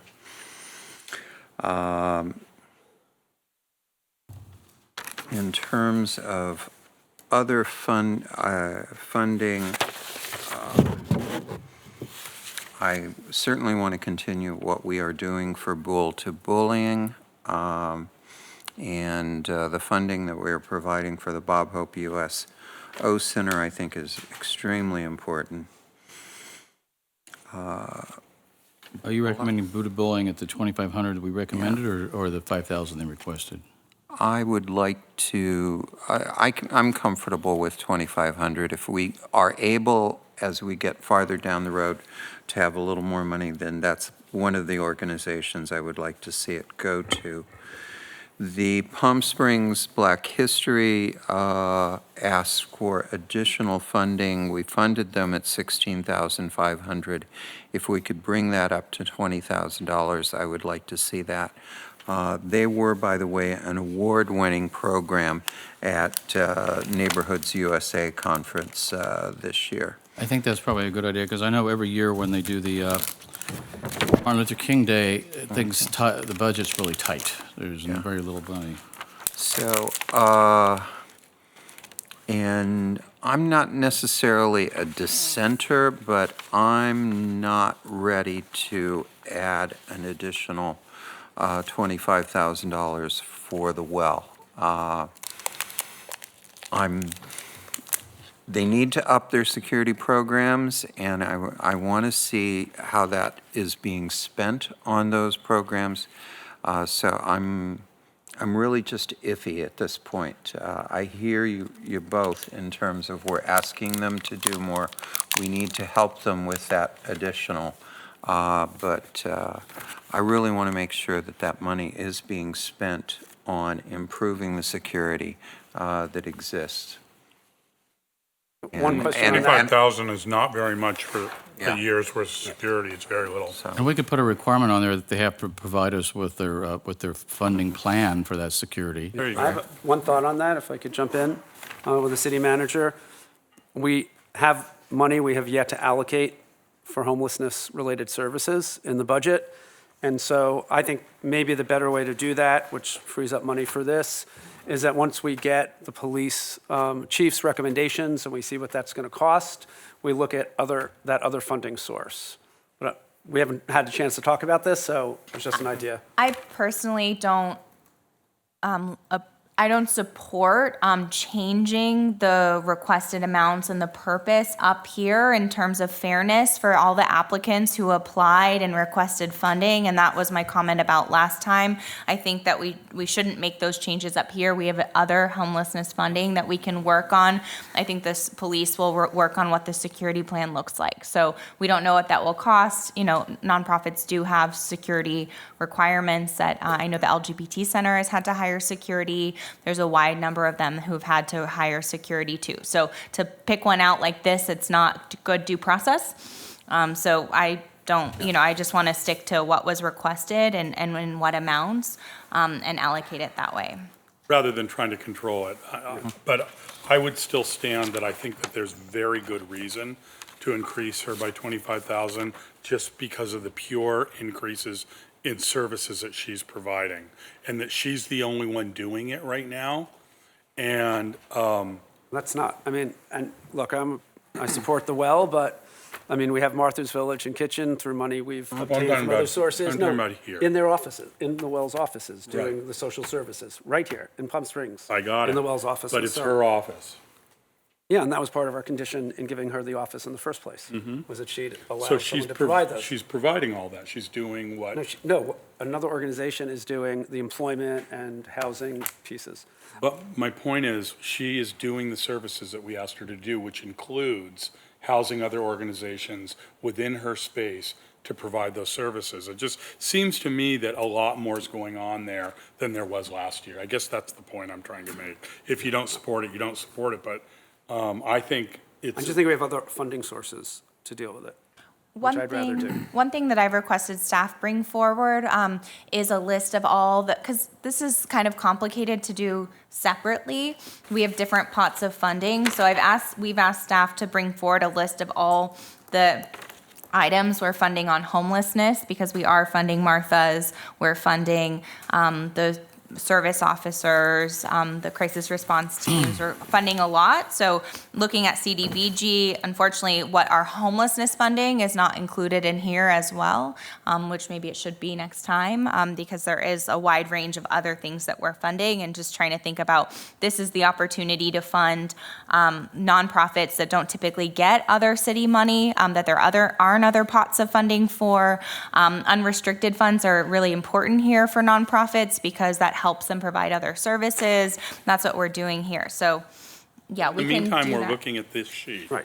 And we're being asked to. Right. I think three of us- To make a Right. a decision on these sheets. So it makes it harder when we say, for me anyway, when I'm being asked to vote on this, to say, well, there could be money elsewhere for this, or there could be, we're not committing to money from elsewhere, we're just saying there could be. So it kind of throws it out into the clouds for me.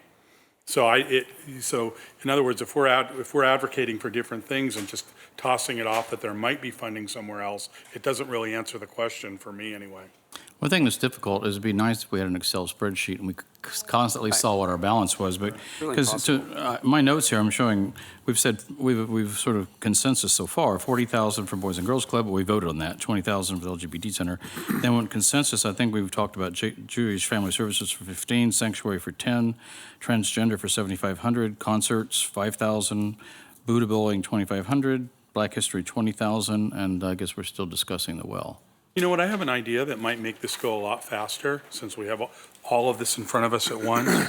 If we agree on the vast majority of it, and we each have one or two that we want to adjust, why don't we just make that list and go through that list? Well, let's just And go that down way we each can one that. eliminate the rest of the pages altogether. So why don't we go down each one that was recommended first and see where we are on those and just get through it?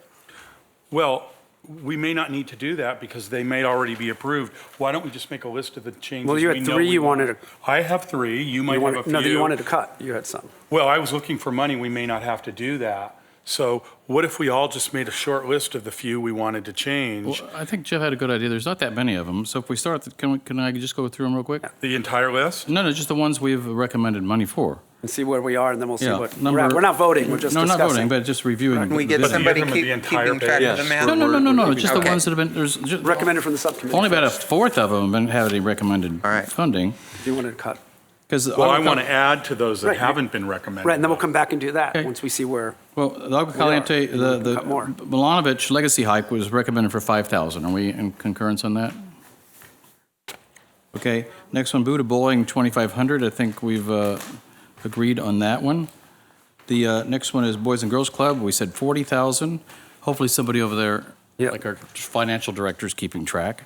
Coachella Valley Housing Coalition, 5,000. The Desert AIDS, we've changed that to, no, we've left that at 25,000. The Digicom, did we say 5,000 on that or 10,000? There was some discussion of reducing that to 5. What do you guys want to do? Last year we gave them 5. Who again? Digicom. Digicom. I think we should give them 5 again, Okay, 5K. my suggestion. Yeah, I mean, We have concurrence on okay that? with that. Okay. okay. Habitat for Humanity, this is the first year we've given them any money, but we've discussed 15,000. Everybody in concurrence I with that? support that. Okay, the Hidden Harvest, that's a new one also. We said 5,000, is that okay? For which one is it? Oh, Hidden Harvest. For 5,000? Yeah. Yeah, I'd support that. Jewish Family Services, 15,000. I think we agreed on that one. Yeah. Okay, and then the next one is LGBT Center, We voted on that. yeah, I'm sorry, the Mizell, 100,000. I So think we're can agreeing on that one. Can we stop there for 1 second? I have a question We're for the almost fit- subcommittee. we're halfway through. I just have a quick question about Mizell. So something was said tonight by the director of Mizell that caught my attention, and he said that 35% of Mizell services are provided for Palm Springs residents. That means there's another potential 60% that's going to other cities. Do we know if other cities are putting in a fair share for this? I think that Or that's are we that's the fully Meals- funding it? That's the Meals We're on not Wheels. fully- we're not The Meals fully on Wheels goes way outside of That's Palm what I'm talking Springs, about. almost at the Salton Sea, and that's a good portion, correct? Or But you- are other cities? You can answer a question. I can though. answer a question.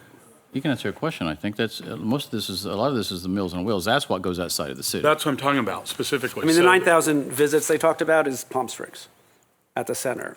Their lunch program is in Palm Springs. I mean, most of their services are Palm Springs. Well, they said the Meals on Wheels program, 35% of it was here. Right. And that's primarily funded by the county, about 80% of it, as a contract service, separate So- from all the classes. I and just everything wonder else if they we're do. giving an unbalanced amount to the program and other cities should be kicking in on this as well. Because a lot of other cities have their own centers, Cathedral City and Jocelyn and Palm Desert. And Desert Hot Springs. Almost completely has a funds, center. Their center. So you support the 100,000? I am not weighing in, I'm standing on this one. That's what we've I was done. answering I question, support it. Even though I'm no longer on the I board. support it. Okay. Okay, then the next one we have is at Palm Springs Air Museum at 5,000. Is that okay? Okay. Then the next one is the Palm Springs Black History, which we said would be 16.5. No, we said 20, didn't we? 20. Well, Lisa wanted to raise it to 20. Well, I've some, asked well, it's 16.5, but 30, it's 20, but 3,500 is in kind. Yep. So it's 20 total, but 16.5 out of the pot. All right, Yeah, I'm good because with that. 3,500 is in kind, so that gets them to 20, I believe. Okay, the next one is the Opera in the Park at 7,500. I think we Actually, agree on that. I Palm Springs, asked- I'm sorry, Palm Springs Concerts. Yeah, sorry, I missed asked for that one. 5,000 for. 5,000 for Palm Springs Concerts. I've got these all highlighted, so. Palm Springs Pride, we said, this is Caesar Chavez Day, That's different, 2,500? Yeah, We recommended 2,500, is that okay? yeah. It's a really great program they started. Okay, that's a new program. The ELF Fund, we recommended 5,000. We didn't give them any money last year, but their write-up was really strong. Did you think, Christie? Really was. Yeah, and they serve a good number of people, ELF Fund. ELF Fund. So we recommended 5,000. And so next is the Transgender Community Coalition. So we've decided on. Well, a question on, we have Sanctuary. Yeah, well, So I had a question Sanctuary on was that, getting nothing, Because I right? don't have, Sanctuary. was getting nothing. Wanted to go. Sanctuary, we said 10K. So I do have a question on that, because I don't have the things. How many, have they opened a second house, or are there only like 4 people they're serving currently? That's what, I just don't have that information. We did consider how many people they serve. It's in the report, so Cindy would be able to pull it. And I've been on their advisory committee since the start, and I don't know the answer, but, they're a great organization, but I just want to be conscious.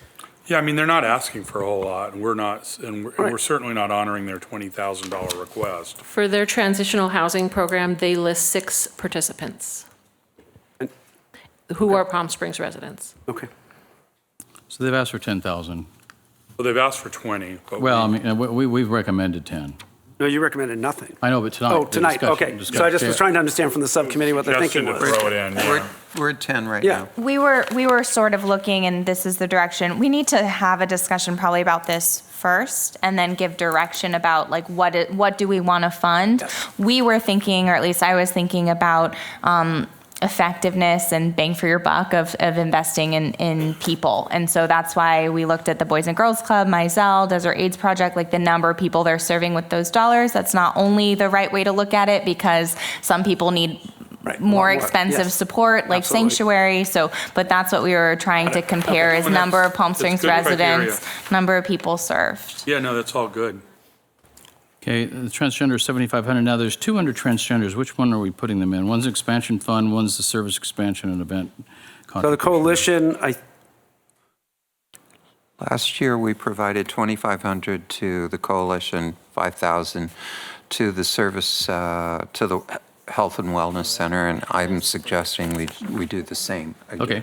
I'm good with that. So just to clarify, do you want to match what we did last year? So it was 1,000 in kind and then 1,500 in cash. What was the in-kind? I think it was for the Transgender Day of Remembrance and Yeah. the city I'd like- services. can we- okay with that. Can we do the 25 and 5, and then, because we're sort of absorbing the in-kind for those kind of events anyway? Okay. Right. I'm good So with let's that. let 25 and 5 is 5, fine. and then the 1,000 in kind we can absorb, right? Yeah. Into our program, so Okay, that gives them a little more money this year. 500. then food and well in the desert is 75,000. We're talking about 100,000. Can we put in 100,000 and see what the balance is that we have left? Yeah. Okay, So let's- if we added Well, up I all think- that. Well, I think 3 of us want to keep it at 75,000 That's until the we have last the one. security plan, so. I want we- to see the security plan. I'm at 75. Do we know what the balance is after that? Right after the Transgender Health and Wellness Center. After the number 60 that we added the 5,000 to, our balance is 55,320. Well in the desert, well in the desert, though, there's 75,000 here. Have you deducted that one? There's already 75,000 in Okay. there. Well, So that leaves us 55,000? Yes, what's left over from what we just went through, adding and subtracting, we have 55,320 left. Well, if everybody's in agreement on that, we can look at the security thing for Well in the Desert and address it again in a couple weeks. Well, yeah, I mean, if we have at least 25,000 in reserve, once we have that, we can always consider it from this pool or another pool. So Right now we have 55,000. We can cross that bridge. We have 55,000 left. Right, so you still have we still have another 30 I depending mean, on. it's fine to wait, but I'm telling you, any security plan for a year is going to be a minimum of $25,000, any security plan. That's not much money. We give it now, we're giving it with no strings attached. Well, we're saying we want to see a comprehensive security plan, but Well, we can go ahead and allocate it and then require a report and a budget before we actually give it, right, David? Can we put that Good. string on it? You could. It's not what the majority wants. I mean, we can say it again a couple more times, but I think three of us want to see the plan, three of us want to see the plan, see what it costs, and also see for the subcommittee if there's some other funding for it, which would leave more money for other organizations. So if we have other access to money through homelessness that we could fund the security plan with, I'd rather leave more money for other organizations here. Okay, why don't we go ahead and approve what we've done tonight with the 75,000 for the well? That leaves us 55,000 left, and then at our next meeting, we can, if possible, we have the data, we can look at the security backfill plan some costs. others. I very much think that we should at least allocate more tonight. We still have, we're where we were before, so we have, what is the total? 55? 55,000. So we talked 55,300. about having a contingency. We had a 34,000 contingency last year. We didn't use any of it. So I would hate the organization sat here till 9, is it 9:30 or 10:30? Oh no, 10:30. Thank you. And so I think we have at least another $20,000 to allocate here. Do you all agree, or do you just want to Well, wait? I thought we were going to say we would adjust later, like when we got, we would look at the Wells plan and then leave something behind beyond that. Leave something behind in contingency, unless we're giving up contingency altogether. Or if we just pause here, and then, if people want to look at some of the reports, et cetera, they could do that. But if we go ahead and approve this, people know what they're getting. Then we've got 55,000, and we can do some more contributions in a couple of weeks if we want to. I think it's a good plan. I don't think there's any conflict. There's no problem with what we've done so far, except we're still debating the Well in the Desert. Yeah, you're right. If we've got, how do we end up with $55,000? Good question. Cindy, could you go over how we got to 55? It was Because of the PS we Resorts started Edition? with 58,000, and I know we've added more than, Well, we had the 40,000 from PS Resorts. The 8,000 that we were going to, for Dinner in the Canyons and the Senior Inspiration Awards, that Right. would come from contingency, so that adds another 80. I'm not voting for that contingency yet, coming from contingency. Okay, so if I'm we not take necessarily 8,000 supporting that. off, so now we're at roughly 47 is what so would be left. we've added money in a lot of places, and you're telling us that we still have 55,000. How did we get to 55,000? I think you just said 47, didn't you, Cindy? Let me do it. But we also cut organizations, is why. We cut a number of them. You can go through it. Okay, I'll go through it real quick. We added 40,000 for, let's see, what's this called here? For the Palm Springs, and then going through it, you reduced the Boys and Girls Club by $10,000. You reduced the number 21, which is Digital Com Learning. You reduced that by $5,000. You reduced the general operating support for the LGBT Center by $5,000. You increased $5,000 in the community concerts.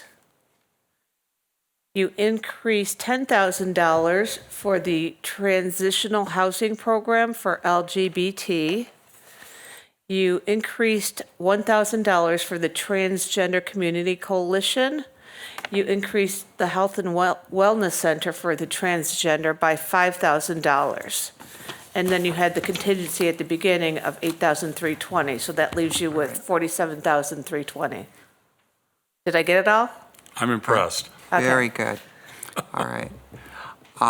Then if we've got some of that, I would like to get the $10,000 back for the Boys and Girls Club and get them up to the $50,000.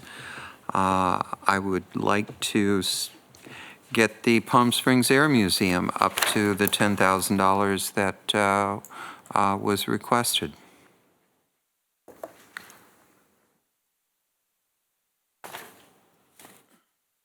I feel really good about Boys and Girls Club, and I don't have a reason to increase the Air Museum if somebody could help me with that. I don't know what services they're providing differently. Can we have their director? Just so happens I'm here. Good. This is for the education programs? Okay. Fred Bell, Vice Chairman, Palm Springs Air Museum. Different things. She brought up two different programs tonight. The resorts, there we go. The resorts program is designed to put people in hotel rooms for Palm Springs. So that's a separate program that Mayor Pro Tem Coors brought up. This is for our education program. So this year it's the 75th anniversary of World War II. The kids, we provide transportation for all the school districts free of charge. The children do not pay, so we pay for their busing, the museum pays for their busing, museum pays for their admission, and we pay for their lunches as well. We are sold out on this program, and right now we handle 5,000 children through that effort. The districts do not pay anything for that. It's zero charge. And so this year, especially with the 75th anniversary of World War II and the defeat of fascism, which is what we're really focused on, we think this is an important program, and we would appreciate if you'd fund it fully. It is extremely difficult to fund these types of education programs where we're underwriting everything. And having been there recently with an 11-year-old, it's amazing, right? It really is. So I support that. Thank you. Yeah. I appreciate your time. If everyone else is good. Okay, so we're adding another 5,000 to the Air Museum. Okay, I'm fine with that. What about the Boys and Girls Club?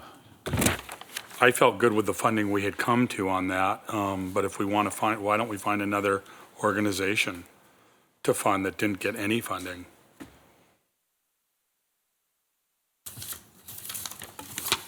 Well, nobody's actually recommended any other organizations. Well, why don't we take a look at it? We didn't know we had money left.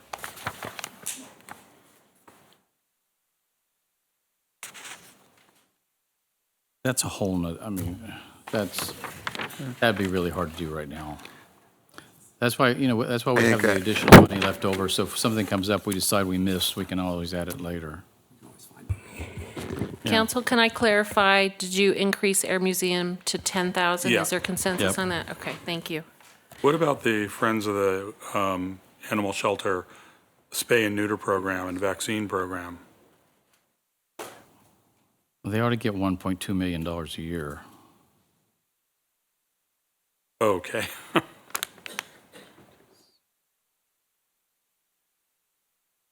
What, can't we just leave it where we are right now? Because we have 42,000 left over, and we can reopen this next meeting. I agree. I'm inclined to leave it where we're at right now. Me and, too. It's 10:30, and we're just kind of tired. Yeah. And we still have a lot of work to do. Okay, so do we have a motion to? Yeah, we still We have have 8 a hours motion of to work. leave it where it is now, and we're going to look at a couple other additions for a future meeting. So and can we just also vote on review this the and well call in the that desert. contingency for now, and then we can come back to it? And this is everything but the two we already did that we've had abstentions on. Okay. Made that motion. Okay. Motion made by Councilman Middleton, seconded by Mayor Pro Tem Coors. Motion is on the floor. Motion passes 5-0. Yay. Oh, we got Very through good. that. Okay, I guess figure out where I am here. So we only have 6 more hours to go. Yep. Thank you to all the service providers for all of your work. We didn't get to say that, so really thank you. You do a lot of we made this look difficult. What you do every day is a million times more difficult, so thank you very much for staying and for all your work for the residents of Palm Springs. And we wish we had the whole 1.5 million that was requested. Truly. Okay, the next item is item 5B, update on the bid opening for Downtown Park, City Project number 15-07. Staff report, please. Thank you, Mayor and Council. I'm pleased to report that the second time around, we actually did receive 3 competitive bids. On your screen is an outline of the 3 bids we received. I don't really have an answer for why you see such a difference in the bids, $3 million between each of the 2 bids, or the 3 bids. The low bid is from Fast Track Construction Corporation for $7.6 million. That is right on the estimate and our budget. We did bid some alternative deducts in case the prices came in higher for giving you the option to delete, as an example, the police substation restroom, the water feature element, the shade canopies, and so forth. To the extent we award a contract to the low bidder, we wouldn't recommend that you entertain those deducts and award a contract for the full project. We did get a bid protest from the second low bidder, and we're evaluating that through the city attorney's office. We will be bringing an action forward for your consideration, hopefully on October 2nd. Okay, any questions? Okay, it's 10 o'clock. We're supposed to do, we didn't do it. We're supposed to review what's left in the agenda. And we've had some pretty heavy discussion items tonight. We have 1, 2, 3, 4, 5 more items. I think everybody's getting a little tired. Are any of these, Dr. Reddy, any of these critical that need to be decided tonight, or could we put these on the next agenda? Well, I would, at least the insurances, because we have a bid quote that's going to expire. Okay, that's pretty easy. Some of these look pretty easy, like the trash cans. Right. You're saying the insurance. Should we do the easy ones? The ones 5D, which is affordable multifamily housing, is complicated. Right. 5E, the limited upgrade to the general plan, I think is a long. Which one's that? 5E, I think we should wait on. 5D, 5E. I think flood insurance we can do. I think Buxton we can do unless there are a lot of questions. So I would just, if it were me, I would recommend we continue D and 5D and 5E. I'm right with you. Is everyone good with that? Yeah. Director, are there any issues in Oh, yeah. There are some timing issues. I would like to have that item considered this evening. I realize it is late, but we can go through the presentation very quickly. Which item is that? We all read it. Which item is that? 5E. 5E, the planning, the general plan. Okay. Okay, let's try and go quick. So let's review the bidding here. Which ones we're gonna go ahead and do C? We're gonna burn through. We're gonna leave only one behind for now. Yeah, we're just skipping D. Housing. Yeah, because that I have lots of. We're skipping D. A great job, but I do have some questions, Marcus. Yeah. Okay, chairs, 22 different colored stickies. So the next item is purchase of new trash and recycling receptacles for the downtown, uptown business district areas. Staff report, please. Mr. Mayor, members of council, I think we have agreement from everyone and stakeholder groups and the Sustainability Commission. It's been a long road. Patrick, I would ask you to step up to the microphone and if there's anything that you would want to say on these from the Sustainability Commission. So the proposal before you is to purchase trash cans and recycling containers.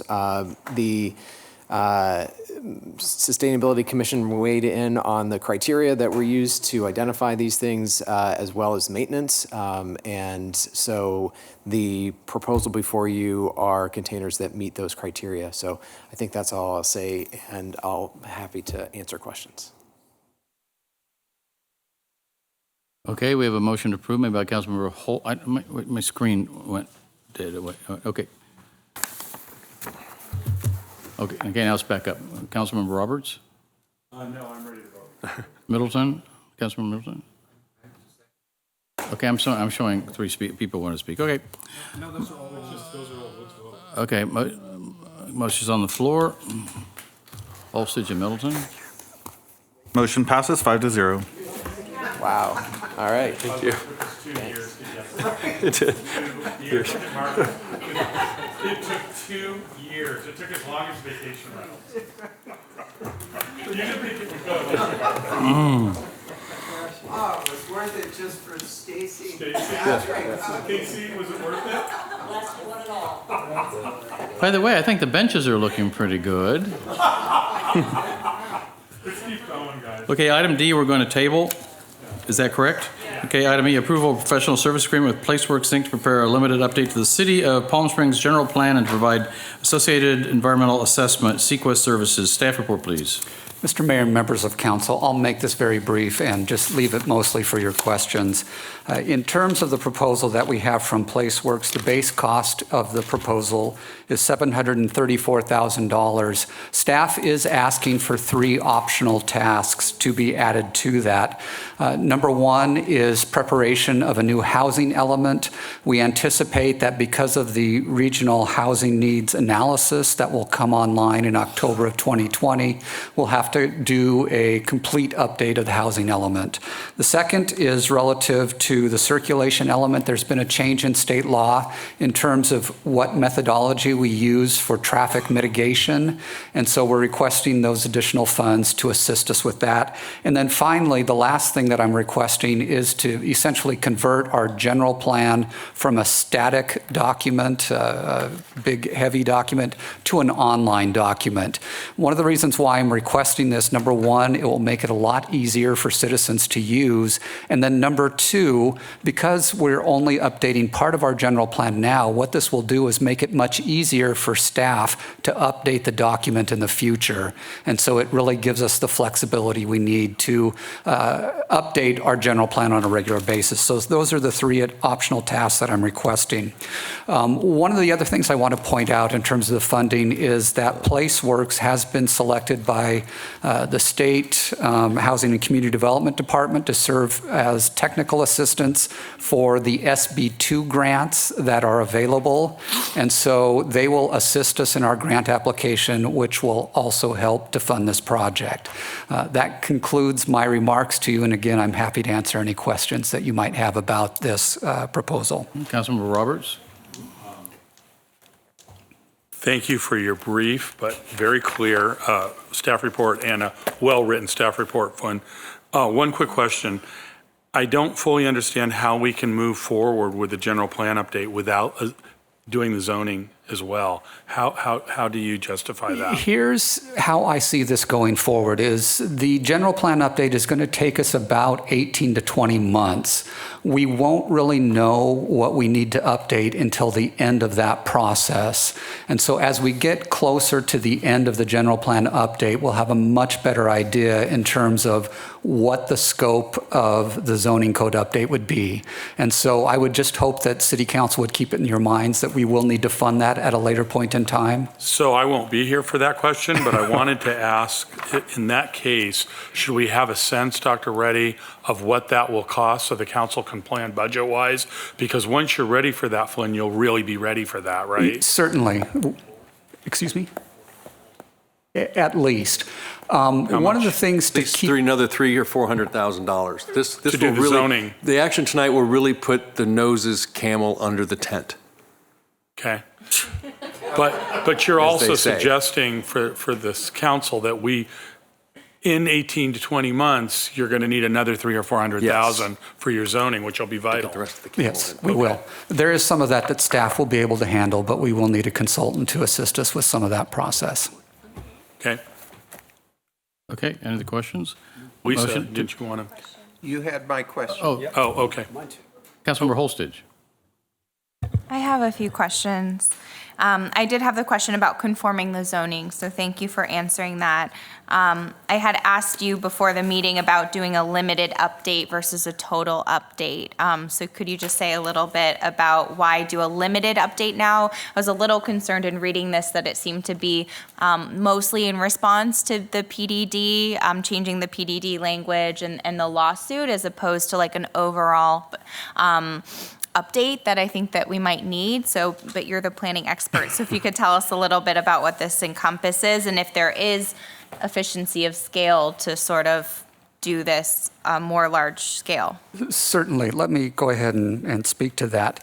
If we were to do a complete general plan update at this point in time, addressing the 8 elements that we have in place now, plus an additional element that the state has recently added, it would cost us approximately twice of what this proposal is. So about $1.6 million in looking at other communities that have recently been through that process.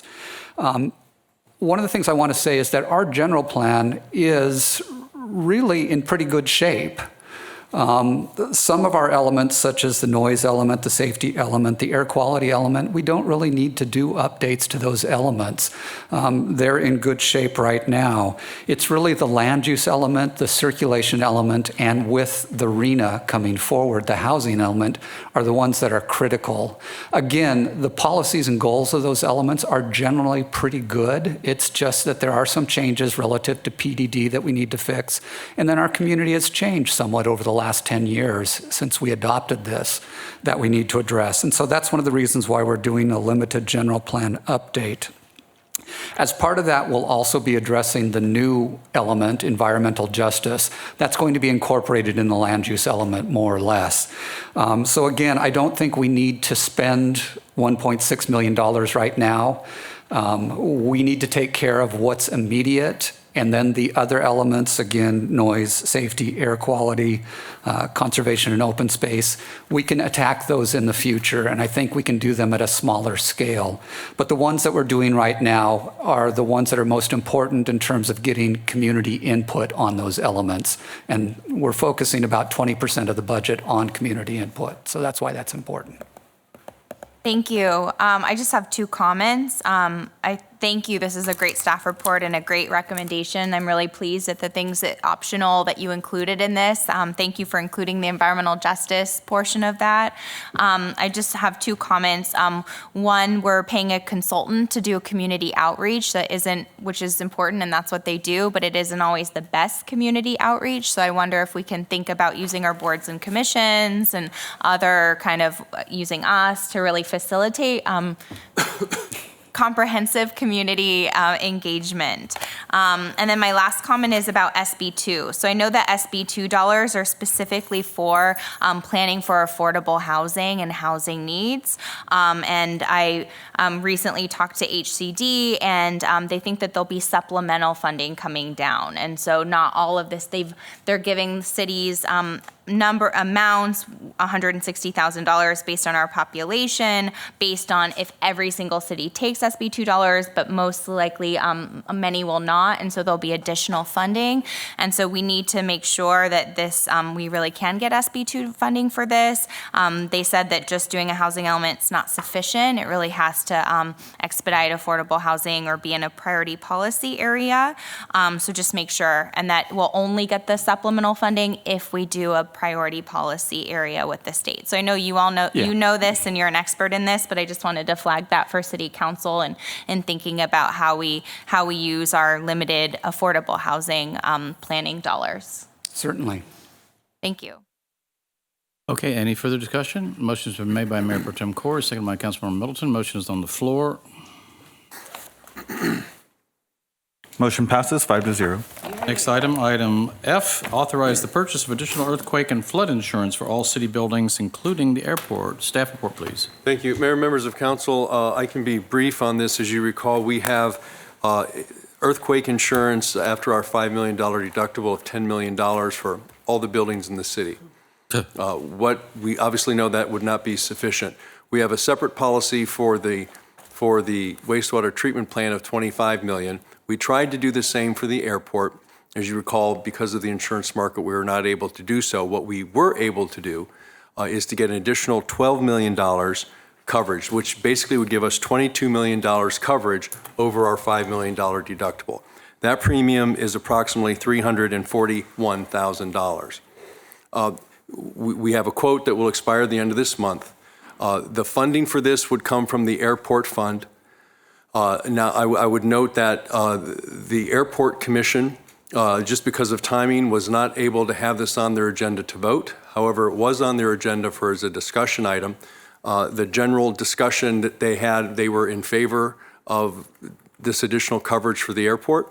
The one caveat I would note that since this 22 million is for additional layers for all city buildings, in the event there was an earthquake and the airport was damaged to some extent, but you chose to use that money not at the airport, but at a different city facility, which would be your choice. But if you did that, technically we would then have to reimburse the airport's premium of the $340,000. So as long as you have that as a caveat. So the recommendation is that we go forward with this additional layer of earthquake coverage. It comes from the airport fund into the risk fund, and we would pay for it in that way. And Craig Ladders is here. He's been working hard. He did all the hard lifting on this and got the premium, so thank you to that. And it does expire on Monday. Thank you. Okay. This coming Monday. So I got an extension of a week for this meeting. All right, well, we're ready. Okay, we have a motion approved by Councilmember Roberts, seconded by Councilmember Middleton. Motion is on the floor. Motion passes 5-0. Item G, approve agreement for business analytics and business marketing assistance services with Buxton, Inc. Staff report, please. Mr. Mayor, I would yield to the business subcommittee on this if Really quick. So when we were looking at the issue of food deserts and lacking data to show how much money is spent in Northern Palm Springs, how much is coming from tourists, how many people leave the Palm Springs through 111 or Indian to go home at night, and that would be the last grocery store, or who are coming in. Staff shared with us that we had used the Buxton contract before. This company basically has every dollar you spend on Visa cards, and really has helped with marketing, who comes here, who doesn't, who spends money. What we wanted for this was that we would make this available to any Palm Springs business. So any business could use this. They'd be trained on how to access the data to do, help them do marketing and succeed. And when our businesses succeed, obviously we're making more money in sales tax, we're getting more jobs, in addition to the grocery store. With that, you have a motion. Let's do it. Motion to approve made by Councilmember Holstage, seconded by Councilmember Middleton. Motion is on the floor. For anyone who started like Yeah. in the morning. Motion passes 5-0. Okay, next item is public comment. This time has been set aside for members of the public to address the City Council on items of general interest within the subject matter jurisdiction of the city. Although the City Council values your comments, pursuant to the Brown Act, it generally cannot take action on any item not listed on the posted agenda. 2 minutes will be allowed for each person. We have one person who's requested to speak, Jennifer Cusack.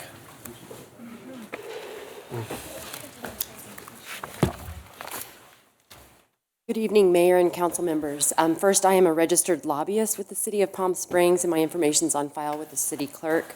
My name is Jennifer Cusack, Government Relations Manager for Southern California Edison. We provide, of course, the electrical service in the city. I'm here to share with you an overview of our wildfire mitigation plan. 10 of the 20 largest fires in California history have happened in the last 4 years, and 8 of those in the last 2. So this has been our top priority, of course, to reduce wildfire risk related to our system. The plan includes enhanced overhead inspections, preventative operational practices, system upgrades, improved fire weather monitoring, and increased vegetation management. Every high fire circuit has been inspected, and initial remedial work has been complete. System upgrades include covered conductor, composite poles, cross arms, faster acting fuses, and these are ongoing. We are installing weather stations and high definition cameras that we are monitoring 24/7. During high fire weather events, Edison may implement public safety power shutoff. This means preemptively de-energizing the high fire circuit or a portion of it to prevent the risk of a spark during the conditions. We understand this can be very impactful, so our plan is to communicate this potential to customers effectively for them to be prepared. Outages can happen for any reason, so preparedness is a key to public safety. We encourage customers to update their information with us at Edison. Finally, vegetation management is critical around our electrical lines. We have increased the trim from 4 to 12 feet away from lines, as well as removal of trees. The detailed report is available online at sce.com/wildfires. Thank you. Thank you. Thank you. Thank you so much. Thank you for waiting.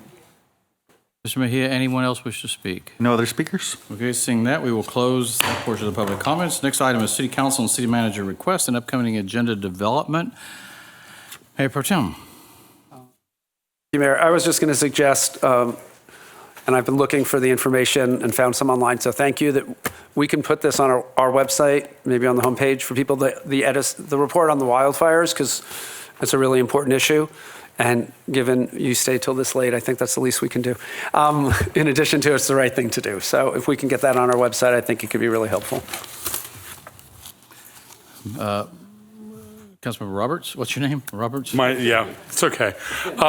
Hey, Doc, I want to ask to have something agendized sooner than later, and that is that we go ahead and adjust the zoning and a general plan amendment if we need to with respect to Crescendo and Boulders to zone them back to open space, and what process will be required for that. I know we talked about it a little bit earlier, but I'd love to do that while I'm actually still here, if possible.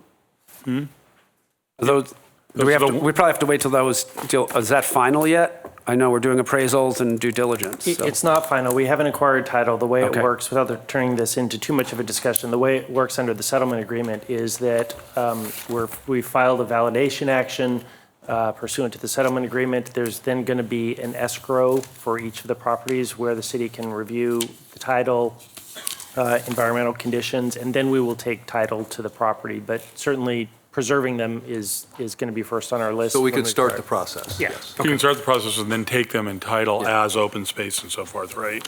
Okay. Well, maybe we could just get a discussion item for an update about the process, because I think we talked about what the public process will look like, so making sure that we're just clear about that, I think would be good. I think the public wants an update. Absolutely. Anyone else? Okay, seeing that, you guys ready to adjourn? Please. Okay, City Council will adjourn to the next regular meeting Wednesday, October 2nd, 2019 at 6 o'clock. Thank you.